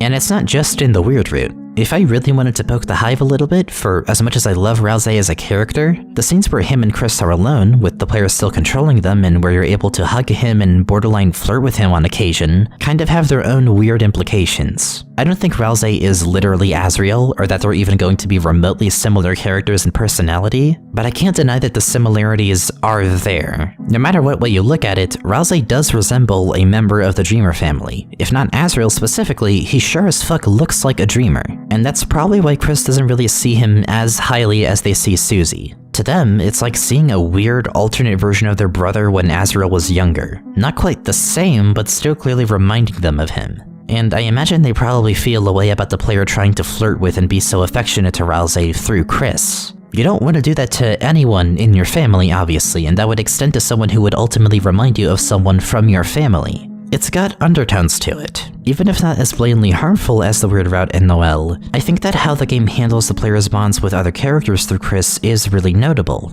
And I've noticed it's often one of the main ways that the dynamic between Chris and the player is highlighted, in that Chris treats these characters with some sense of reality to them in any case. Because to them, Susie and Noelle are real people. Maybe Rousey is more like a fictional character to them, but ultimately they still see something very real in him, something personal. Whereas the player doesn't feel that realness nearly as much, and it leaves them prone to treating these characters very superficially. No regard for Chris's agency, or for what other characters may want, with Rousey enabling this by specifically trying to appeal to the player on several occasions because he's embracing his own fictional nature. Even when this dynamic is relatively balanced, it's a fucking mess, and on the player's end, they are capable of throwing so many things off track for Chris and other characters if they cared that little about them. It shows that this essential is so important because it forces the player to acknowledge how much they're projecting onto the protagonist versus how much they're willing to treat fictional characters like real people, like friends in a way.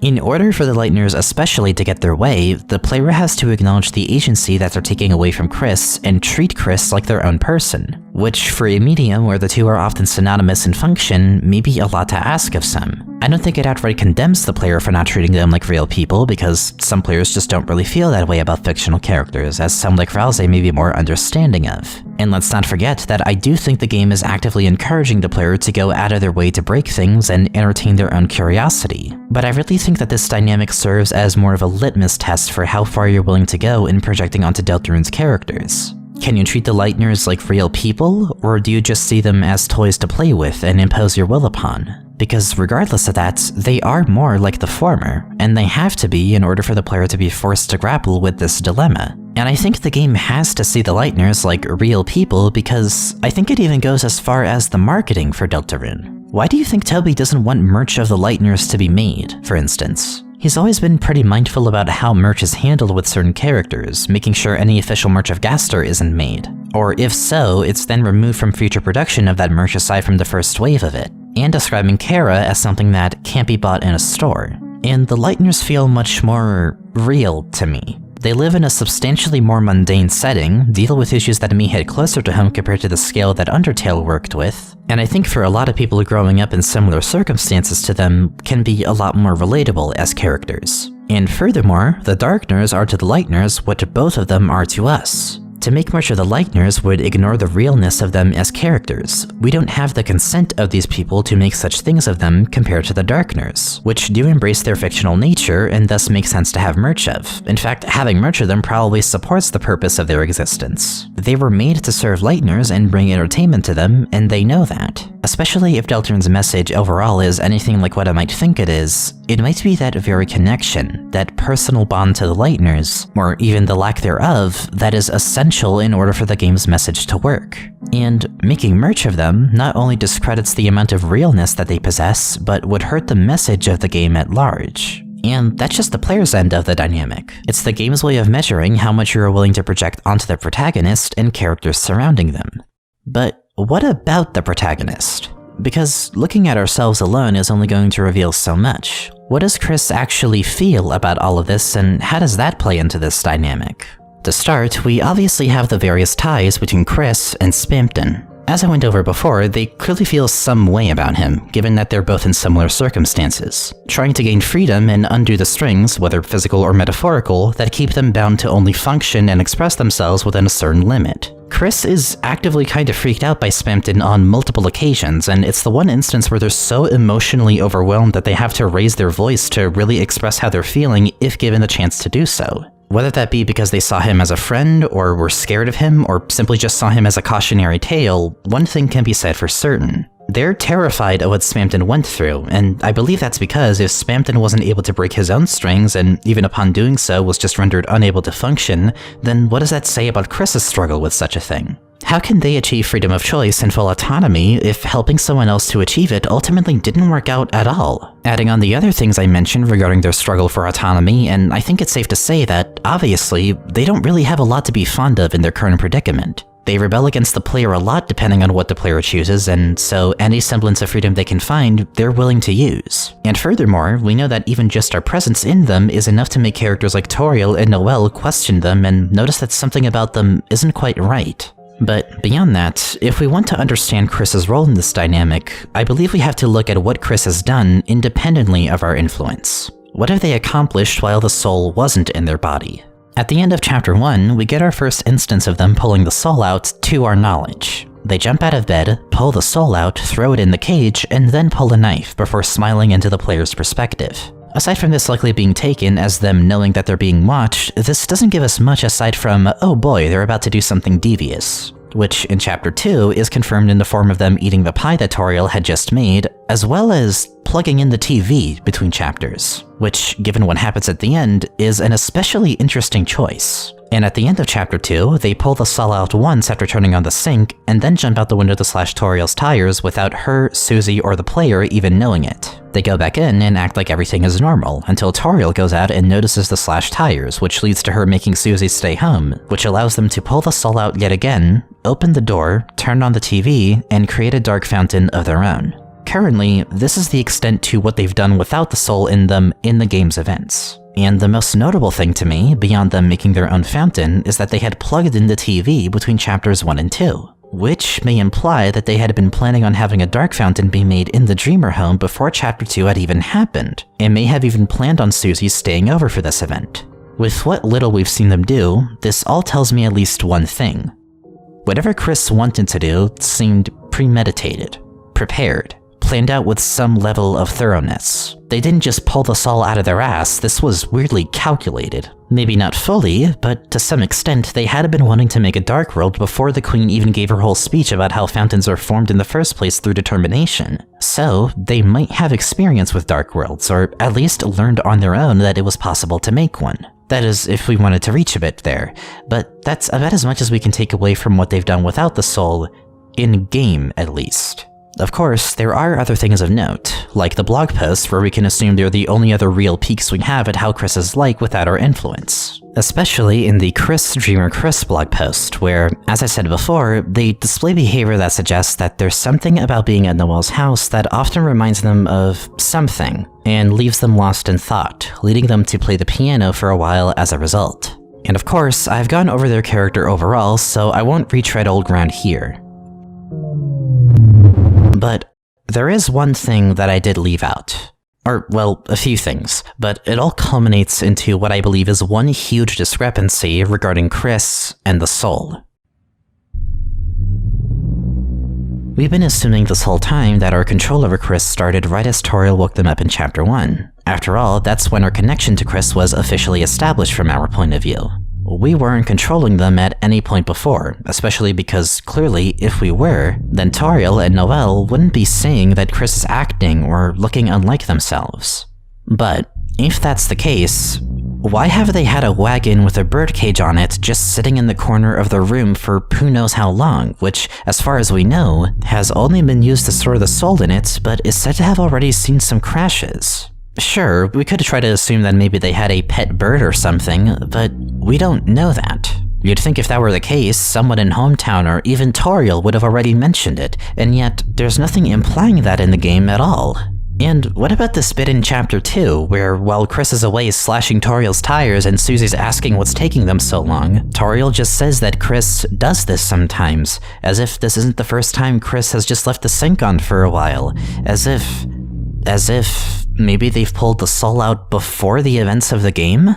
Has Chris been doing this before our involvement? Because with what few implications there are, it's certainly starting to sound like that to me. We have no other reason for the birdcage to be in Chris's room that we know of, and it's implied to have already seen some use, along with the stain next to it probably being some proof of that if you want to reach a bit. And given what we know Chris has done while leaving the sink on in the bathroom, we don't really have a frame of reference for what else they could be doing in that situation. Albeit, Toriel could just be referring to Chris messing around in there in general rather than specifically leaving the sink on, but even if we examine the birdcage by itself, this thing's existence has no other purpose to us beyond storing the soul. I imagine that if it had any other purpose, it would have already been mentioned by now, and furthermore, you'd think it wouldn't just be sitting in Chris's room unless they have a reason for it to be there other than sentimental value. What other reason could Chris have to have a birdcage in their room if not to store the soul in it? With all of this in mind, I feel I have to make the conclusion currently that, yes, Chris must have been using this birdcage to store the soul even before our involvement and influence on them in the game itself. Which of course leads into the next question, why? If there's no other force controlling the soul before our involvement, as far as we know at least, then why would they still be pulling it out at all? What reason do they have to throw their own soul out even if we're not controlling it? And to that, well, I'm gonna be real with you, I don't fucking know. Seriously, I don't know. It's been over a year since I started working on this series, and this is a rare case where I don't even think I have an educated guess that sounds good enough. It feels paradoxical and makes no sense, but this birdcage's existence can't be justified in any other way for me. And I feel that so far there's only evidence leaning towards them having done this to their soul before our involvement. You could argue that the flavor text regarding it could just be referring to something more mundane, like it seeing a lot of crashes outdoors rather than in the room, or maybe it having had a pet in it at some point that escaped or passed, but again, its constant presence in this room suggests that Chris has had a reason to use this wagon and cage recently enough that they've been using it for the soul specifically before we began controlling it. And we could make the argument that maybe there was some other force controlling the soul before us, but that just sounds rather contrived to me and like it would only complicate things further.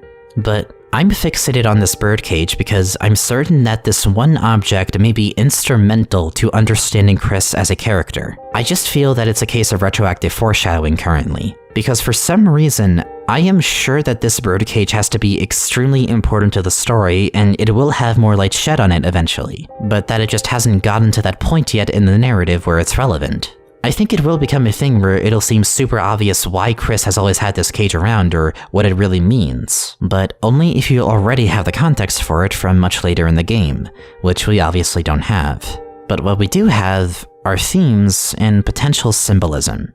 The birdcage, as a symbol, in relation to Chris's themes of autonomy and freedom of choice, I feel should go without saying. It is Chris's way of turning that lack of agency that they've struggled with back onto us, rejecting the force that's keeping them from being themselves and limiting it in a form of retaliation. Once it's closed, there's no escape. But, of course, this gets more difficult when thinking about why they would pull the soul out before our involvement. And it's still something that I feel we just don't have all the pieces for yet, but I do think the community has actually gotten pretty close. I'd like to use this bit to go over a couple of theories that I saw related to the birdcage and Chris pulling the soul out in general that I think fit in shockingly well with the birdcage's potential importance. There's a video by Shadow of Roserade regarding how knives in Undertale and Deltarune are used thematically and the such, and I heavily recommend you go check it out anyway. Their videos and coverage on the games are very thorough and well-researched. But a theory about it that I think relates quite a bit to this is how one could take things like pulling out the soul and even the use of knives as stuff that could have some self-harm implications. As they point out in this analysis, every instance of Chris removing the soul has Chris's knife involved. They pull it out as a further means to show defiance to the player. They use it to cut up and eat the pie. They use the knife to slash Toriel's tires. And of course, they use it to open a dark fountain. The knife could act as something of a companion thematically to Chris removing the soul, and again, their video goes over the deeper implications of this in great detail. But I specifically want to focus on the self-harm implications. I feel it probably goes without saying how the imagery of knives connects to that, but when applying it to what Chris does with the soul, it makes me look at it in a very interesting light. What Chris does with the soul looks painful. The damage sound even plays repeatedly every time they do it, and they clearly have to endure some pain in order to remove the soul in the first place. I suppose if you were to gauge any real reason for why they may have been removing it before our involvement, it may have been an act of self-harm. Although, that by itself wouldn't really explain anything, and it only adds more questions. We have the reason, but what warrants that reason exactly? That's where it still gets rather hazy, until we try to take a deeper look at what exactly the soul really means to Chris, and what it means in general in Deltarune's world. A soul, as we know it in the lore between both games, is known to be a culmination of one's being. It is how someone can exist beyond their physical form. By this definition, Chris's soul should be the culmination of their being. It should be what makes them truly themselves. And so I feel that in throwing the soul out of their own body, with or without the player's influence, it becomes not just an act of removing the soul and harming themselves, but rejecting their own self. Rejecting what makes Chris, Chris. Perhaps out of a self-hatred for some aspects of themselves, a self-consciousness for what makes them othered by people in hometown, or feeling like an outcast or not as accomplished as someone like Asriel or the Dreamer family in general. We have to think about Chris's circumstances before the player was even involved. We know they feel a certain way about their place in the family and in hometown, and they clearly seem uncomfortable in their own skin. They don't like seeing other humans, they've expressed some desire to be a monster like the other Dreamers, and yet they can't. That much they are unable to choose for themselves. To that end, they can't achieve the autonomy that they may ultimately want, only approximations of it, a headband where their horns should be. And as far as we know, the other Leichners, or particularly the monsters, don't really have souls in the way that Chris does. They may have something like monster souls, but regardless, it's not the one that Chris has. And if that's the case especially, then there's no better symbol for what Chris wants to reject than the soul itself. There's no better choice for what you'd rather remove if you hate the very culmination of what makes you the person that you are. And furthermore, you may conclude that if this culmination is what's limited you and kept you from what you really want to be, that you'd retaliate by putting that very culmination in a cage, the way that you feel it's kept you in one for your whole life. The only guess I can give for why the birdcage may have been there and may have been used for the soul before our involvement is that even if the player wasn't limiting their agency before that point, to Chris, that wouldn't even have mattered. You can't be happy with your soul if you feel it's the reason that you can't make the changes that you want to make in your life. To that end, that is what I think the birdcage represents, and while I'm lacking the exact context behind it and what role it may play in the story, if any, I feel that's about as good as I'm gonna get in analyzing the why of it and its relevance to Chris and the player. Which, speaking of, this is all keeping in mind Chris before the player's involvement. I'd like to bring in the second video related to this topic that I think is also excellently done in a really good, even if pretty esoteric watch by Wire Girl about the body without organs and how that applies to Deltarune. I especially recommend watching it if you're interested in a more in-depth look at it because there is no way that I'm going to be able to succinctly summarize what that video goes over and what a body without organs is in its full capacity. But to give a super general explanation that just applies to Deltarune, their video goes over how Chris pulling out the soul draws a lot of parallels to the idea of being a body without organs. To explain this incredibly simply, imagine that in any given thing, there are parts, and the interaction of those parts between each other make up a body, a whole of some kind. However, a body often only allows those parts to interact with each other in one specific way. Yet despite that, there is always an underlying potential for that to change. That potential for change, and for those parts to operate in every other way imaginable, is the so-called body without organs, a state of infinite possibilities. To apply this philosophy to Deltarune, the body is hometown itself and the people in it. It's the unchanging nature of small towns, how, despite them being often very tight-knit, nothing really new happens. All the places are the same, the politics are the same, the people are the same, and Chris's routine in this town is the same. It's all very stagnant, especially before the player's involvement. Taking what I said about their discontent for the soul, their inability to achieve the freedom of choice that they desire is another facet of this. They can't choose who they are in this world, and are stuck with the soul as is. But then comes the player, and the Dark Worlds, and suddenly, everything is now thrown out of whack. Chris and Hometown achieve that state of infinite possibilities of being a body without organs as a result of the player's introduction. Things are now happening, and things are suddenly different from the norm and are beginning to change rapidly. Becoming a body without organs in this case is a process of recognizing the motions you've been used to going through and allowing yourself to embrace going through different motions altogether. When we look at how this applies to Chris, aside from them literally removing an organ from their body, we now see their actions in a new light potentially. Aside from the implications of rejecting and not being content with oneself, Chris removing the soul is a way of rejecting the norm. Chris doesn't want to just go to bed now and sleep through the night, now they want to break out of that routine and make some changes. But they also know their boundaries. You don't make changes violently and with aggression, you make them with care. It's good to go out of your way to change your circumstances and routine to shake things up a bit. But in entering that state of constant flux and rapid change, it's sort of like hitting the gas pedal a little harder than usual. There's a thrill to it, and it may even feel cathartic, but leave the foot on the pedal for too long and you might not be able to slow back down before you crash altogether. You don't throw all of your prior ways to the wind, you just add a couple of new factors to keep things fresh and to avoid stagnancy. Every time Chris pulls out the soul, it's all calculated because they only need to do enough to spice things up for the next day. It can't be permanent, or else, well, at least for Chris, they may just literally crash and lose their own life. By throwing away the beating heart, the body can only continue to function for a short time, even if that time allows you to do literally whatever you want in this case. And of course, bringing us back down to Earth here, we also just don't know what really happens if someone goes without a soul for too long. However, I get the feeling that there will be a lore reason for specifically why Chris can't just throw the soul out for good and be done with it. And if so, then I believe it'll only support this notion further.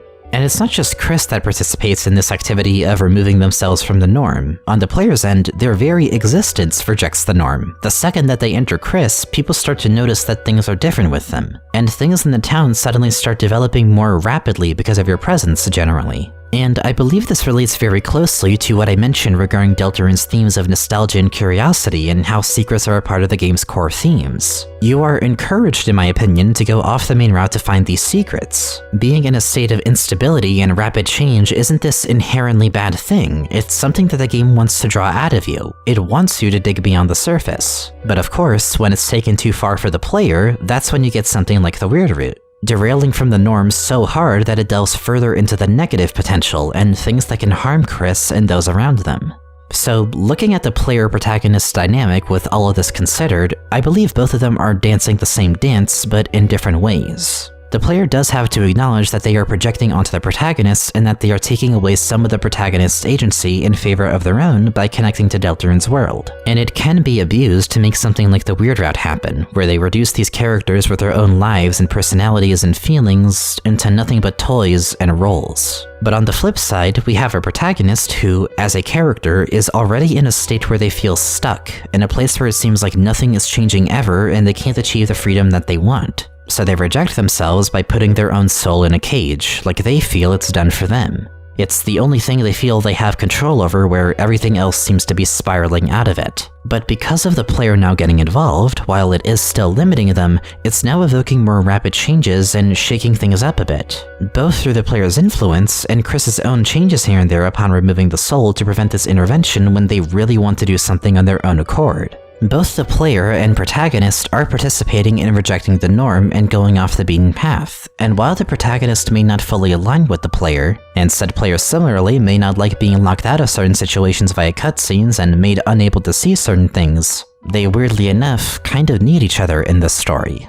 It's through the player's inputs, aside from the Dark Worlds themselves, that things are now becoming more interesting. But it's thanks to Chris and them allowing us to control them that we have a connection to Deltarune and can suspend our disbelief at all.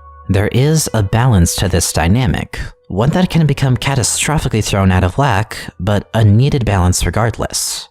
Which, with all of that said, begs one last question.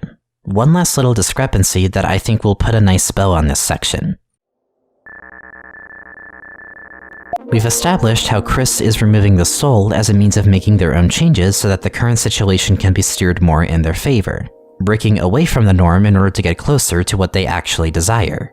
But we've also established how the player can easily abuse their part of the dynamic by projecting way too much onto Chris in the Dark World and making the weird route happen. We know well that the Dark World does appeal more to the player and is designed with the player's control in mind compared to the Light World.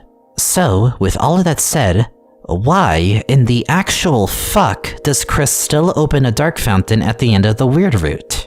Well, I do actually have a potential answer to this, but it's more of a guess and my own personal prediction that plays into why the player and Chris even need each other in the first place.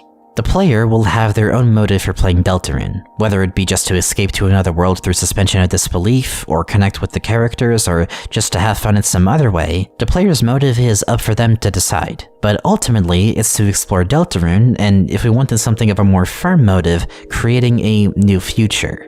But what about Chris? This whole time I've been talking about them, I've never really given a moment to shed light on why Chris is even doing what they do. Why do they plug in the TV between chapters? Why do they need Susie along with them at the end of chapter 2? Why exactly are they opening a dark fountain at all?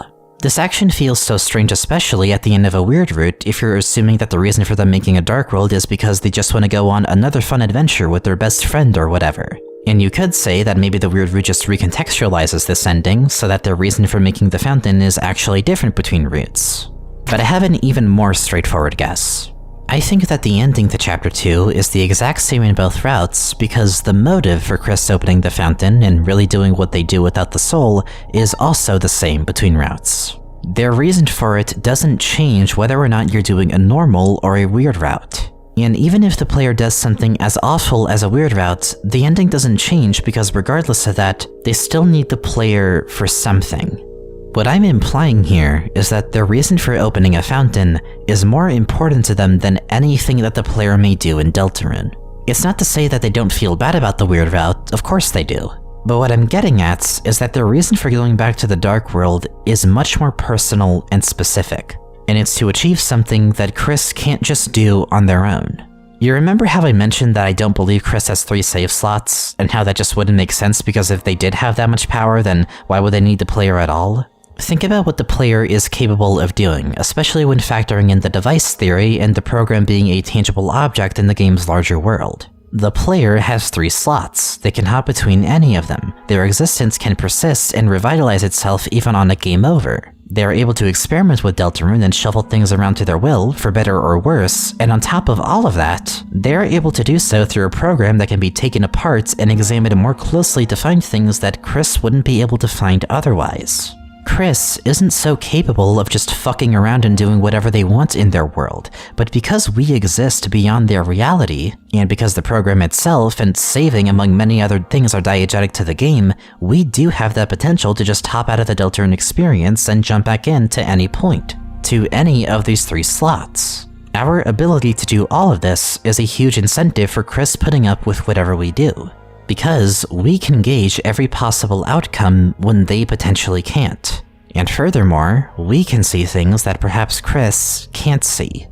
Now, with that in mind, what could possibly be more important to Chris than the things currently happening around them? What reason could there be to open a dark fountain, even if it risks allowing the player to manipulate their friends and family and use them like a puppet on strings? Well, I think I know one thing that might fit the bill. Something that they probably think will undo a catalyst that they believed led to their life going to shit ever since. And it just so happens to align rather closely with the player's sentiment about the game at large. Much like how the player may be intent on finding a different ending, or going as far out as possible to look for secrets and mysteries in Deltarune. Regardless of how deep into escapism it may take them, I think that Chris is trying to find Des. And in both cases, it's at any cost.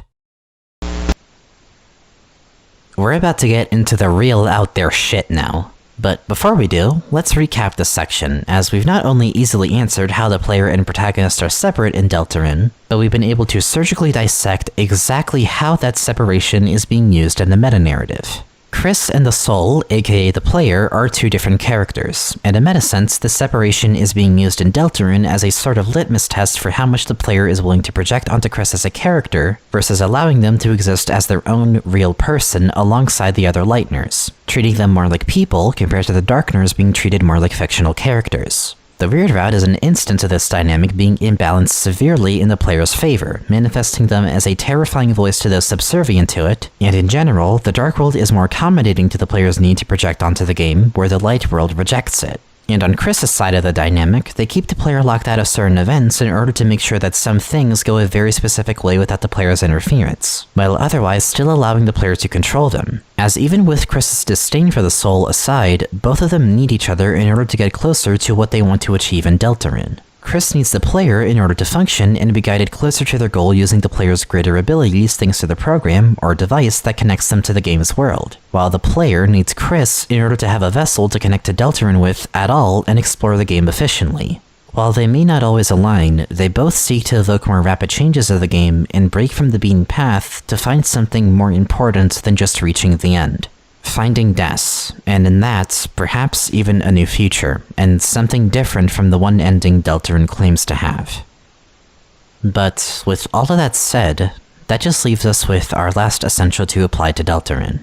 We've gone over everything that I deem to be diegetic to the game, and we've gone over why the player and protagonist separation is so important to Deltarune specifically. And in both cases, to some extent, I think I've been able to show how the device theory supports the conclusions I've made for these two essentials. Now, to find our last cornerstone of the game's meta-narrative and message, I want to bring us back to the second section of this video, actually, back when I was discussing this game's themes. As I established before, the game's themes all orbit around escapism and interacting with fiction, and with that, I was able to identify 3 specific branches from that core: autonomy, compassion, and nostalgia, each embodied by Chris, Susie, and Noelle respectively. Up until now, I had been able to more or less leave it at that. But now that we're getting up to the last section, I must admit that I have been leaving one portion of this diagram out, for it only felt appropriate to mention in this next section.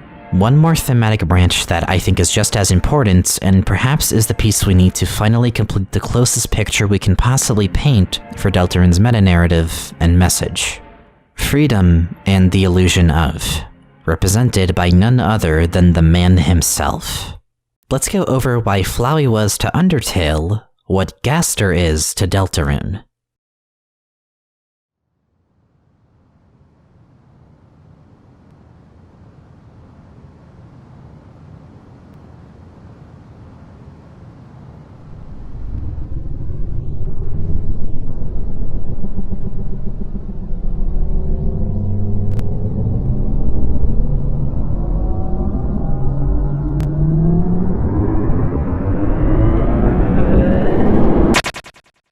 There is at least one character in the game with a particularly strong and direct connection to the player as the embodiment of the game's themes on a meta level. In other words, this last essential focuses on the fact that in any case, you have to answer to someone in Deltarune, and I believe that at the very least, that someone is Gaster.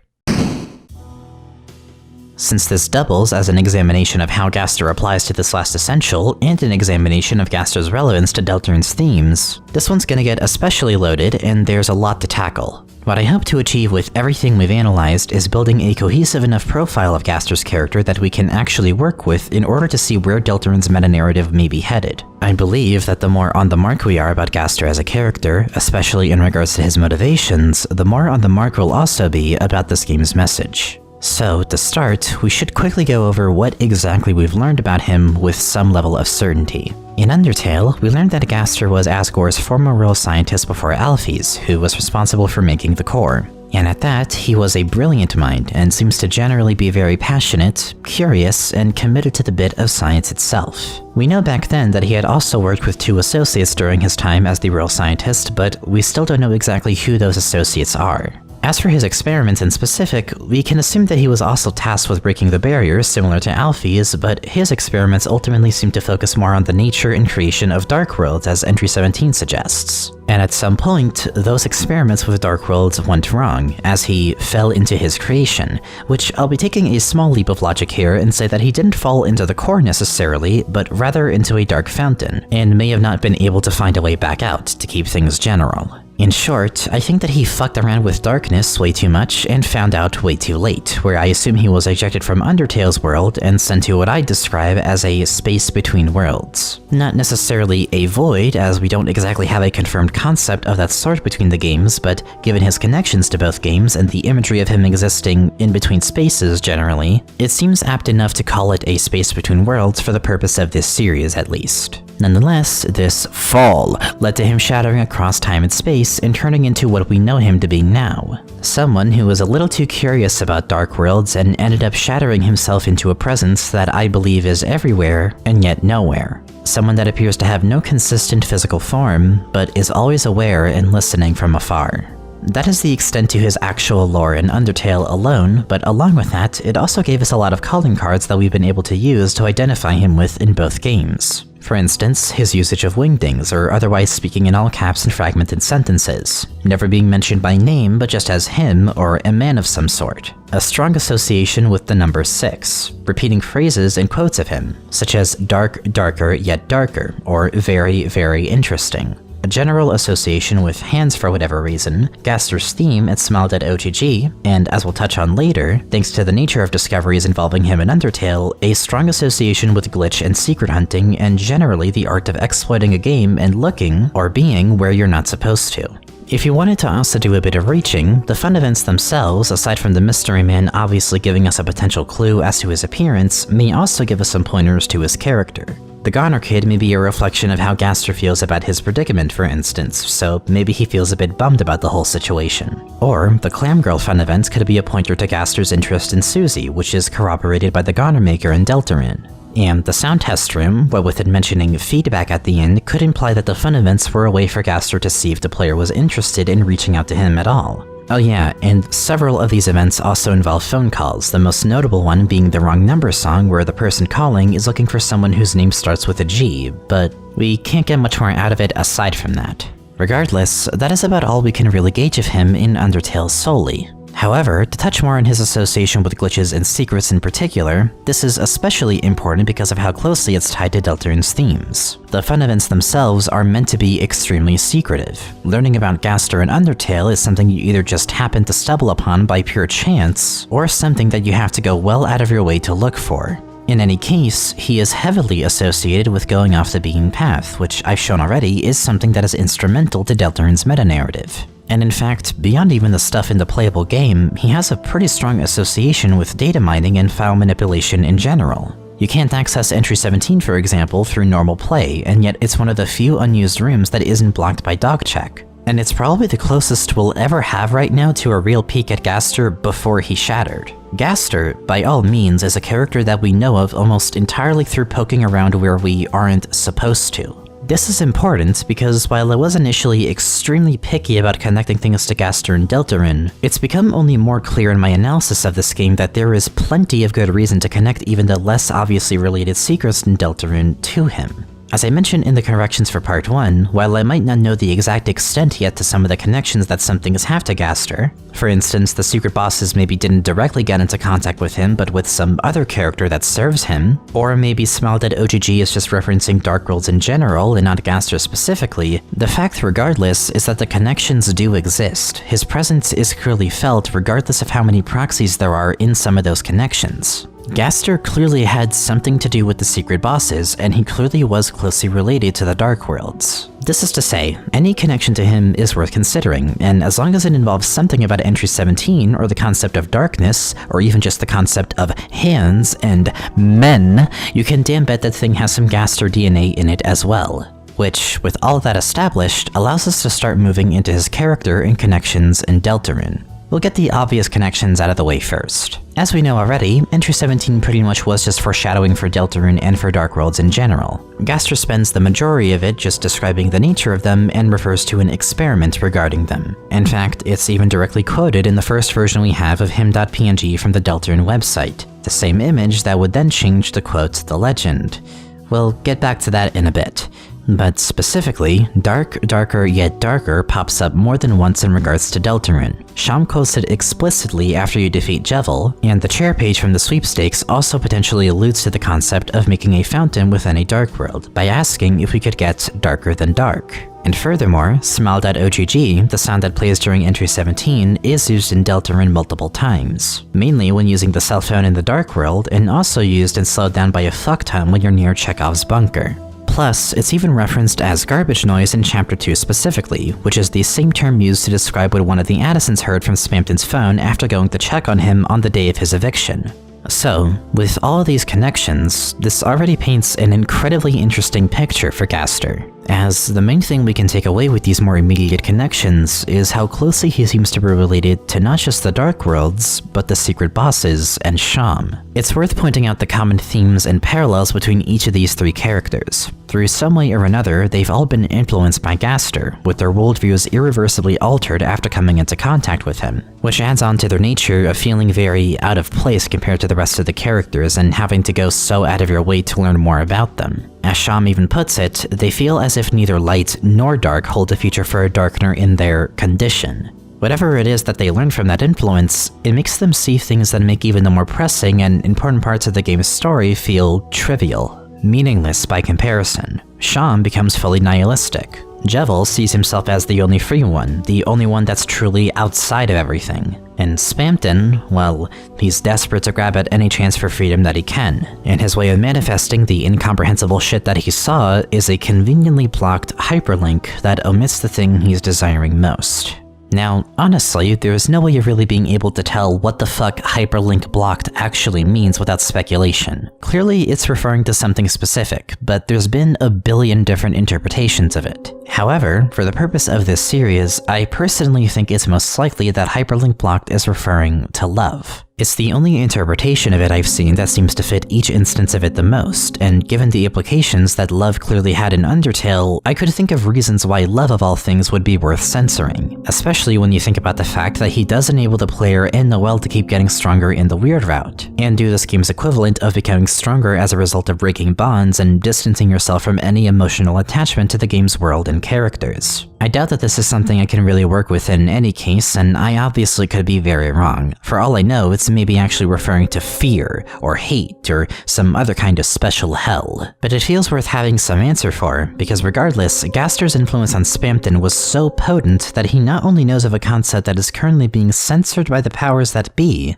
but he even was close to saying something about the night before getting cut off and I guess having the night completely erased from his memory if the Q&A was anything to go off of. That, and with Unused also speaking through him, he is a whole can of worms. So much so that if my theory about Gaster intervening during the Neo fight is true, then it makes Spamton a case where Gaster had to give the player an advantage in order to keep Spamton from going too far out of line. But aside from that, when looking at all three of these characters, I feel they each embody a different facet of this theme of freedom, and as I put it, the illusion of. Jevil and Spamton especially feel like they're on opposite ends of a spectrum. Jevil being on the end of accepting whatever he had learned about his reality and declaring freedom in that he can do anything, in the wake of realizing the sheer lack thereof. In essence, nothing matters, so I can do whatever I want. Whereas Spamton obviously doesn't quite feel that way. He feels robbed of freedom. It's something that he has to attain by any means necessary. He won't accept what he's learned about his world or accept his circumstances in general. He wants to defy fate itself and reach for heaven, and become as powerful, if not even more so, than the Lighteners or even the player. And Sham completely rejects the idea of freedom. They fully accepted the futility of defying fate and would rather just sit back and watch it all happen with no worry. There is somewhat muted Jevil in that regard. Not maniacal, but just accepting that this is how things are. While they don't tell us a lot about Gaster directly, what they each learn from him all seem to line up with this theme of grappling with the idea of finding freedom, or perhaps seeing it as only an illusion, and this is something that's going to only pop up more as we keep looking at the game through the Gaster lens. And continuing on, each of these characters also obviously share the trait of knowing way too much about how Deltarune works. As I've touched on already, they each have their ways of either breaking almost outside the bounds of the game itself, or acknowledging the boundaries at least, which is just as notable. Sham remembers your fights with secret bosses on different save files. Jevil directly mentions future events in the game. And while his dialogue about being the only free one could be just taken as him being insane or commenting on his playful nihilism, it may also be a way of him acknowledging the fact that he's one of the only Darkeners who sees beyond what the other Darkeners see. He is free in that he knows that the program layer, or the space between worlds, exists. And Spamton is unusually aware of the soul and its potential, and I'd say both him and Jevil seem more aware of what things look like on the player's end in general. So, whatever Gaster did or said to them made them more aware of things on a meta level. Which leads us into the fourth character that I feel fits into this group, Rouse, who I've already gone over ad nauseum in regards to meta shit.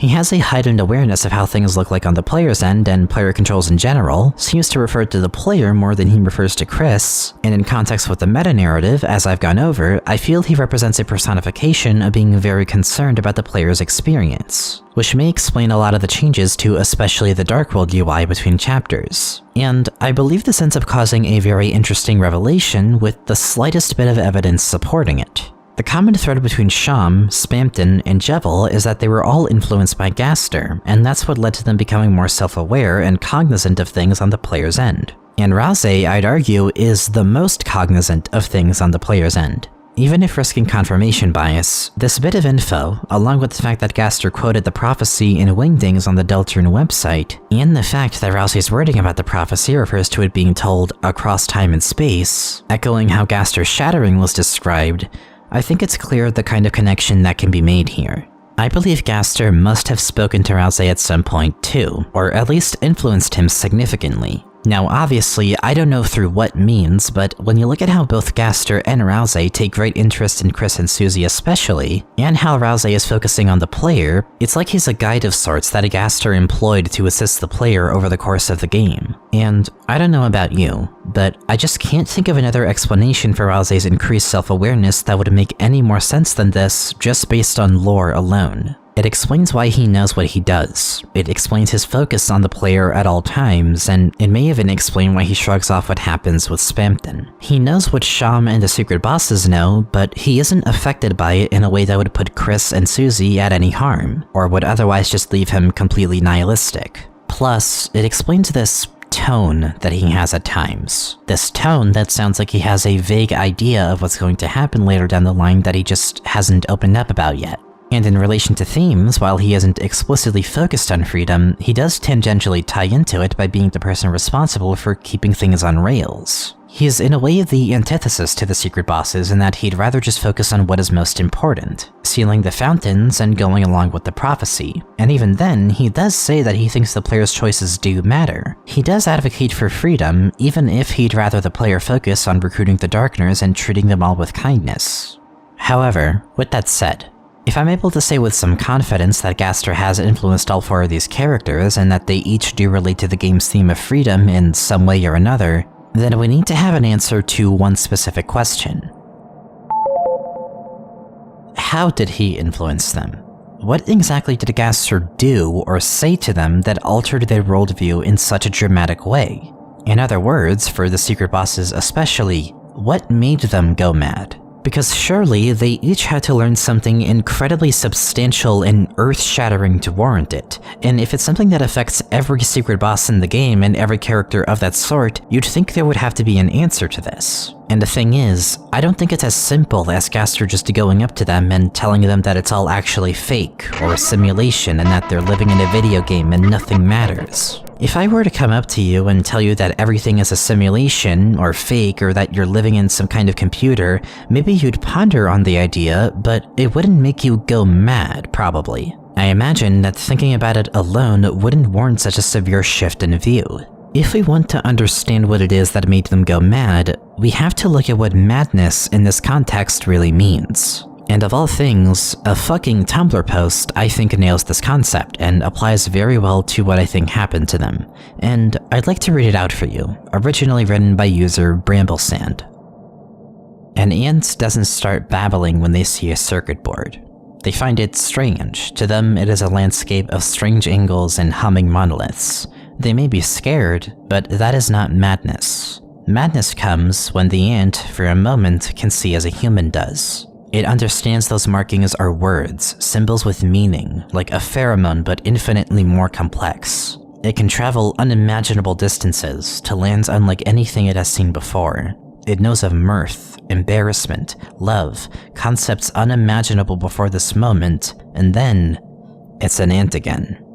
Echoes of things it cannot comprehend swirl around its mind. It cannot make use of this knowledge, but it still remembers.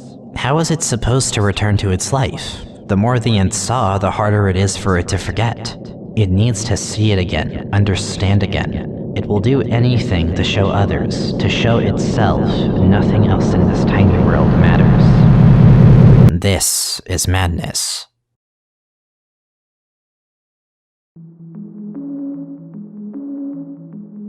I don't know what Gaster might have said exactly to Spamton and Jevel, or even Rousey, but what I do know is that, at least in Spamton and Jevel's cases, I believe he must have made them see things the way that Gaster does. Going back to the device theory, Gaster exists outside of the light and dark worlds. To him, everything within both worlds are fictional, and he is the only real thing in the program, even if he knows that a player exists. I feel that to make a Darkener see things the way that Gaster does means to show them that they just are fictional. Where they otherwise would play along with the game, and where maybe the Darkeners don't fully understand how things in the light world work, they can at least just shrug it off. They don't need to understand beyond what they know, because to them, the dark world is all that matters. It's real enough to them, and they happily play their role. But if you show a Darkener that those weird mechanics and rules all actually have meaning and that there's programming behind everything that they're doing, not just telling them that it's all in a script, but making them see the script the way that Gaster does,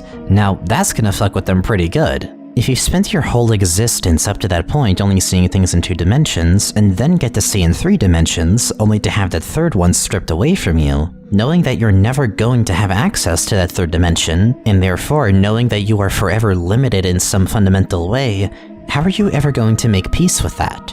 That's what these characters are going through. That's what makes them become so severely affected by Gaster, because Gaster literally just sees more than the characters of Deltarune could possibly imagine on their own. With Rousey, to be fair, this can be a little more open. Rousey might not have actually seen the code the way that the secret bosses have, and perhaps that's why he's not going insane. Because he was simply told about it, not shown the code itself. It's why he may only have a prophecy and some general ideas of some lore to go off of. I don't think he has the actual full script given to him by Gaster, he just has an outline of how the journey is supposed to go, to account for why he gets so surprised when he doesn't see the Susie and Noelle cutscene happen in the weird route. And I think there's not many better ways in general to make someone go insane than to show them the user interface of the world that they thought was real this whole time, to prove that something is connecting to them through a program that is from a reality beyond their understanding. And let me reiterate, this is not a theory claiming that Gaster is simulating the entirety of Deltarune and that this is all his doing. This theory is just saying that Gaster's showing the secret bosses a taste of what he had to learn when that experiment of his went so horribly wrong.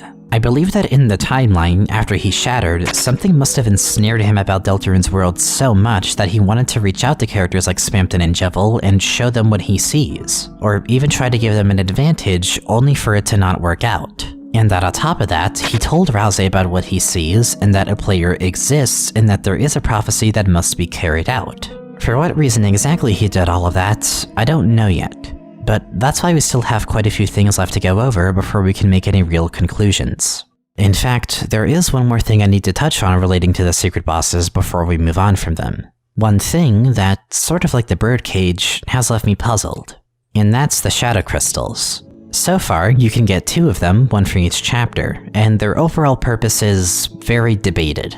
We know Jevel must have gone one at some point after interacting with Gaster, but we also know that Spamton didn't immediately have a shadow crystal. At least, not until he became Spamton Neo, which could leave us to conclude that the shadow crystal was in the abandoned Neo body, a detail that I feel will be important to keep in mind. In any case though, we can assume that each secret boss will give us a shadow crystal. Sham also takes great note of them and seems to put a lot of focus into the shadow crystals, saying that they can make something incredible for us if we can find enough of them, establishing that these objects are important enough that it actually makes even Sham question their nihilism, even if only for a bit. As for what the crystals do exactly, in the Dark World it's rather straightforward. Both of them just show you the Light World equivalent of where you are, that being the unused classroom and computer lab respectively. But the more inscrutable part of this is what they do in the Light World, which is one of the few cases of a Dark World object having its own proper use in the Light World, in the form of a shard of glass. And it may even be debated if this actually is a shard of glass, given that the Light World adds a but at the end, as if the narration isn't even sure of itself about that.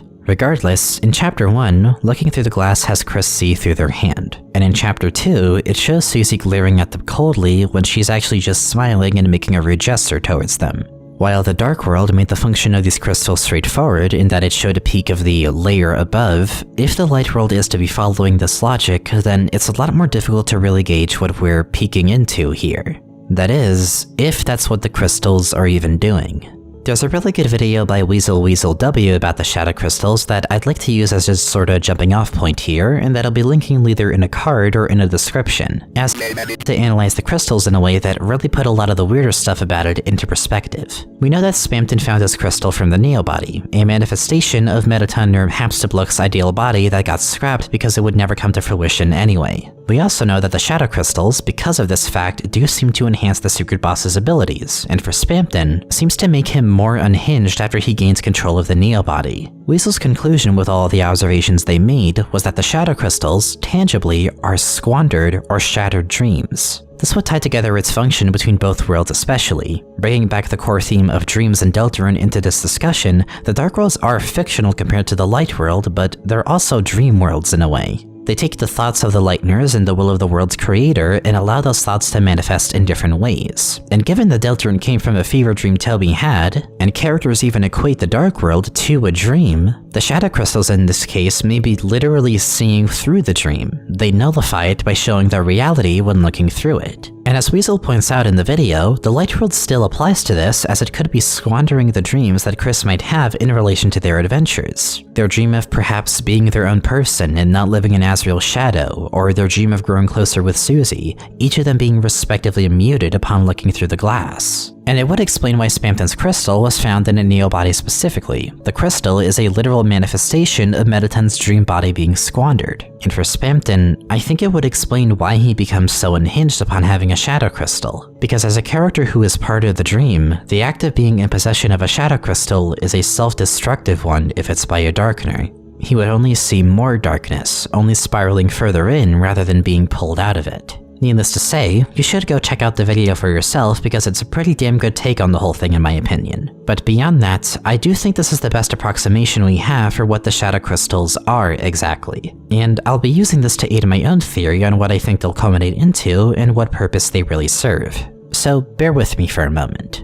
There's an unused item in the game known as the Pure Crystal. It's all but confirmed to pretty much be the thing that Sham says they can stitch up for us if we collect enough shadow crystals. The description for the item especially aiding this notion, unless Toby decides to change his mind about it for the full release, which I personally doubt, but it is still a possibility given the crystals were kinda retconned into the game since the 2021 demo. We know that each of the shadow crystals will come from a chapter's secret boss, and we know that we do need all of them in order for Sham to really find the hunt for them useful. You want to know something else about the shadow crystals that's worth noting that I've also brought up earlier? If you've defeated a secret boss, as long as the file where you defeated them is still present, you can always just get that boss's item in shadow crystal in another location. So far, we can get Jevel's stuff in Castletown for instance. And on top of that, Sham remembers you defeating Jevel. As I've mentioned before, this is the one thing that the game actually remembers across save files. This is the only thing that actually has some level of persistence between every playthrough, as long as the file where you defeated that boss still exists.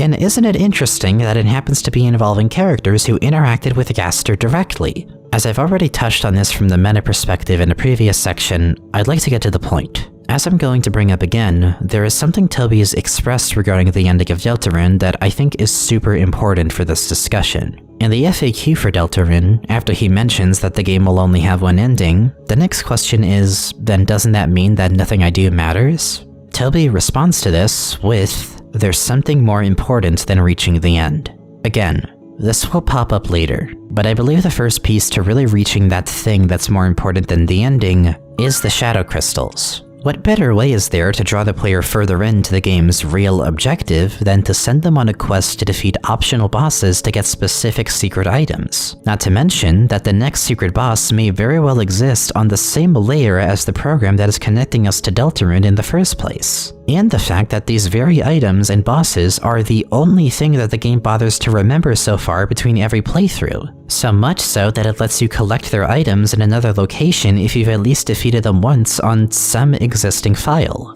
We also have to think about the purpose of doing this. Obviously, the secret bosses are significantly more difficult, so it would make sense to leave these items in another location for players who already did it and don't want to put up with fighting them again. But the logic behind that is interesting to me. You would have to do this knowing that the players are going to play through the game over again, even after finishing it. And remember what I said about the save files. Aside from Sham remembering secret boss fights from even other save files, there's shit like Azrael's drawer that changes in Chapter 1 depending on what slot you pick. And if Gaster was, in fact, aiding the player in the Spampton Neophyte, this may actually reveal something about his motivations, potentially. I believe that Gaster may want the player to go through with this quest. He may actually be expecting the player to go through the game again, on something of a New Game Plus, if you will. Maybe not explicitly that, but the game might be built under the assumption that you are going to replay it, and that on top of that, he'll do what he can to make this journey for the Shadow Crystals possible for the player.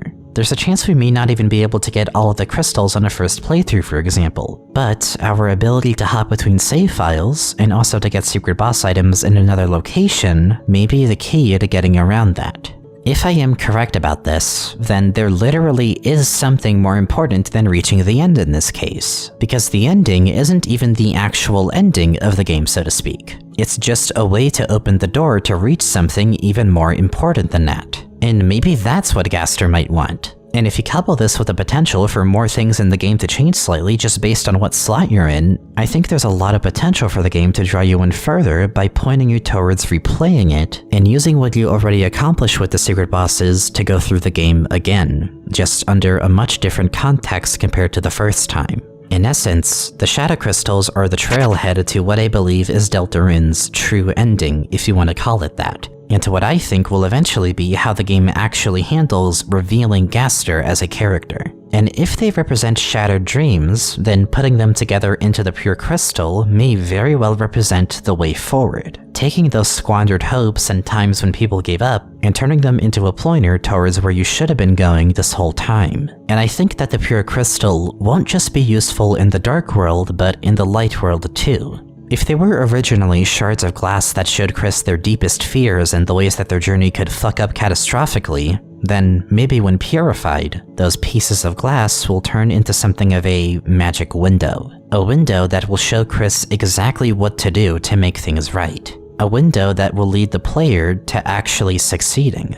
Maybe this is why Sham only has any semblance of hope for the Fun Gang if they pursue the Shadow Crystals. Because otherwise, they literally just won't be able to see the correct way to the true ending. And I think to that end, that's the best way that I can address the Shadow Crystals for now. It's the only way to factor them into this larger picture that makes sense so far to me, and I think for being one of many secrets in this game, and one of many things that clearly will relate to, and perhaps even lead us to a proper acknowledgement of Gaster directly, as well as the new future that he wants, it's important to have some idea of what they may culminate into. So with that, I'd like to finally delve into the last few connections to Gaster, or more specifically, the last few secrets regarding him or characters related to him that I feel are worth noting if we want to figure out Gaster as a character. Those being the eggs and the weird root. The eggs don't need too much analysis, but they do relate to Gaster and are worth mentioning in my opinion. For one thing, your way of accessing the rooms with the man behind the tree are very much leaning into the secret and glitch hunting aspect of the game's meta-narrative. Like, finding a secret room by going in between two specific rooms and happening upon it by pure chance definitely echoes some of the fun event shenanigans back in Undertale, specifically the fake hallway and Mystery Man event, so to that end there is already a parallel to draw. But beyond that, there's also the overall glitchy nature of the eggs themselves, appearing in your inventory if you go to the dark world even when you drop them in the light world, and being put in random places with seemingly no real rhyme or reason to what they'll culminate into.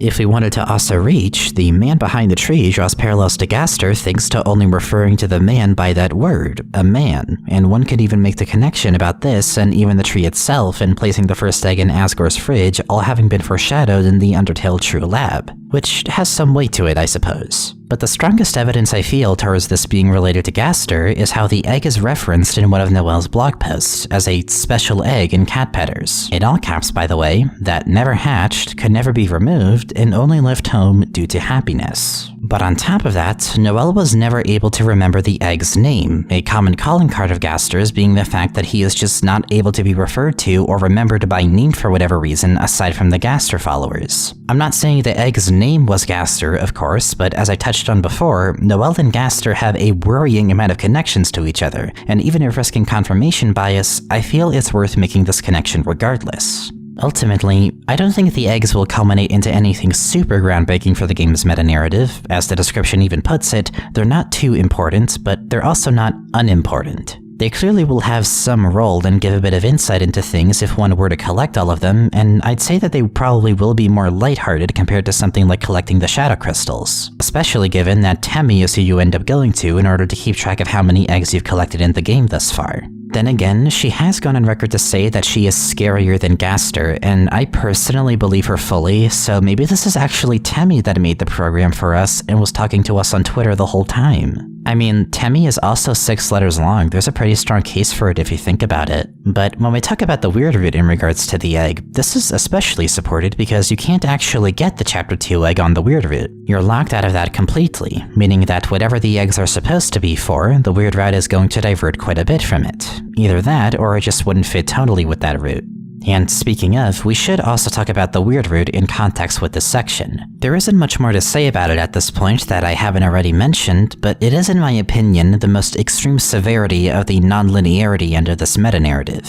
As I've said before, I believe this game is shrouded in secrets, and it makes the weird route an especially interesting case of it, because of who it involves and how it diverts from the main game. Aside from it intentionally being meant to be discovered purely by word of mouth, I feel it plays further into the fact as well that this game is meant to be seen through. What claims to have only one ending and just some secret bosses is hiding a lot more than that and is capable of going much deeper. But it's also interesting because if I feel Gaster is so closely associated with the non-linearity end of this, then how does he feel about the player going through the weird route? Especially when considering that if Rouse was informed by Gaster about the intended order of events, he's shocked to see things turn out differently in the weird route. Well, it's hard to say. You'd think if Gaster were to take issue with it, that he'd do something to prevent the weird route from being possible. Probably not terminating the connection because that would go against the function of the program, but stopping the player in some way. And yet, we're allowed to go through the game and do this route despite that. However, I personally doubt that he is enabling this route either. If you were to look at Deltarune, or the program specifically, as an experiment of his, and the experiment involves observing the player's use of their connection to Deltarune, we have to remember that we're dealing with a scientist here, and the last thing a scientist should do in an experiment is intervene and skew the results. I think to him, this is just one of many trials, one of many outcomes, and he'd rather sit back and see what happens instead of taking any particular stance morally. For all we know, the only thing that really matters to Gaster is that the player just gets to the ending. It doesn't really matter how the player does it, just that they get there in some way or another. And that's the thing about Gaster that is so important and that I really want to touch on here. I've said already that I believe he is this game's Flowey equivalent in terms of his role in the game's meta-narrative, but that doesn't mean that I outright see him as an antagonist the same way that I see Flowey as one. He doesn't have any ill intentions towards the player. I don't believe he's trying to mislead anyone, but he is an awfully curious person. He finds everything interesting. And he wants to see everything through rather than draw any lines for experimentation. Sure, this means that things like the weird route will be allowed, and that's not really the best look. But to cut that off would mean to limit the experiment, and that's against what I think Gaster stands for thematically. I personally think that he'd rather the player be free to explore as much as they want, even if that means breaking things and diverting harshly from the main route in the process in some cases. And besides, it's not like that's getting directly in the way of the prophecy itself so far. Chris still does what they do at the very end of the chapter, and we can still collect the shadow crystals on the weird route. Which again, if I think there's anything that Gaster is encouraging, then that would have to be the collection of the shadow crystals. That probably would matter more to him than anything else if I had to make any guesses. Of course, this very well could change later in the game when the next chapters roll around, but as it is, I think that as long as you are moving forward towards that new future, Gaster isn't concerned about the means in which you do so. That, and especially because you can just have the weird route on one save file for now and do a normal route on another, and the shadow crystals may gear up to be something that warrants multiple playthroughs anyway, this might honestly just not concern him for all I know. And given the fact that the Twisted Sword exists, and currently is only possible to make on an aborted weird route by not giving the Thorn Ring to Noelle, if this stays the case, and we need to abort a weird route in order to make the Twisted Sword and put the pure crystal to good use, this may very well be another step towards approaching this game's potential true objective.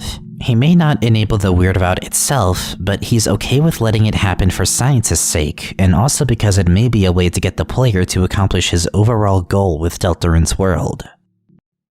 And with all of that said, now that I've addressed these two things, I want to lead into Noelle. She seems incredibly important to Gaster. She's one of the 3 characters that he notes as being very, very wonderful, and there are several connections between him and Noelle that I've already gone over. And I find this especially notable because of the fact that she is a known glitch hunter, a hobby that lines up very closely with how the player comes across things related to Gaster in the first place. If it's not glitches, then it's some form of hunting for secrets or poking around where you're not supposed to. The Ice Palace blog post especially stands out in this regard, in how she managed to find a secret door in Dragon Blazers that shouldn't be possible to find, that can't be opened by any key in the game, and amazed that the devs claim is just one of the bad guys' magic spells if you go in without a certain character in the party. A kind of thing that very well feels like something that we may encounter later in Deltarune, especially given the game already has used Dragon Blazers to allude to itself on multiple occasions. But of course, there's also the particular connection that Noelle has to Spamton, and how she views some of it as nostalgic, Spamton's connections to Gaster already being clear as day. And with all of this put together, it becomes obvious that something is up with Noelle in relation to Gaster especially. Particularly when, with all of this in mind, we consider her account of a certain event that occurred behind the cemetery, in which she blinks out on something that must have happened to her, involving the bunker. There's something I'd like to propose now with this information all being presented. Under the likely assumption that the person behind the unused script is Des, this suddenly brings a whole new slew of implications. Because I'd like to note something else about Noelle's blog that might be important. From what I could tell, Des is never mentioned on any of her blog posts. At least, certainly not by name. Maybe she's alluded to in the Blue Circle post when Noelle mentions how she checks spam mail in case it's someone real, and in which case that had to have taken place after Des's disappearance, and while Noelle was searching for her ad nauseum online, but not even in the Ice Palace post is Des mentioned, where Noelle's mom is mentioned at least. And that appeared to be one of the earlier experiences that she had with finding glitches and secrets in games. I can't confirm completely that this is the case, but it would be incredibly fitting, if not horribly ironic, if Noelle's uncanny ability to look for secrets and glitches is perhaps some side effect of Des's disappearance. Attempts by someone to reach out and speak through the darkness, to get anyone to listen and find them, and to manifest that desire in the form of secrets and glitches in video games that people like Noelle can't help but be drawn towards. I can't think of a better way for all of this to line up personally. Having her own sister's disappearance literally haunt her, even through the game she plays in an attempt to escape from the trauma of it. And with everything that I've gone over, the secret bosses, the connections between Gaster and Dark Worlds in general, the shadow crystals, the weird route, and Des's disappearance having something to do with Noelle's ties to the philosophy behind going about the more obscure aspects of Deltarune, I think this all lays out enough evidence, to me at least, to question if this game really will have only one ending. I think the game will have just one ending going by the main route, and if we were to go by the assumption that an ending here means going all the way from chapter 1 to whatever the last chapter is. There's a chance the weird route will alter it, and honestly I'd be kind of surprised if it doesn't, but the shadow crystals especially feel like the trail ahead to something else entirely. A different ending, but not in the conventional sense. Not by getting from point A to point B, but by finding the right pocket to veer completely off the road altogether. And I think the shadow crystals especially will be a way to figure out what that pocket is supposed to be, along with using the 3 save slots and the nature of Deltarune as a program in more creative ways. There is something more important than reaching the end, and I think we're supposed to take that not just metaphorically, but literally too. There's something along the way in the middle of the game that is, in my opinion, the real goal of Deltarune, that being to find Des. I don't know yet how it'll take us there, but I'm certain that is the culmination of all the secrets that this game has for us. And for some reason, every time, no matter what way I put these secrets together, I keep feeling like Des is at the center of all of them.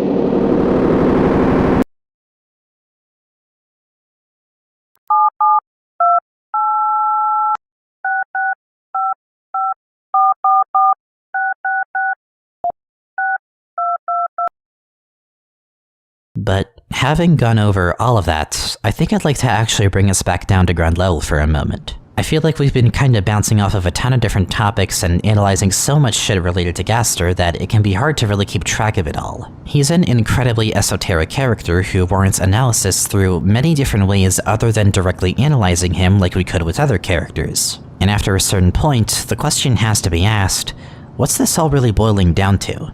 Who actually is Gaster anyway? What can we learn about him now as a character, and in regards to his motivations with everything I've discussed? Well, I do have to admit something.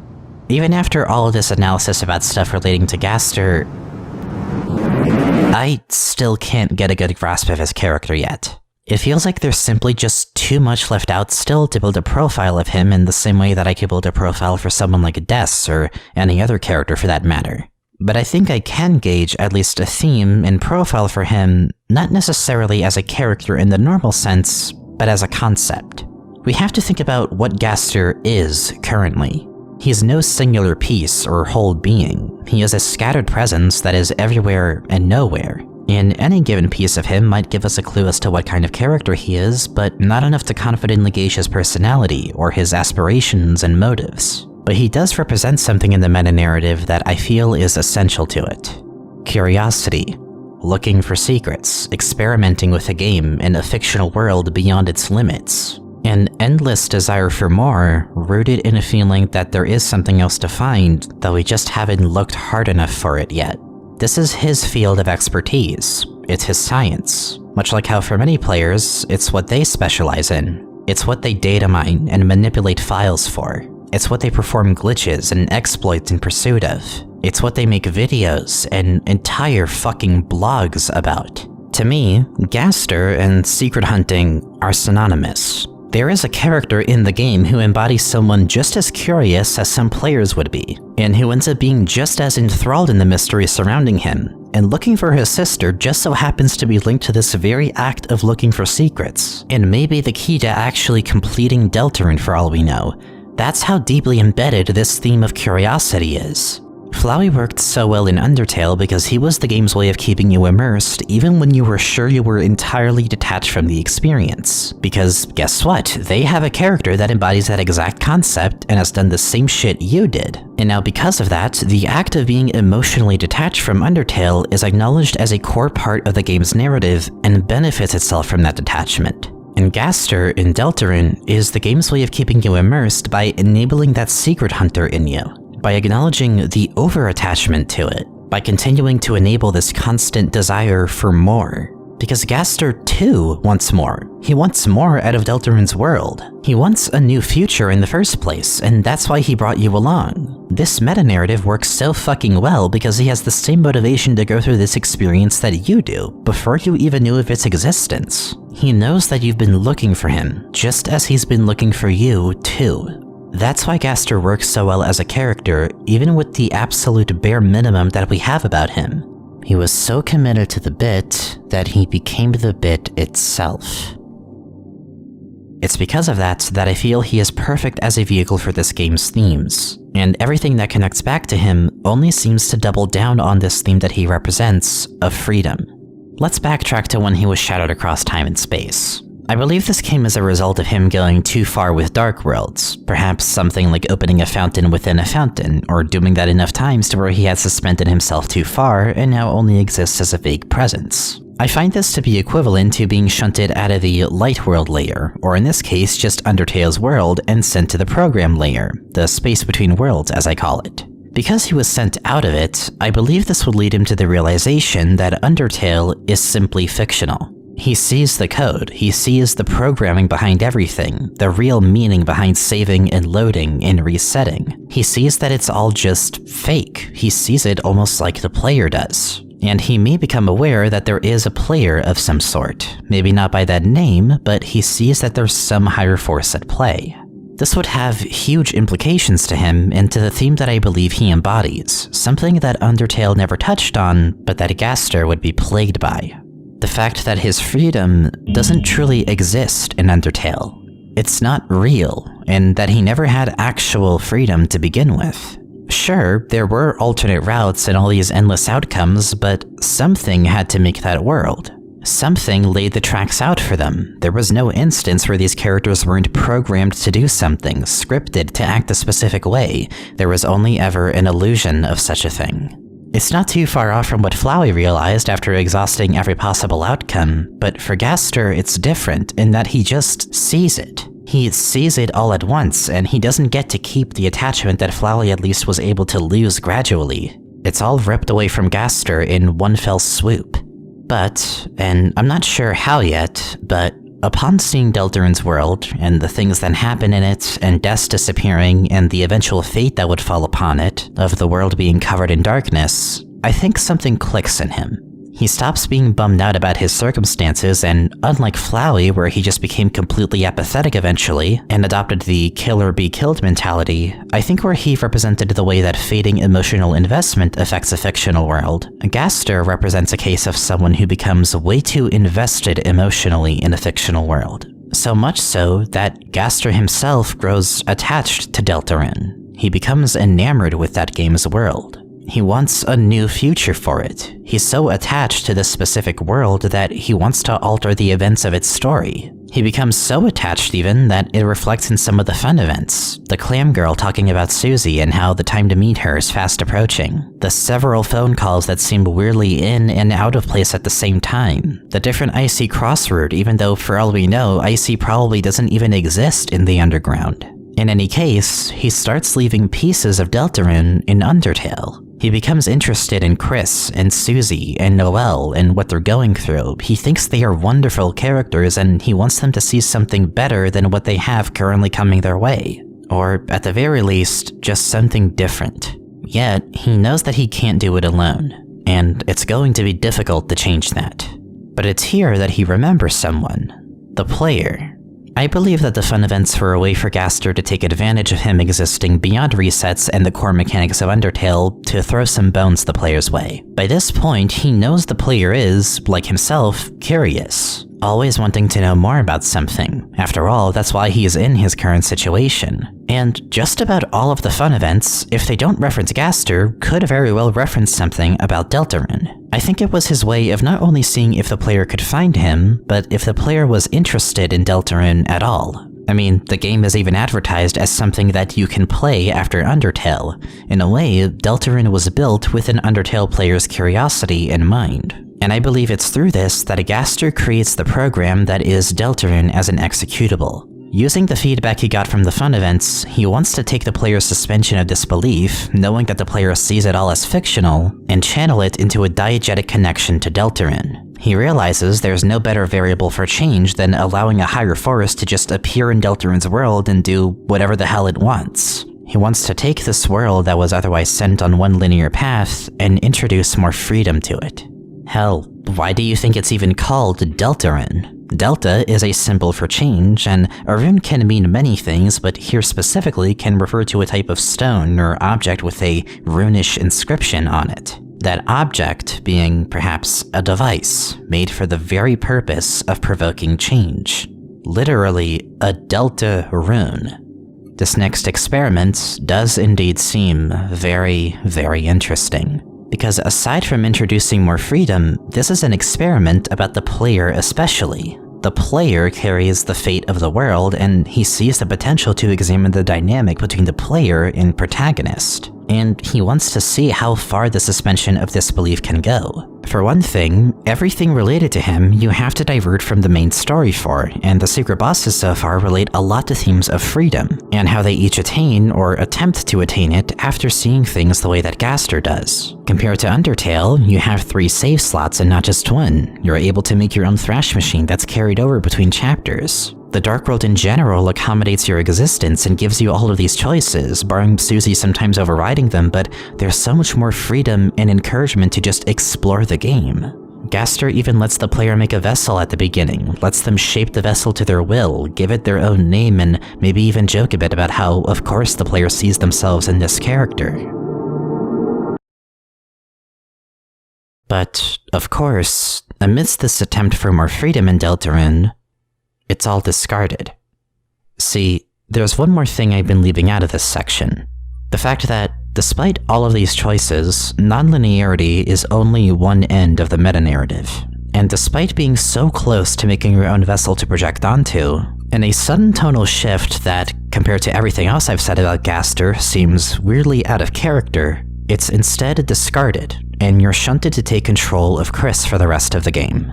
There's a lot of debate about this specific section, more specifically on if the character that discarded the vessel was Gaster or someone else. And for the purpose of this series, I'm going to take a firm stance and say that no, this was not Gaster that interrupted the Goner Maker. This is a second voice. And it's not just because of the immediate change in typer value. I know that it changing from 666 to 2 doesn't really indicate a change in character inherently. Suzy uses it, for instance, not too long after. And it's not just because of the fact that the Japanese translation of this scene speaks a lot more like Kara than it does like Gaster. Not confirming that this is Kara, but in any case, it certainly doesn't write like Gaster does. To me, it's a much simpler reason. And this sounds like a petty one, but I really mean it. If this was also Gaster, why the fuck is this not also in all caps? No, really, why? If this was also him, it would have gone just as, if not even more raw in all caps compared to normal casing. It doesn't even take on the same glowing appearance that Gaster's text has. This alone, to any average player, I feel would have to register as, oh, someone just cut Gaster off. I don't know who, but someone didn't want him to give us this vessel. And I know some of you are gonna bring up the fact that Sans does the same thing in Undertale. You'd be dead where you stand, etc. But here's the thing, you are not going to take a fucking sentence like that seriously if it were written in Comic Sans. Furthermore, we know that Sans says that anyway because he's literally right there. He's in the frame, his character portrait still shows up. And we don't have either of those things for Gaster. If both voices were really him, then this change in casing seems utterly useless to do in my opinion. Its only purpose ends up being to just spawn a pointless debate about if it's him or not. And I know Toby is no stranger to red herrings. Look at the end of Chapter 1, or hell, even the intro cutscene to Undertale where players are meant to confuse Kara for Frisk in that intro cutscene. But I just don't see why trying to cast doubt on if the second voice is Gaster would be beneficial to the story if the second voice is just Gaster anyway. The Undertale intro cutscene worked because players who are going in blind aren't going to know who Kara is. They don't know that the human there is a different human from the one they're playing as. That, and because Kara ends up being such a drastically unique character from Frisk, with their own baggage that ends up entirely recontextualizing bits of the intro. But we know Gaster exists. There's little reason to imply that it isn't him if it actually is him, and we already know who the first voice is. And honestly, if it were the case, then I don't think just allowing him to be easily identified as the second voice would really give that much away. If anything, wouldn't that actually help further the mysterious nature of him by making the player really think about his motivations more? Is he stupid? This sudden switch-up can only tell the player either, oh shit, someone cut Gaster off, or wait, Gaster doesn't actually want me to use the vessel? Why? What is he actually getting at then? And to me, the way this was written feels more like the former, and I don't think you can say both at once because it makes no fucking sense to say both at once. Just pick one or the other. Or else you're going to muddy up the actual message behind this scene, which I think would really suck for what's effectively supposed to be this game's kill or be killed moment, no? Imagine if when you got hit by the friendliness pellets in Undertale, Flowey just disappears and a disembodied voice starts speaking in a whole other font, saying what Flowey says at that part before Toriel stops him, only to then learn that was just Flowey anyway. Like, fucking what? By process of elimination, I can't see how this can come across more like the latter of the two. If it really were the latter, then just keep using all caps and establish that, yes, this is in fact still Gaster. The scene would be good enough of a red herring as is, and it would still serve the purpose of keeping his motivations vague because of the conflicting nature of that scene. Does Gaster want me to have free choices or not? What is the point of doing two red herrings at once if just one already works well enough? My point is, this change in casing is way too intentional for me to take it as anything other than a second voice interrupting him at the last possible second. Hey, so, before I go any further with this is where I have to make my one and only substantial addendum to this script after my original completion of it. It will be a bit of a tangent into another topic, as I don't know where else to fit this in, but I will wrap back around to the second voice with this, and it's something I was originally intending on leaving out, and even said I would leave out in a couple places at first. but after giving it more thought, I've realized that including it may only really be a good thing rather than a bad one. Let's go back to a little bit earlier this year.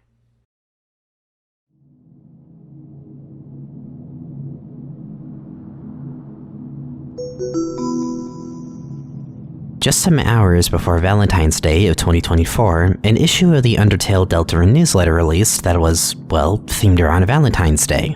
We got to see Spamton V Spamton again, and there was some unsurprising but ultimately pretty nice news and a few other cool tidbits here and there. However, at the beginning of it, everyone got 3 Valentine's cards from the characters of Undertale and Deltarune, which were randomized for everyone that got them. From what I know, there were exactly 44 cards that people could have gotten, and one of them was a rather long letter from a certain unknown character. It's a strange letter.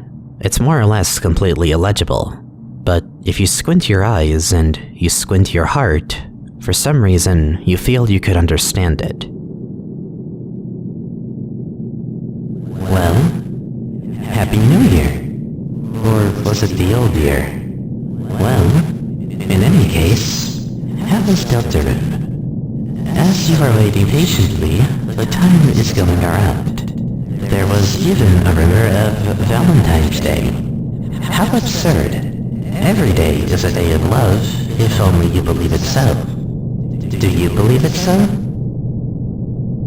So, the purpose of the message. I want to help. Yes, there was someone I wanted to help. I seem to have forgotten who. Yes, it's quite ironic, but I seem to have forgotten. Was it myself? No. Well, perhaps. Regardless, when I see them, I'm certain I will know it straight away. I never forget someone I don't remember. Will you help me? You are very odd responding out loud to a letter. But you seem reliable. I will be counting on you. Now, put on your coat and wash your face. Or, put on your face and wash your coat. Not necessarily in that order. Or in any order at all. Goodbye. There was a sound like something walking away, and the letter was gone.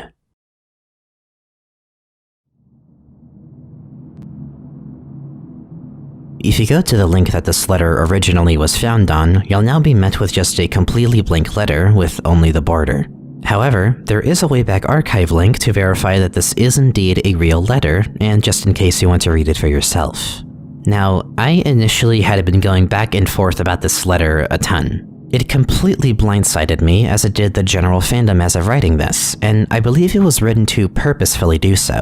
Mainly in regards to trying to figure out who exactly wrote this. As usual with anything that seems Gaster related, it's just labeled as an unknown letter. There's no direct label for who wrote it. And pulling up the traits that I have commonly associated with Gaster, there are a lot of things here that line up with him. The line breaks in somewhat fragmented speech, the all caps in general, the acknowledgement of Deltarune as a program and acknowledging how time is passing in our own reality, the letter being described as strange and having an illegible handwriting that you could only understand if you squint your heart, it fucking disappearing after people found it. There is Gaster DNA all over this. And yet, while Gaster does have a sort of whimsy tone to him, it seems to be amplified in this letter. It's unusually informal, and even if we just chalk that up to the fact that writing a Valentine's letter is a much less formal context than engaging in a whole-ass experiment, there's still the fact that the speaker seems a bit confused, scatterbrained, asking for our help and being suddenly jovial compared to Gaster otherwise being a bit more toned down with his responses.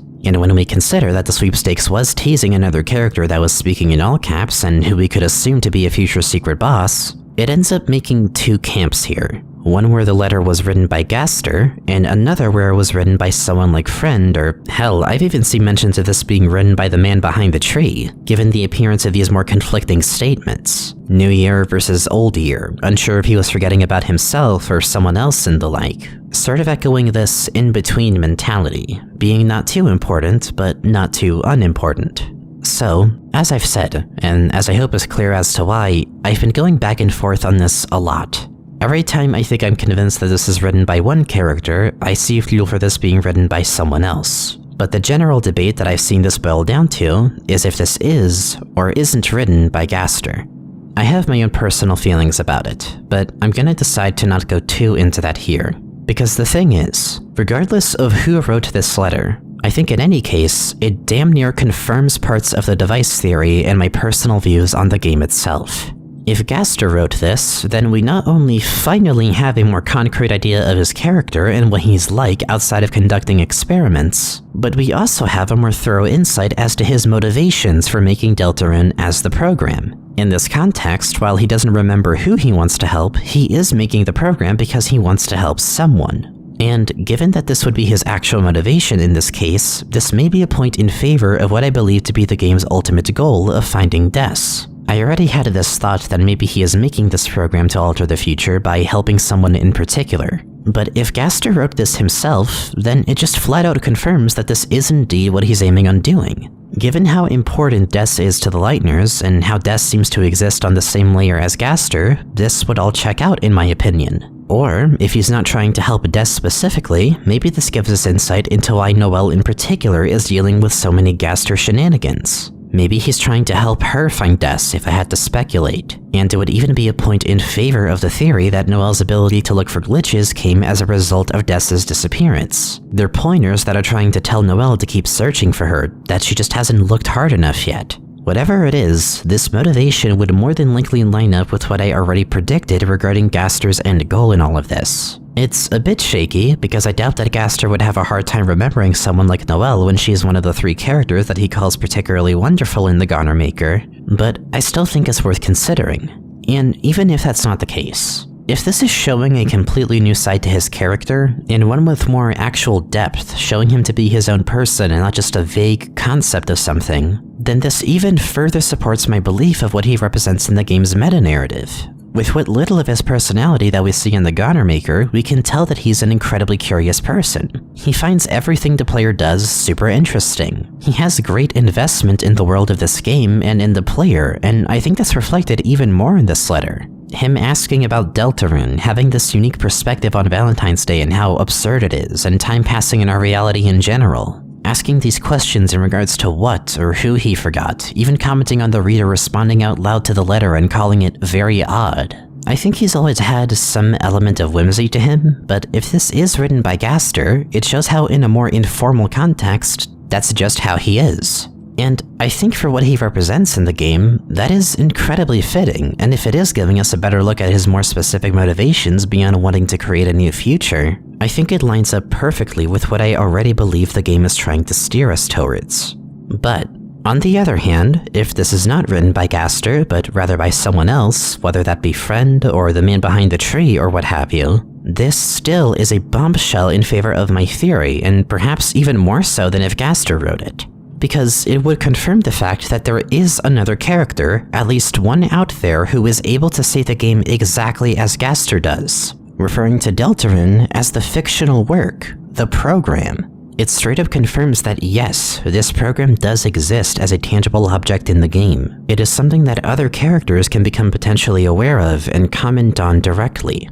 If Friend wrote this letter, then it would explain why Sean would see Friend as an impossible character to win against. Because again, we would be dealing with someone who sees the game the same way we do, and may know it even better than we do, and can take advantage of that. And even if it's not Friend, again, it being anyone other than Gaster would still confirm that the program, the game as an executable, exists diegetically in this story. And that alone is extremely useful information. While I can't give a solid answer currently on who I think wrote the letter, I can tell you this much. Regardless of whether Gaster wrote this letter or not, I think it's a win-win for this theory and this series in general. If Gaster wrote it, then that's just more material for me to narrow down his motivations and general character with, and the picture it paints lines up strikingly well with what I already had assumed of him beforehand. And if it isn't written by him, then it would confirm that Deltarune, as a program, does exist as a tangible object in the game.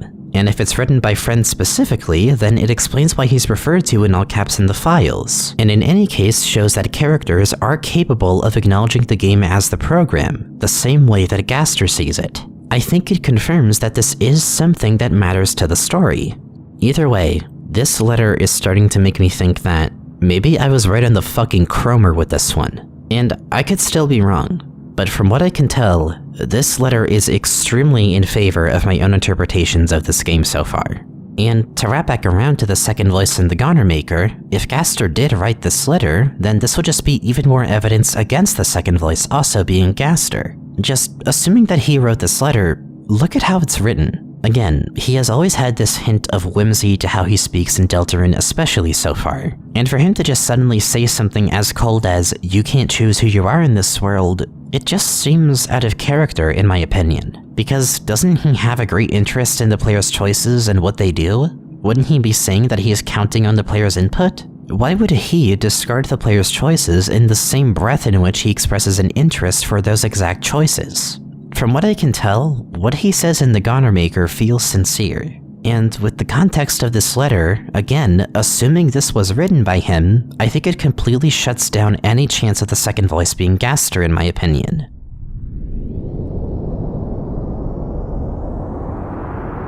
But even without this letter, I am still pretty damn certain of the second voice being another character.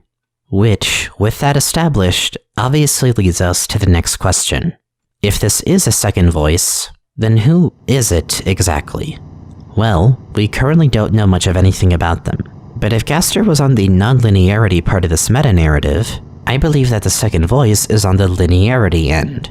It's thought that Gaster was about to have the player be introduced through a vessel and put a stop to that before he could go any further. And I believe the only quote from the second voice that's really worth noting is how it says that you cannot choose who you are in this world. This character is the thing enforcing the linearity in Deltarune's world. It can't stop the player being connected to it, but it's going to do what it can to keep it in check and to keep the story going as it's supposed to. And I believe this character is the reason Gaster became so invested in giving Deltarune a new future. Or rather, it's the main thing that's been standing in the way of that goal. See, we have to consider why exactly Gaster was so invested in this game's world. What is his experiment with it to begin with? Why does he need the player to be involved? Why did he make an entire program to connect us to this world? We know it's because he's trying to introduce more freedom and create a new future, but if there's a force that's stopping that, then that's a force that's getting in the way of it, and one that needs another force of a similar level of power to deal with. Gaster's main motivation, and the thing that he feels will give this world a new future, is simple. And honestly, it's kind of a shock I didn't catch on to it sooner. It's so fucking obvious. This is a JRPG. He wants to kill God. Non-linearity versus linearity. Gaster versus the Angel.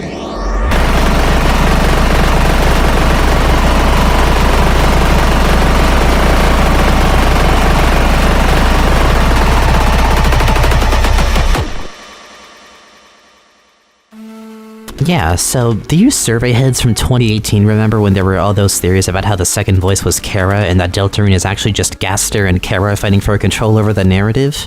Yeah, this is that if the Deltarune community wasn't fucking around! When considering everything diegetic to the game so far, and how they serve to either pull the player towards staying on script or going off script, and the fact that the game's themes in some way or another relate to this dynamic, it only makes sense that the main reason Gaster is so invested in Deltarune's world and why he wants a new future for it is because he finds the fatalism that the Angel enforces to be worth challenging. He saw what the author wrote, and he doesn't like it. He sees how without any input, the world just ends and everything is just covered in darkness, and he wants to change that. He's too invested in the story to leave it as is, and he wants to use the player as a means of catalyzing that change, by having them represent the fate of the world. While right now, we don't know too much about the Angel as a character, I can't think of a better candidate to fit the second voice. It especially appears all over the Light World, where it seems to have more control, and it probably didn't want the player to be in Deltarune to begin with, and so doesn't accommodate more for the player because of it. But then the Dark World comes in, and we have Gaster being more present there, and he wants the player to keep going, with the Angel only being able to intervene here and there to enforce some degree of linearity. I'd even argue that the Angel probably doesn't take kindly to Dark Worlds in general because of the fact that they allow so much escapism and free choice, when it ultimately doesn't change anything substantially in the Light World, and it's all going to end the same way regardless. I believe that as this game continues, this tug-of-war between Gaster and the Angel will only become more apparent. And I'd even argue that it's already taking place when you consider the fact that Chapter 1 was able to stay mostly on track only for Chapter 2 to introduce the weird route. It was able to maintain only one major route for a bit, but more opportunities and loopholes appear in Chapter 2 to go further off script. And of course, this is all in pursuit of creating a new future for the game from Gaster's point of view. And with that, I'd like to throw in one last theory with some evidence to it. And it goes all the way back to the beginning of this game's rollout. Remember the him.png image from the Deltarune website, which first quoted entry 17, but then quoted a part of the legend that 3 heroes appeared to banish the Angel's heaven? In our first encounter with Ralsei in Deltarune, when he mentions the legend, he specifically refers to it as a legend that was foretold through time and space. The same wording used to describe Gaster's shattering. And conveniently, it's the first piece of content we really got about Deltarune aside from entry 17. And it was written in Wingdings by Gaster. I think Gaster was the one who wrote that prophecy, because banishing the Angel's heaven likely is a way to terminate the Angel altogether. That is his new future. That is why Ralsei is so insistent on keeping things on track, because that is how Gaster plans to stop it. And in fact, it may even be the end result of getting the Shadow Crystals, in that otherwise, the game will just end as the Angel originally intended for it to. Gaster wants to change that by having us look for the Shadow Crystals and use them to finally banish the Angel's heaven, and create the new future that we've been looking for. And create the new future that we've been looking for. And create the new future that we've been looking for. And create the new future that we've been looking for. And create the new future that we've been looking for. And create the new future that we've been looking for. And create the new future that we've been looking for. However, you might have noticed something upon me saying this. This is awfully contradictory, isn't it? This whole time I've been talking about Gaster being for non-linearity, and yet he himself is railroading us towards a specific outcome? He wants us to be free, but he wrote a prophecy that we ultimately have to carry out? That can't be right. Surely, this interpretation makes no sense then. Either he actually is all for it, or he isn't. And that's a good inquiry. In fact, I think the game agrees. Sure, Gaster lets you have all of these choices and lets you explore the game to your heart's content, but assuming that just going through the game normally will carry out the prophecy just fine, Ralsei shrugs off a lot of the secrets you find, and the weird route is clearly something he's not going to be fond of because of how off-script it goes. And when you think about it, this freedom that he gives you, how free really is it? You'll probably still get the same endings, you can only do so much even between these save slots, and think about the secret bosses. Jevil says he's the only free one, and yet he's locked in a prison. Spamton's sales started soaring after he got on the phone with Gaster or whoever, but the second he stopped calling, he couldn't avoid his downfall. His whole arc after that is just chasing the freedom that he thought he owned. Not too unlike what Gaster may have realized when he shattered and saw the fictional world of Undertale for what it was. That despite all of these choices and outcomes, it's all scripted in some way or another. Gaster does give you more choices. Gaster made this program for you, but that's exactly the paradox of it. It's what he gave you. If he wanted, he could cut this connection to the game right now, and you wouldn't have any say in the matter. He only gives you the choice to come back if you want to. He gives you the choice to give up, but they are still choices that he gave. He could, at any moment, decide to limit you if he wanted. And the thing is, he actually kind of does. Think about Ralsei. He's all about saying that your choices do matter, and yet he has this ability to just send the player's perspective away, using cutscenes against them. Even if in a harmless manner, you are still railroaded unless you do something like the weird route. And even then, in any case, you are still limited by the battle system to some extent. You're the fate of the world, but you have to play your role, or else the story can't go the way that Gaster believes it's supposed to. Even in the act of going off rails, you will always find yourself on another track. You call that freedom? What does freedom actually mean anyway? How can you be truly free from something? How can you cut your strings being certain that there aren't going to be another set of strings holding you back all the same? That's the paradox of Gaster. Freedom in the illusion of. What is a choice in video games if not something that is given to you by the game itself rather than something entirely figured out on your own? What if this freedom you've been given is actually just wrapping itself back around into yet another set of constraints? Remember what the point of this essential always was. You have to answer to someone. Every time you die, every time you load up the game, every time you're in the outskirts of this program, you have to answer to Gaster. You're only suspending your disbelief, but Gaster is the one making everything else actually happen. You can only see so much with this program. You can only do so much without being thrown into cutscenes and railroaded in some way or another. And you can only go so far until you hit a wall, even when you're out of bounds. No matter what, at the end, nothing changes. Why even bother with escapism and with suspending your disbelief at all if it leads to the same ending anyway? If it feels like the world is going to end regardless of what you do, even if you are given more choices, how can you ever be free? Why even play this game at all?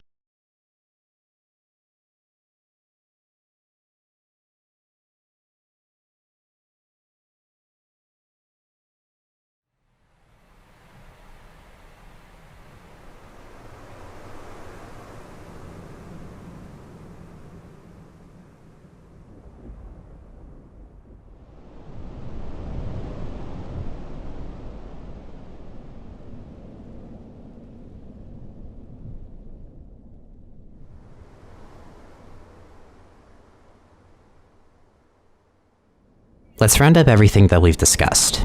This has become an extremely complicated analysis, so we definitely need it. I started this part by proposing the device theory itself, a theory that establishes Deltarun's meta-narrative as being structured by separating the game as an executable from the game as a world and story. This executable is the device in question, literally a delta rune, a tangible program that exists in the story itself, made by Gaster as a way of channeling our suspension of disbelief into a diegetic connection to the game, which is what I believe the all caps files indicated. And the theory implies that the suspension of disbelief will be tested by bringing us further and further into fictional depth, throwing it into the nearest screen as hard as possible to see what might happen, fucking with our expectations just as it was doing from the very start.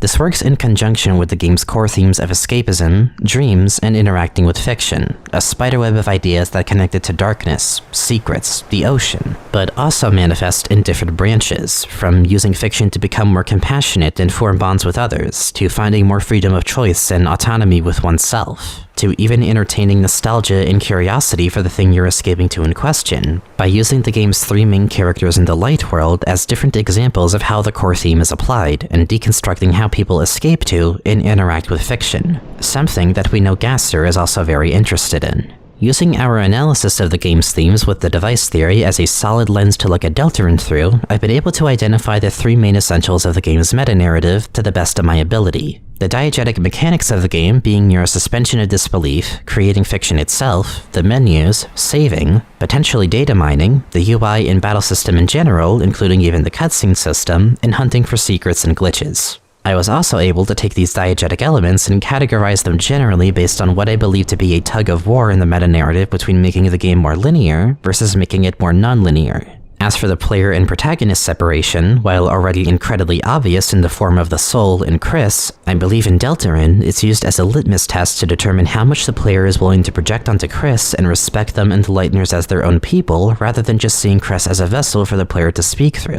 And this dynamic between the two being a delicate balance, where they both need each other in order to drive things forward, as even if they have different goals, and even if they don't like the limited agency that both of them end up having throughout the game, it'll ultimately take them to the same place, whether that be deaths or creating a new future. I concluded that they both ultimately want the same thing, but just don't know it yet. Even if the balance can be incredibly thrown off in the form of things like the Weird Root, where the player projects so much onto Chris that they cause harm to Deltarune's world as a result. But regardless of even that, the separation shows that the two need each other in order to accomplish the true goal of Deltarune. And for the last essential, I was able to show that Gaster is this game's Flowey, but in the complete opposite direction, embodying over-attachment to a fictional world rather than detachment. By looking at his relation to the core theme, and his branch of freedom and the illusion of, as well as the connections to him that are present in Deltarune, he more than neatly fits into the non-linearity end of the game's meta-narrative. Having been forced to see the fictional nature of both games himself, he's only become more invested and overly attached, enabling the player to keep exploring the game and going off track whenever they can just to see what happens. As, if we can conclude anything about Gaster as a character, or even as a concept, he is the personification of mystery itself, of what we don't know and what could be. And it shows in his connections to Noelle, how he's affected the secret bosses, and him refraining from stopping the player even on more worrying discoveries like the Weird Route.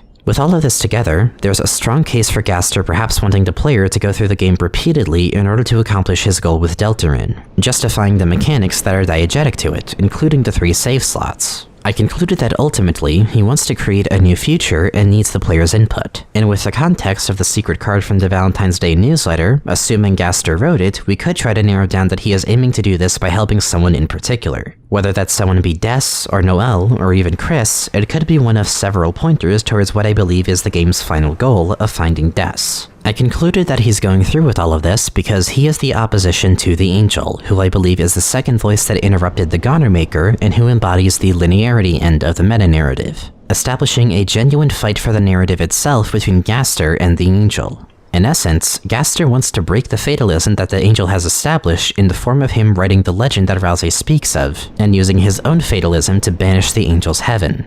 However, paradoxically, this displays an irony that may even call back to the Halloween hack days, of what being free really means and if you really have a choice if it's just given to you by the creator of the program and can be taken away from you anyway, calling into question if freedom really means anything at all, and if there's even a point in escapism if you're always going to be limited in some way in the bigger picture. It seems like a rather bleak note to end on, doesn't it? Honestly, as I've been writing this, I'm only now realizing the sheer scale of this part alone is incomprehensibly absurd. Fool I was for thinking this would only be about part 1's length, if not only a bit over. Honestly, as much as I wanted to avoid going straight back into fucking philosophical jargon, I worry if I'm back at that point all over again, almost. But I can't solve this game, and that was never the intention. Solving Deltarune was never the point of this series. Getting an idea of its message was what I always wanted to go for. Or more specifically, what is this game trying to say? Because I don't think it's as simple as your choices don't matter, or even some subversion of that like they matter to the people around you, even if that doesn't save the world or something like that. It always felt like this game's been trying to say something more. And maybe that's on me for having such a personal attachment to this series. For all I know, this isn't saying anything at all, and the point is Toby just had a weird dream he wanted to make a game about and that's it. But I've still got a bit left in me before I can call it. If my take on the meta-narrative is true, and there really is some Gaster versus the Angel kind of shit going on, then I do believe that it has to also acknowledge the paradox of freedom as a concept in video games. But when looking at it just a bit longer, I don't think the point is that one has to prevail over the other. Games have limits. Fictional worlds have limits. There's no getting over that. You can make a game as lively and as filled to the brim with choices as you want, but you will hit a wall sooner or later. Deltarune just happens to be more streamlined, and so this wall is more obvious, and it acknowledges that. But I want to bring you back to what I said about what I think Deltarune really is a game about. I believe it's focusing on your own suspension of disbelief and forcing you to acknowledge that it is a game and that you're engaging with something fictional and making the conscious choice to connect yourself to it. And I don't think it's using it in as cynical of a way as maybe something like the Halloween hack did, where the only alternative is to turn the game off. For one thing, that seems pretty lame if that's the case. But most importantly, I'd like to also call attention again to what Toby said about Deltarune, that there's something more important than reaching the end. No matter if you go through this game by the book or go completely fucking off rails, this tells me that either approach will lead to a similar outcome, or even if different outcomes, that it's not what the game is really about ultimately. Sure, staying completely on track and not diverting from it at all will just lead to probably the same ending that Gaster wanted to avoid. It won't take us to that new future. But I believe this game is also saying that throwing all structure to the wind and getting there through every single exploit and offbeat path possible won't do much better. In fact, in cases like the Weird Route, it might do even worse in pursuit of that goal for all we know. This is a common struggle, I imagine, with making games in general. If it's too on rails, it's boring. You can see everything ahead, there's nothing to spice shit up. But if it's too open, then it all feels difficult to process and hard to appreciate. It may feel like it isn't respecting your time, and the lack of any structure takes away from any meaningfulness that the actually important parts of the game might have. Similarly to escapism, living life completely by the book is painfully mundane. But delving too much into the dreams and the synthetic, you start to lose sight of what makes it special to begin with. That connection that dreams have to reality. It's why I think the game will eventually make at least a darker world or a fountain within a fountain. What better way to tackle it than by literally making something darker than dark? By having the darkness in that darker world be based off of something that's already fictional. By constantly becoming further abstracted from reality, it eventually loses its meaning and impact completely. I suppose that's not taking the roaring fully into account, but that's a whole other can of worms. Point is, I think ultimately, the answer to completing this game isn't about getting to the right ending or doing something right and then getting to the end after that. Just like Gaster himself and his nature, it's something in between.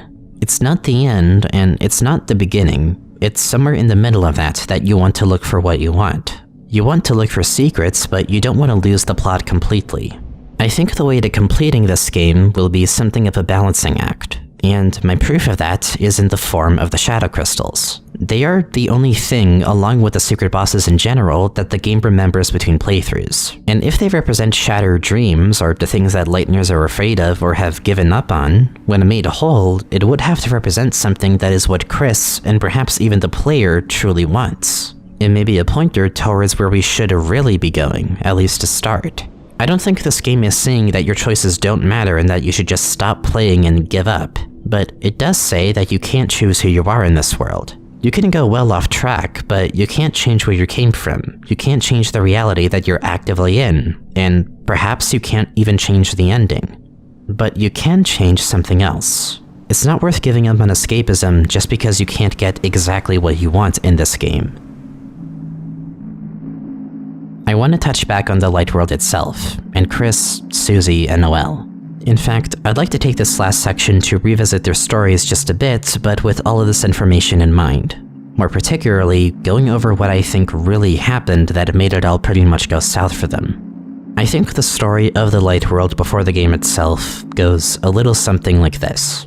It's not perfect, there's some holes in it, but it's the best I've got for now. Noelle, Chris, and Susie are all born in different parts of the light world. Noelle is born into a loving family in hometown. Her mom is the mayor, and Noelle has an older sister, December, or just Des for short. And she's very protective of Noelle, because Noelle is very easily scared. But as long as she's comforted, they can even watch horror movies together without worrying about that. Chris runs away from where they were born for whatever reason, and at some point is adopted by the Dreamers. They now have an older brother, Asriel, who they look up to. But they feel out of place because they're the only human in town, and they honestly wish they weren't. And not as in that they wish they were other humans, but they wish that they were a monster too. Especially with their soul taken into account, they just don't like what they are at their core. They were all much younger when they first met, but the Holidays and Dreamers all become very close. Noelle, Chris, Asriel, and Des form a sort of chaotic group of 4, all going on adventures and exploring hometown and just having a good time. Chris is a bit of a prankster and scares the shit out of Noelle, and Des whacks them with a bat sometimes because of that, but it's all in good fun, there's no harm. There's this one time where they explored behind the cemetery though. They go a little far into the forest, and they find a bunker. It's open, so they figure that they may as well go in as a group of 4. But they find something, or maybe someone in there. And it scares Noelle so badly that she doesn't even remember the bunker existing now in her recollection of that event. She only remembers crying and Des wiping her tears with Asriel's jacket.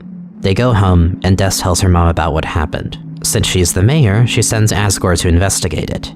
He looks into it a bit, but ultimately comes up with nothing. It surely is just some kids being scared of the dark, and that's it. Case closed. But Des can't let go of what happened. And more importantly, she's worried that whatever was in the bunker might come out and might scare Noelle again. So she decides, at some point in the future, to go back to that bunker. And this time with Chris, of all people, for whatever reason. And neither of them tell anyone about it. She wants to find whatever it was that scared Noelle and kick that thing's ass so that she can tell Noelle that she doesn't have to worry about it anymore. They enter the bunker, and only Chris comes back. By this point, Toriel would have noticed that Chris is missing from the house and probably called police to look for them. And they see Chris, but not Des. Chris doesn't tell anyone what happened that night. She's declared missing, and Asgore is blamed for this, considering that he found Chris, but not Des. This leads to him being removed from the Force, and eventually, him and Toriel separate over this, along with who knows what other reasons. The Holidays and Dreamers, over time, begin to drift apart. And Noelle, from this point on, obviously can't get over Des being missing. Over the years, she searches for her everywhere to no avail. And her trauma over losing her makes her lose a spelling bee that Birdley ends up winning after the word December is given. But on a totally unrelated note after this, she begins to have a weird knack all of a sudden for finding glitches in the game she plays. Sometimes Chris would come over to Noelle's house and they'd hang out, but it's only until Chris is lost in thought and just goes to play the piano for the rest of their time there, as if they were thinking about something. Asriel then leaves for college, Chris being left to live in his shadow even in his absence. But a new girl then arrives in town, Susie. No one knows where her family is or if she even has any, but she's the new girl, and she's mean. The other kids are scared of her, and she especially hates Chris at first for whatever reason. She's the bully. But Noelle is nice to her, so they have something of a soft spot for each other there, and even Chris does like Susie, even if she doesn't reciprocate it yet.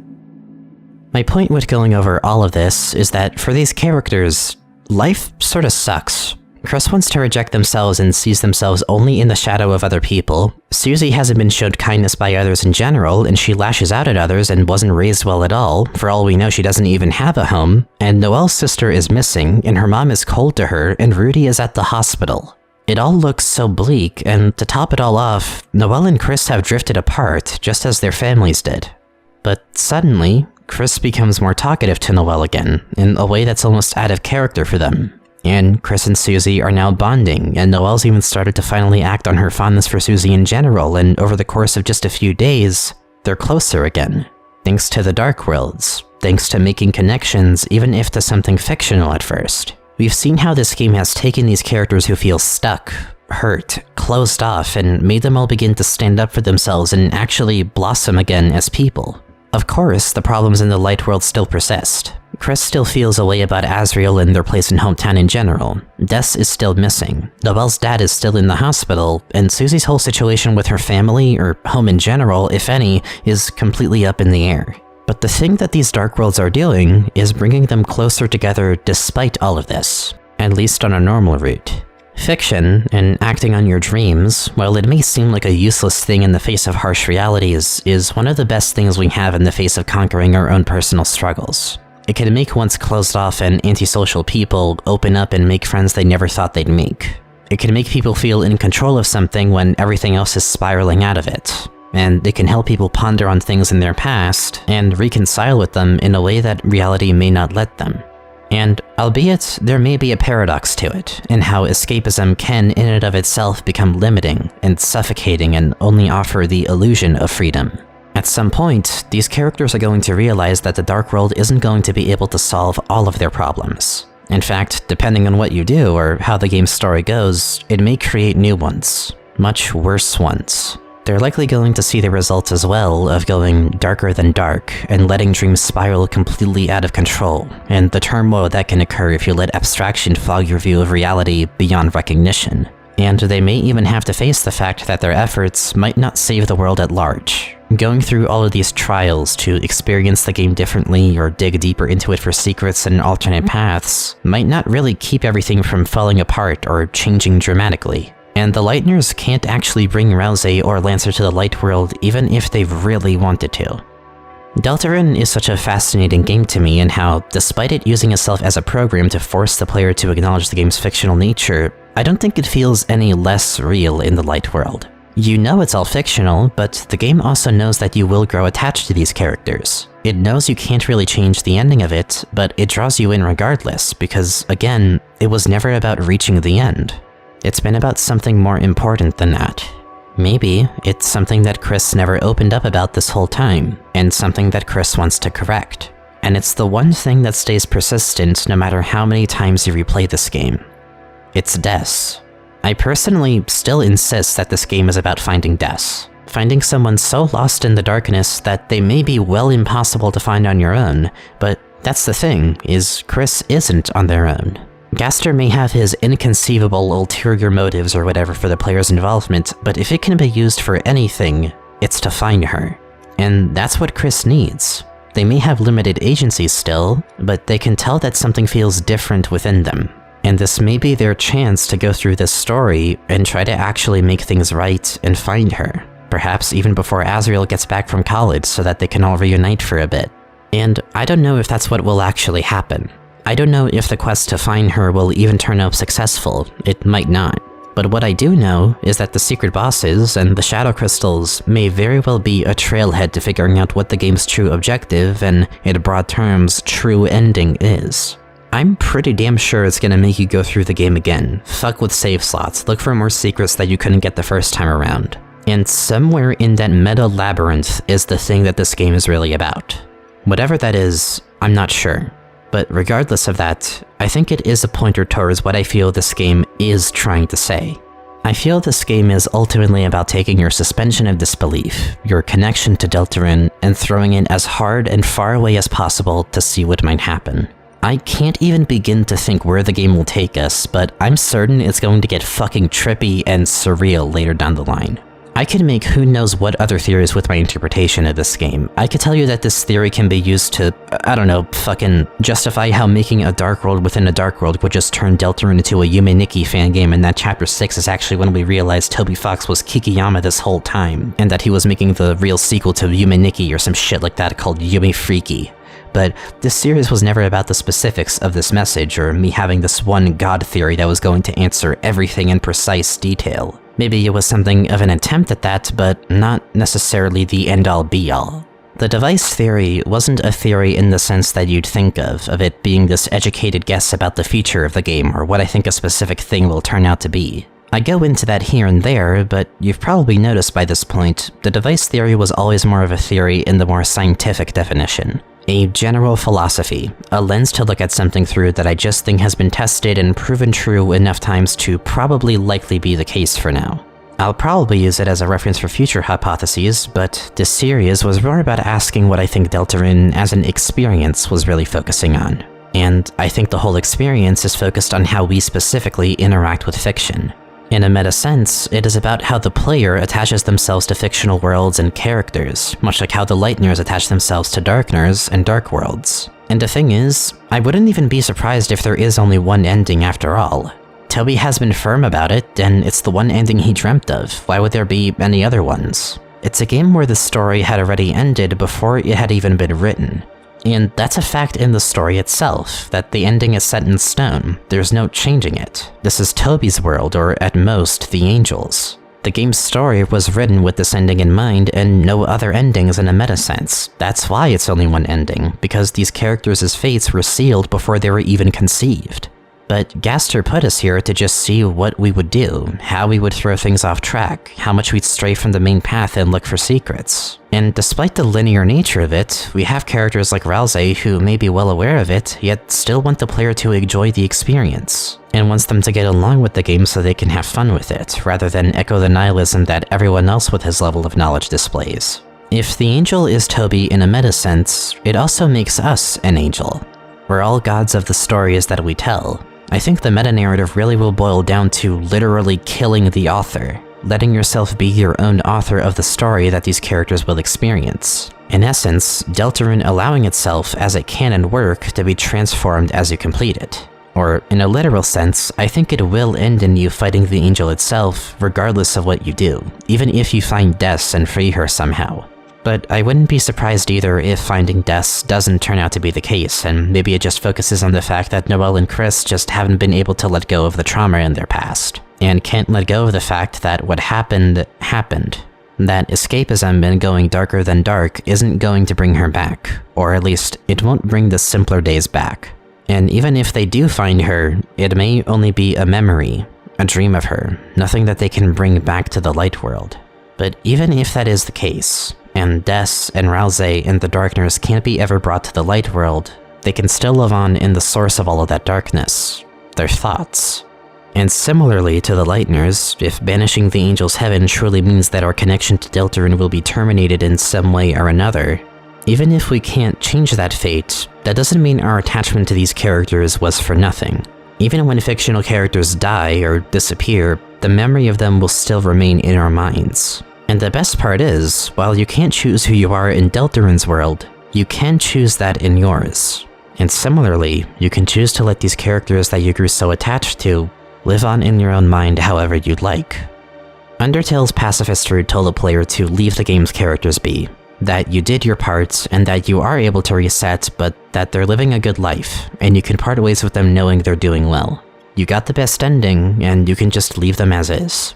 But Deltarune, I feel, at least in some sense, is going to tell the player to take these characters with them after banishing the Angel's Heaven. Perhaps that was the experiment after all, if there ever was one. Literally causing the death of the author of Deltarune's world and taking its characters with the player through the connection that they had made to Deltarune.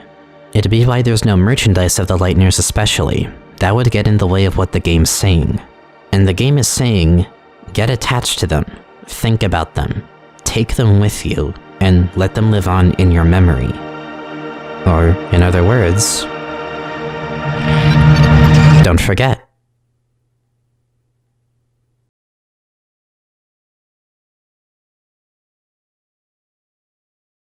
Konnichiwa. トビー・フォックスです。このところ、世界中の国が大変な状況ですね。このまま世界が終わってしまうんじゃないか。そんな気さえしてきます。こんな時にゲームなんて作っていいのかな？こんな時にゲームなんて必要とされてるのかな？なんてつい考えてしまいがちだと思います。でも、どうか皆さん、気を落とさないでください。だって、こんな時だからこそ、人は笑わなきゃいけない。笑顔にならなきゃいけない。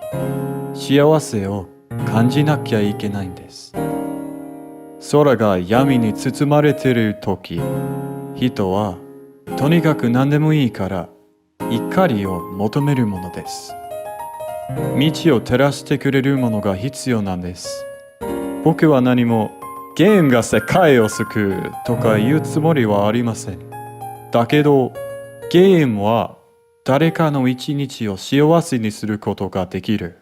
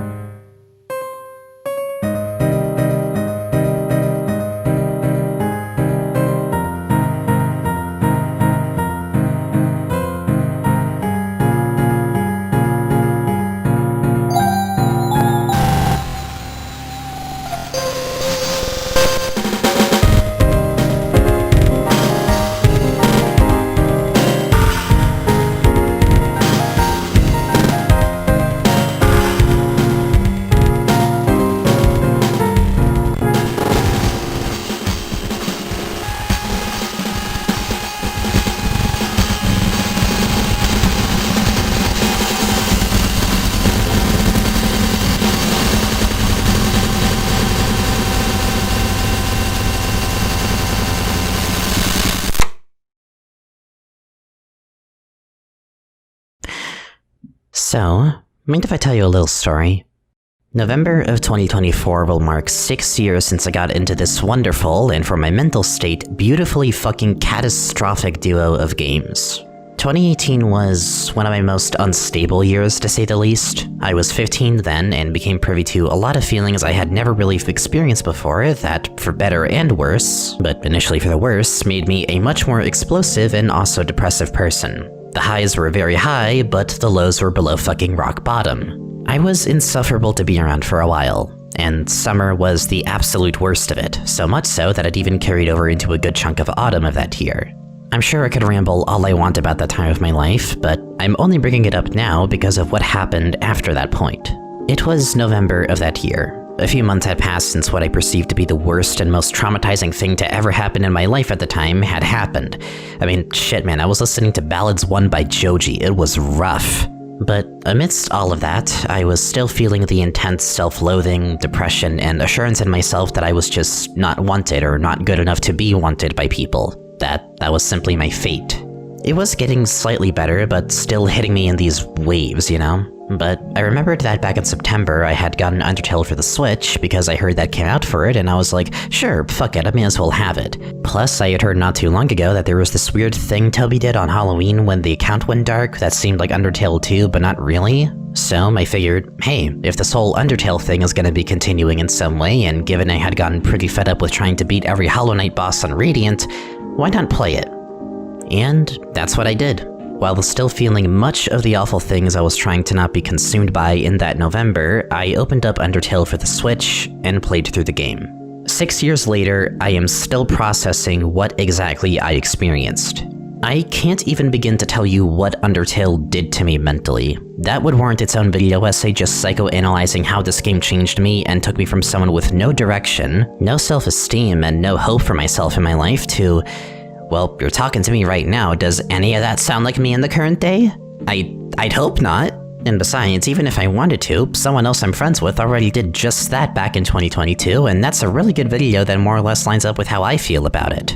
But when I think about what Undertale did to me and how it made me so emotional and made me feel hope again in myself and just the slightest bit like maybe I'm not a shitty and unlikable person to be around, there's these specific few moments that pop out to me. Sans talking to you in the diner when you reach Mettaton Resort, saying that someone really cares about you, the entirety of the end sequence after saving Azrael where you get to go through the underground, and speaking of, the entire sequence with the Azrael boss fight and seeing him cry out how he doesn't want to be alone again, and just Azrael as a character.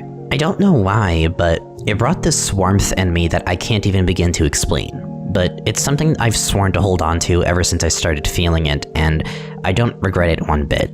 I think what happened was, because I had played that game, at that time, in the middle of autumn, in the chaos of me going back and forth between states every weekend because I was staying in a house in the woods, but had to go to school in the fucking city still, and at the time when I first learned what Crystal Pepsi tasted like because that was actually still in stock at the time, and also what peppermint mocha coffee tasted like, I just so vividly remember being in that house, having that coffee, and playing Undertale while telling one of my now partners about what I was doing in the game and everything, and while winter hadn't hit yet, but some snow had already fallen the night before.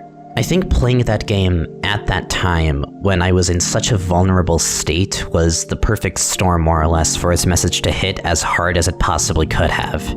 I felt happy to let something go for the first time. I think that's why I felt such a warmth, because up to that point, it felt like the things I wanted to hold on to would always be ripped away from me somehow and so suddenly, and that hurt me a lot throughout the years. So to get through this game and to truly feel close to this cast of characters and give them what they wanted this whole time, being told by the game that it cares about me, just for the game to say it wants me to let go of it, and leaving that choice up to me, I think it was some esoteric way of teaching me that no matter if you never speak to someone again, even if things don't go the way you want them to, that the memories you made with that person or thing, the attachment you had spawned, that wasn't for nothing. That was a good experience you had with someone in the life you are living, and while we more easily attach ourselves to the bad things in our lives, the good things more than deserve to be held on to just as much. And that's what I did because of having played it. I grew this habit of just bringing a pillow and blanket with me everywhere around the house so I could get wrapped up in both of them whenever I felt like, and even in the car as we drove between states, and I let comfort and the idea of holding onto that warmth be my way of dealing with whatever I was feeling at the time whenever it cropped up.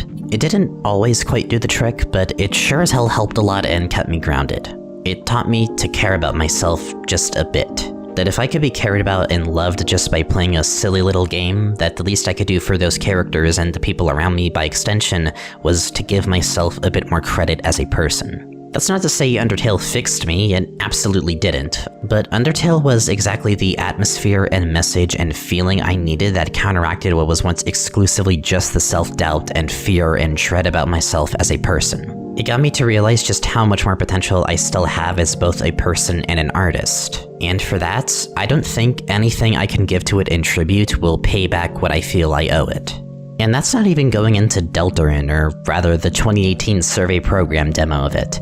Chapter 1 feels so small now in context with everything else, but it's that exact smallness that makes that demo feel so special to me as well. And what comes to mind especially, aside from my eternal crush on Sham that has not faded one bit since I saw them for the first time in-game, is my first reaction to exploring Hometown after sealing the Card Kingdom Fountain, and especially seeing the ending of Chapter 1 and hearing Don't Forget for the first time. Imagine all of those feelings that I had just described to you that Undertale gave me, in conjunction to what Deltarune was setting up in Chapter 1 and all of the unanswered questions that both of them posed. I think I'm still honestly struggling, even to this day, to fully articulate how Undertale and Deltarune have impacted me so much as a person. I honestly don't know if I ever can fully encapsulate the impact these two games have had on me. If I had let go of Undertale's cast, knowing that they are all doing well and that feeling bringing me so much comfort that I never want to even replay the game because of it, let alone do the genocide route, Deltarune has consistently felt like I was growing up with it. Hearing the updates about its development, it's like hearing from a friend I hadn't talked to in years and seeing how they've grown as a person since the last time I spoke to them. And over time, that only grew more intense because in that period of just having nothing to work with in regards to the future of Deltarune, I remember watching an iceberg video about the game. And near or at the bottom of it, I remember one of the entries being device failure. It was so obscure that even the person talking about it didn't really know what to make of it to my memory, but it led me to this Reddit post that Stansburyana made about how Deltarune's internal data had these all-caps files and a bunch of files with the device prefix to it. And hell, they even made a little diagram about what they thought the device in question was. And so, I remember rambling to my friends and, again, to one of my now partners so much about what the hell it could have possibly meant, and about all the other mysterious Gaster connections in both games, and through all of that, well, the seeds for what you guys now know as the device theory had been planted, and since then, it has grown into this. Over the years, the comfort that these two games have brought me, while I have experienced so many things, both good and bad since then, that comfort has not faded.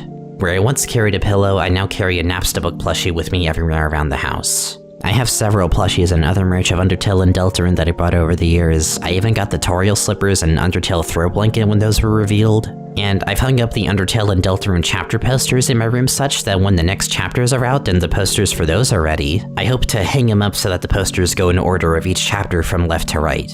I still unironically wear the Sans hoodie when it gets colder because I just actually love that shade of blue and how it looks with my other clothes, and because it's cozy as fuck, and I wear the Rousey scarf for the same reason. When Chapter 2 came out, that led to me yet again having some significant realizations about myself and what kind of person I really want to be in my friendships and relationships. And that's when I realized I was Molly. And listening to the Delta cast after the rush of the sweepstakes, knowing Toby basically just made something 1 degree away from a full-on ARG for its fucking charity event, that led to me finally sitting down and acting on my desire to just make a proper video about Deltarune. All of that said, I am terrified for what 2 new chapters at once are going to invoke in my life once they come out if the track record keeps up. I hope it makes sense to you now why and how I managed to make this absolute fucking monster of a series. I know it's not like I really had to provide an explanation for it, but I just can't help myself. These 2 games have influenced me so much in my teen years, made me feel more hopeful and self-loving and caring as a person, showed me what I wanted truly out of both myself and the people around me and how I want to present myself, and is now also the basis through which I have managed to gain a following and network of my own, and I have willingly allowed it to have such a presence in my life that I sleep and wake up to it.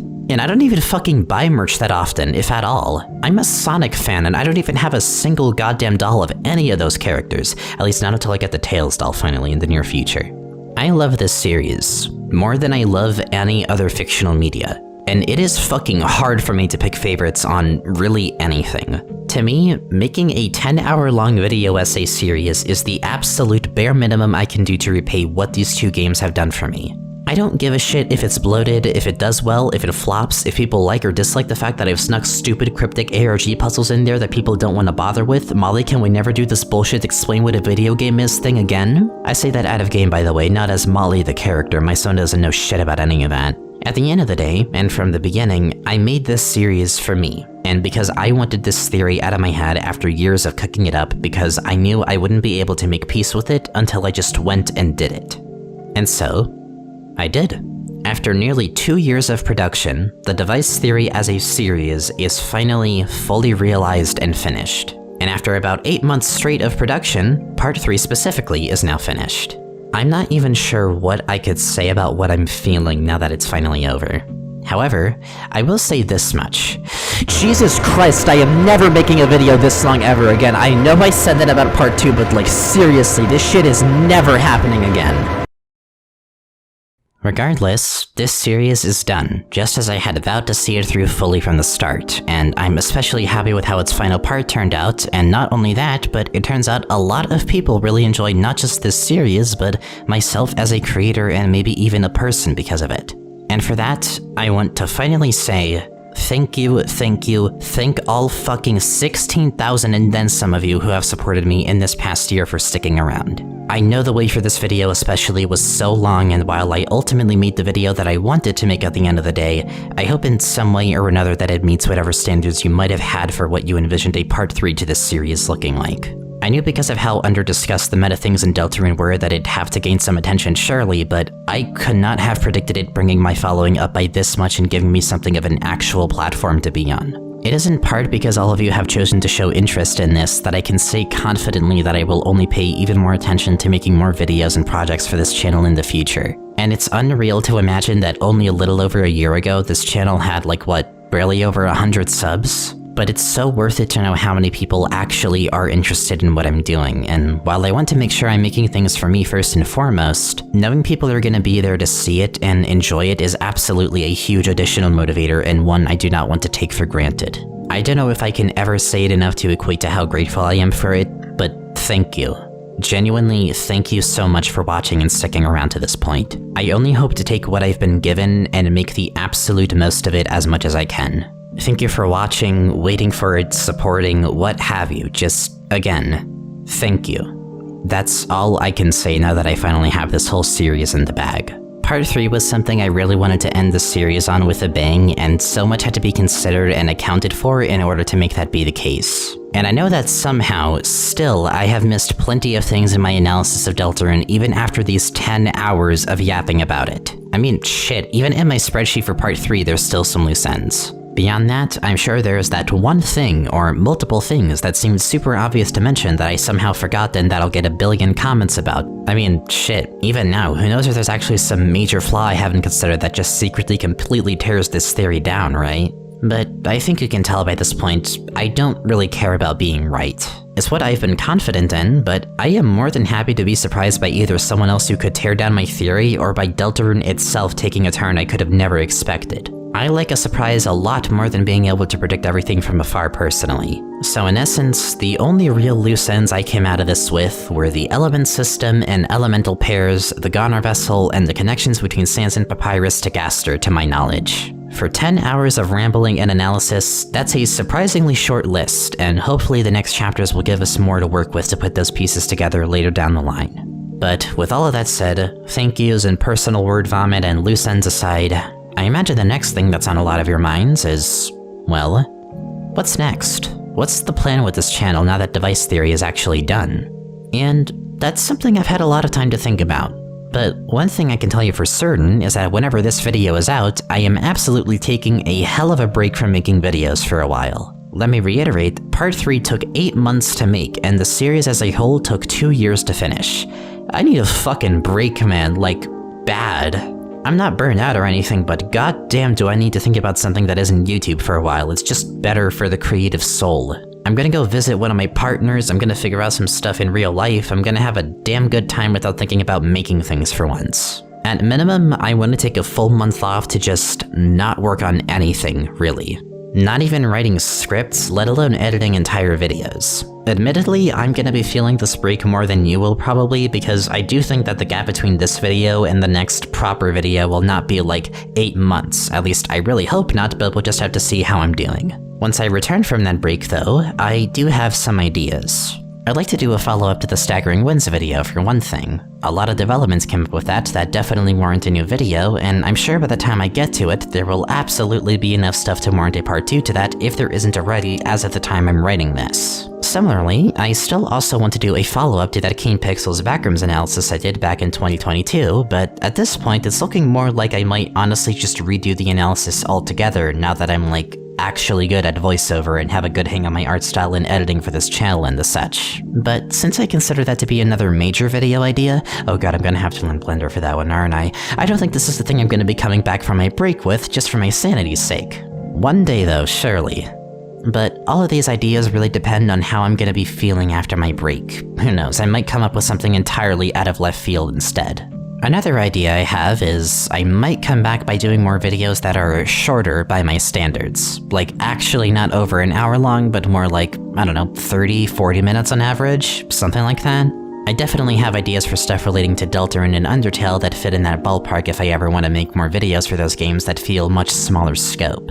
And speaking of Deltarune, in fact, because of how long the series took to make, we are actually getting pretty close to when I think the next chapters are going to come out. So you can imagine how that's going to influence my output and plans once those are released proper. My plan for once chapters 3 and 4 are out is that I'm going to definitely make a pretty long video going over them. However, I will not be considering it as part of the device theory or even part of Deltarune and the fourth wall, though I do think it will serve a similar purpose to parts 1 and 2. And I intend for it to be to the new chapters what those first few parts were to the older chapters. A simple, matter-of-fact compilation of a lot of info about the more meta aspects of Deltarune. I've set myself up to be the meta freak bitch of the Deltarune theorizing space, I think, and I plan to uphold my duty of compiling as much info about that as I can once they're out.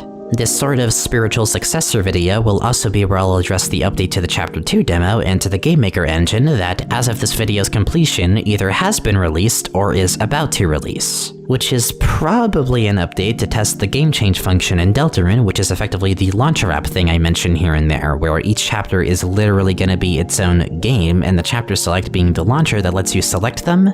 In any case, essentially, once the new chapters are out, I'll be making another video in a similar vein to the first few parts of this series, but not necessarily an additional part of it, now that the main point of it has been satisfied.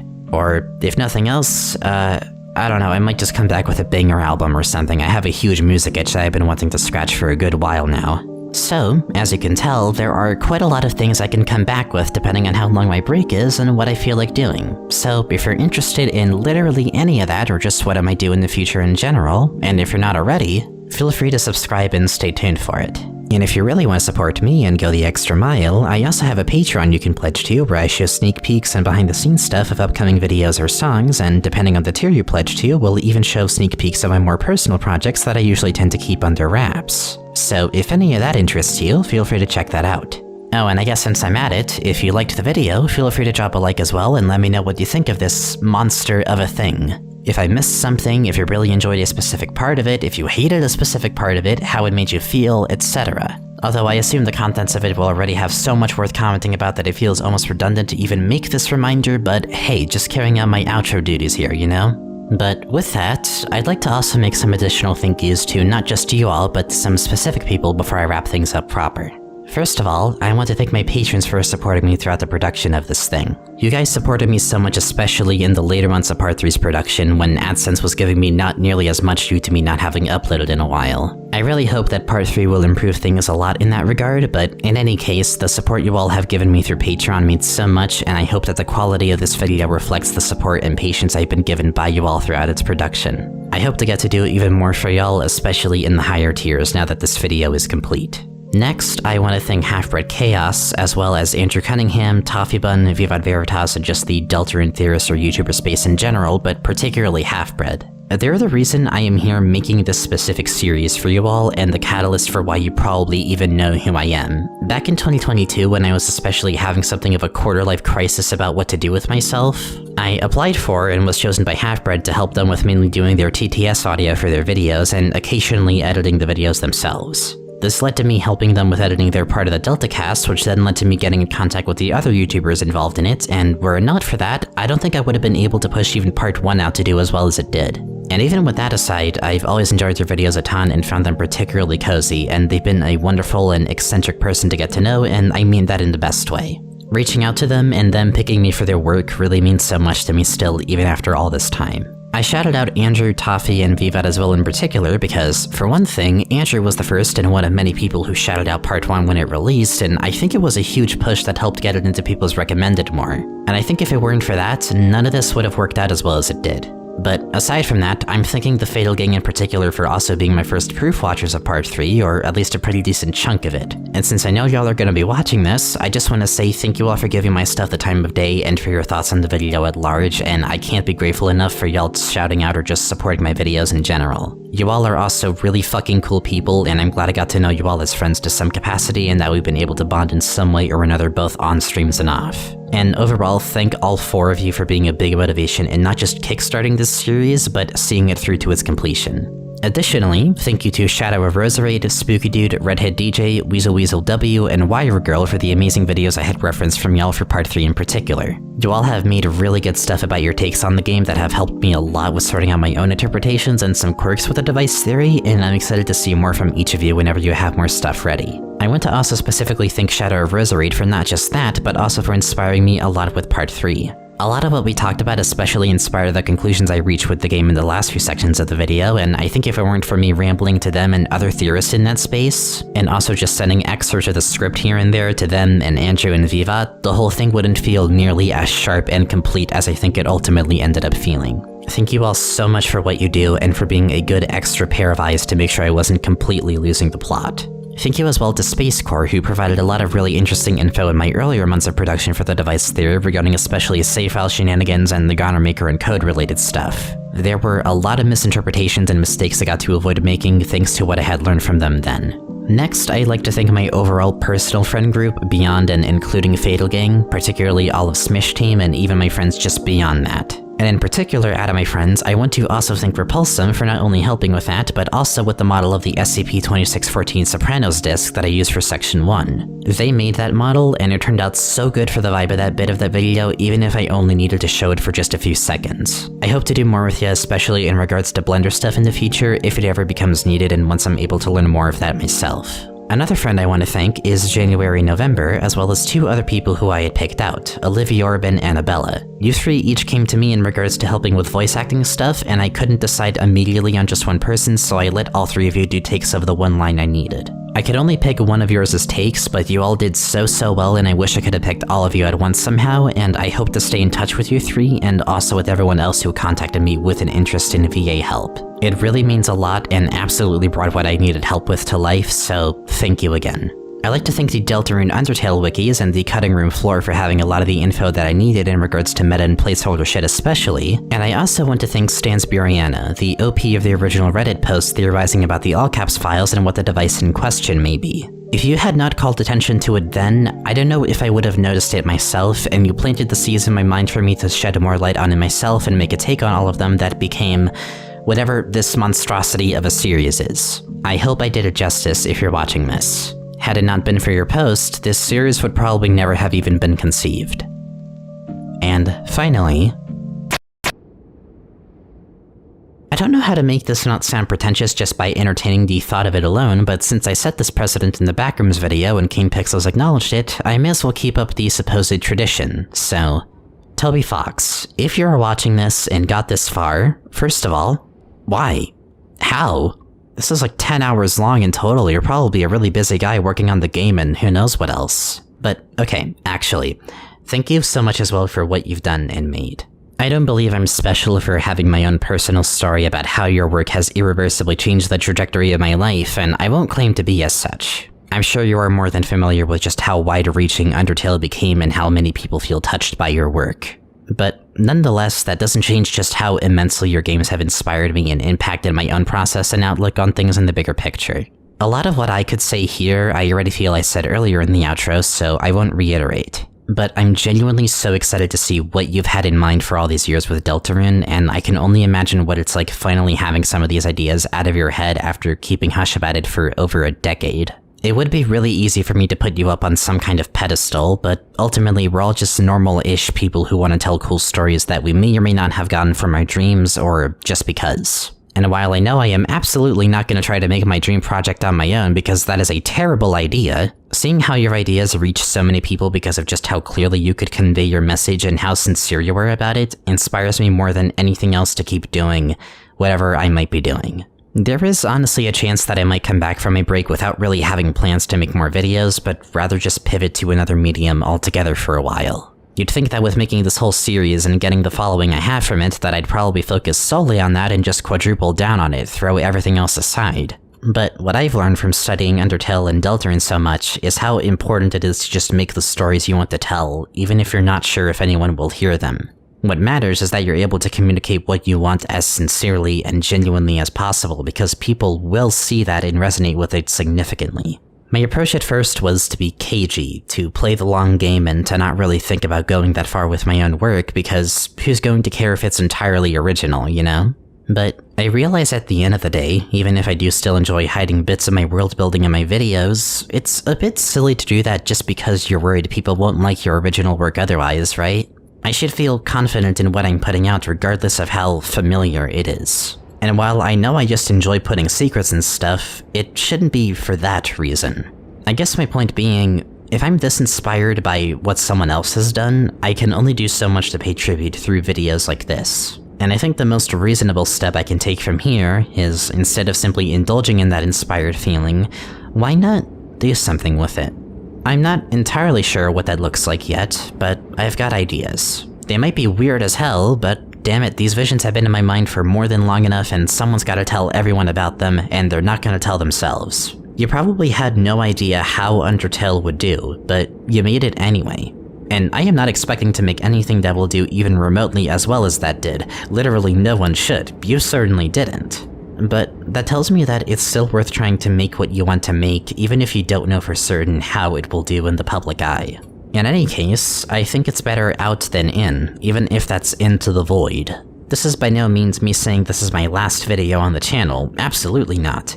But having finished my first full, actually complete investigation into something, especially something that hits a bit closer to home for me, it's been a fun, chaotic, crazy journey, but it's taught me that maybe I deserve to be more forward about what I hope to do. I still won't announce anything unless it's like, actually done, but I should make more time for the things that hit closer to home for me. In other words, thank you for inspiring me to not only become a better person through your games and not only to be more motivated as a creator, but thank you for cursing me with the undying need to make something truly horrifying and inscrutable of my own. I don't know when it'll come to fruition, but I know where to start with that at least. So to that end, I think I should go make some calls. I'm very excited to see what kind of irreversible realization I'm gonna have about myself, if any, once chapters 3 and 4 are out. But again, thank you for watching this absolutely unhinged series about your baby. I hope you enjoyed it, as I also hope everyone else watching this has. And with that, I think that's a good spot to call it. From here, I'll be taking my break, and we'll see how this one does. Once again, thank you all for watching this far. I hope you all have a good rest of your summer/winter and probably autumn/spring up to whenever the hell I feel ready to come back with some new videos. I'm sure I'll still be streaming in the meantime. The comment response streams to this are gonna go fucking crazy, I can just feel it. I'll probably just spend my break visiting one of my partners, going through my backlog hopefully, getting into more drawing and music for a while and such. Just doing me. It feels weird to say something of a goodbye to this series that's been looming over me for so long, but it's nice to move on to something else now. I don't know what the future of this channel looks like exactly, but if this series alone did so well, knowing the plans I have for what's next potentially, I'll probably be fine. More than that, even. But I guess it depends on how you all feel about it and not just what I think. But in any case, I see this having been just the first of many, many fun investigations to come. Probably going to be the only one that's 10 entire hours long, but still, I know I've got a lot I want to cover, after my break that is, and after I make some calls. So, to finally do just that, thank you for watching. Now I can sleep for the other 100 years. This was Molly, and I'll catch you later.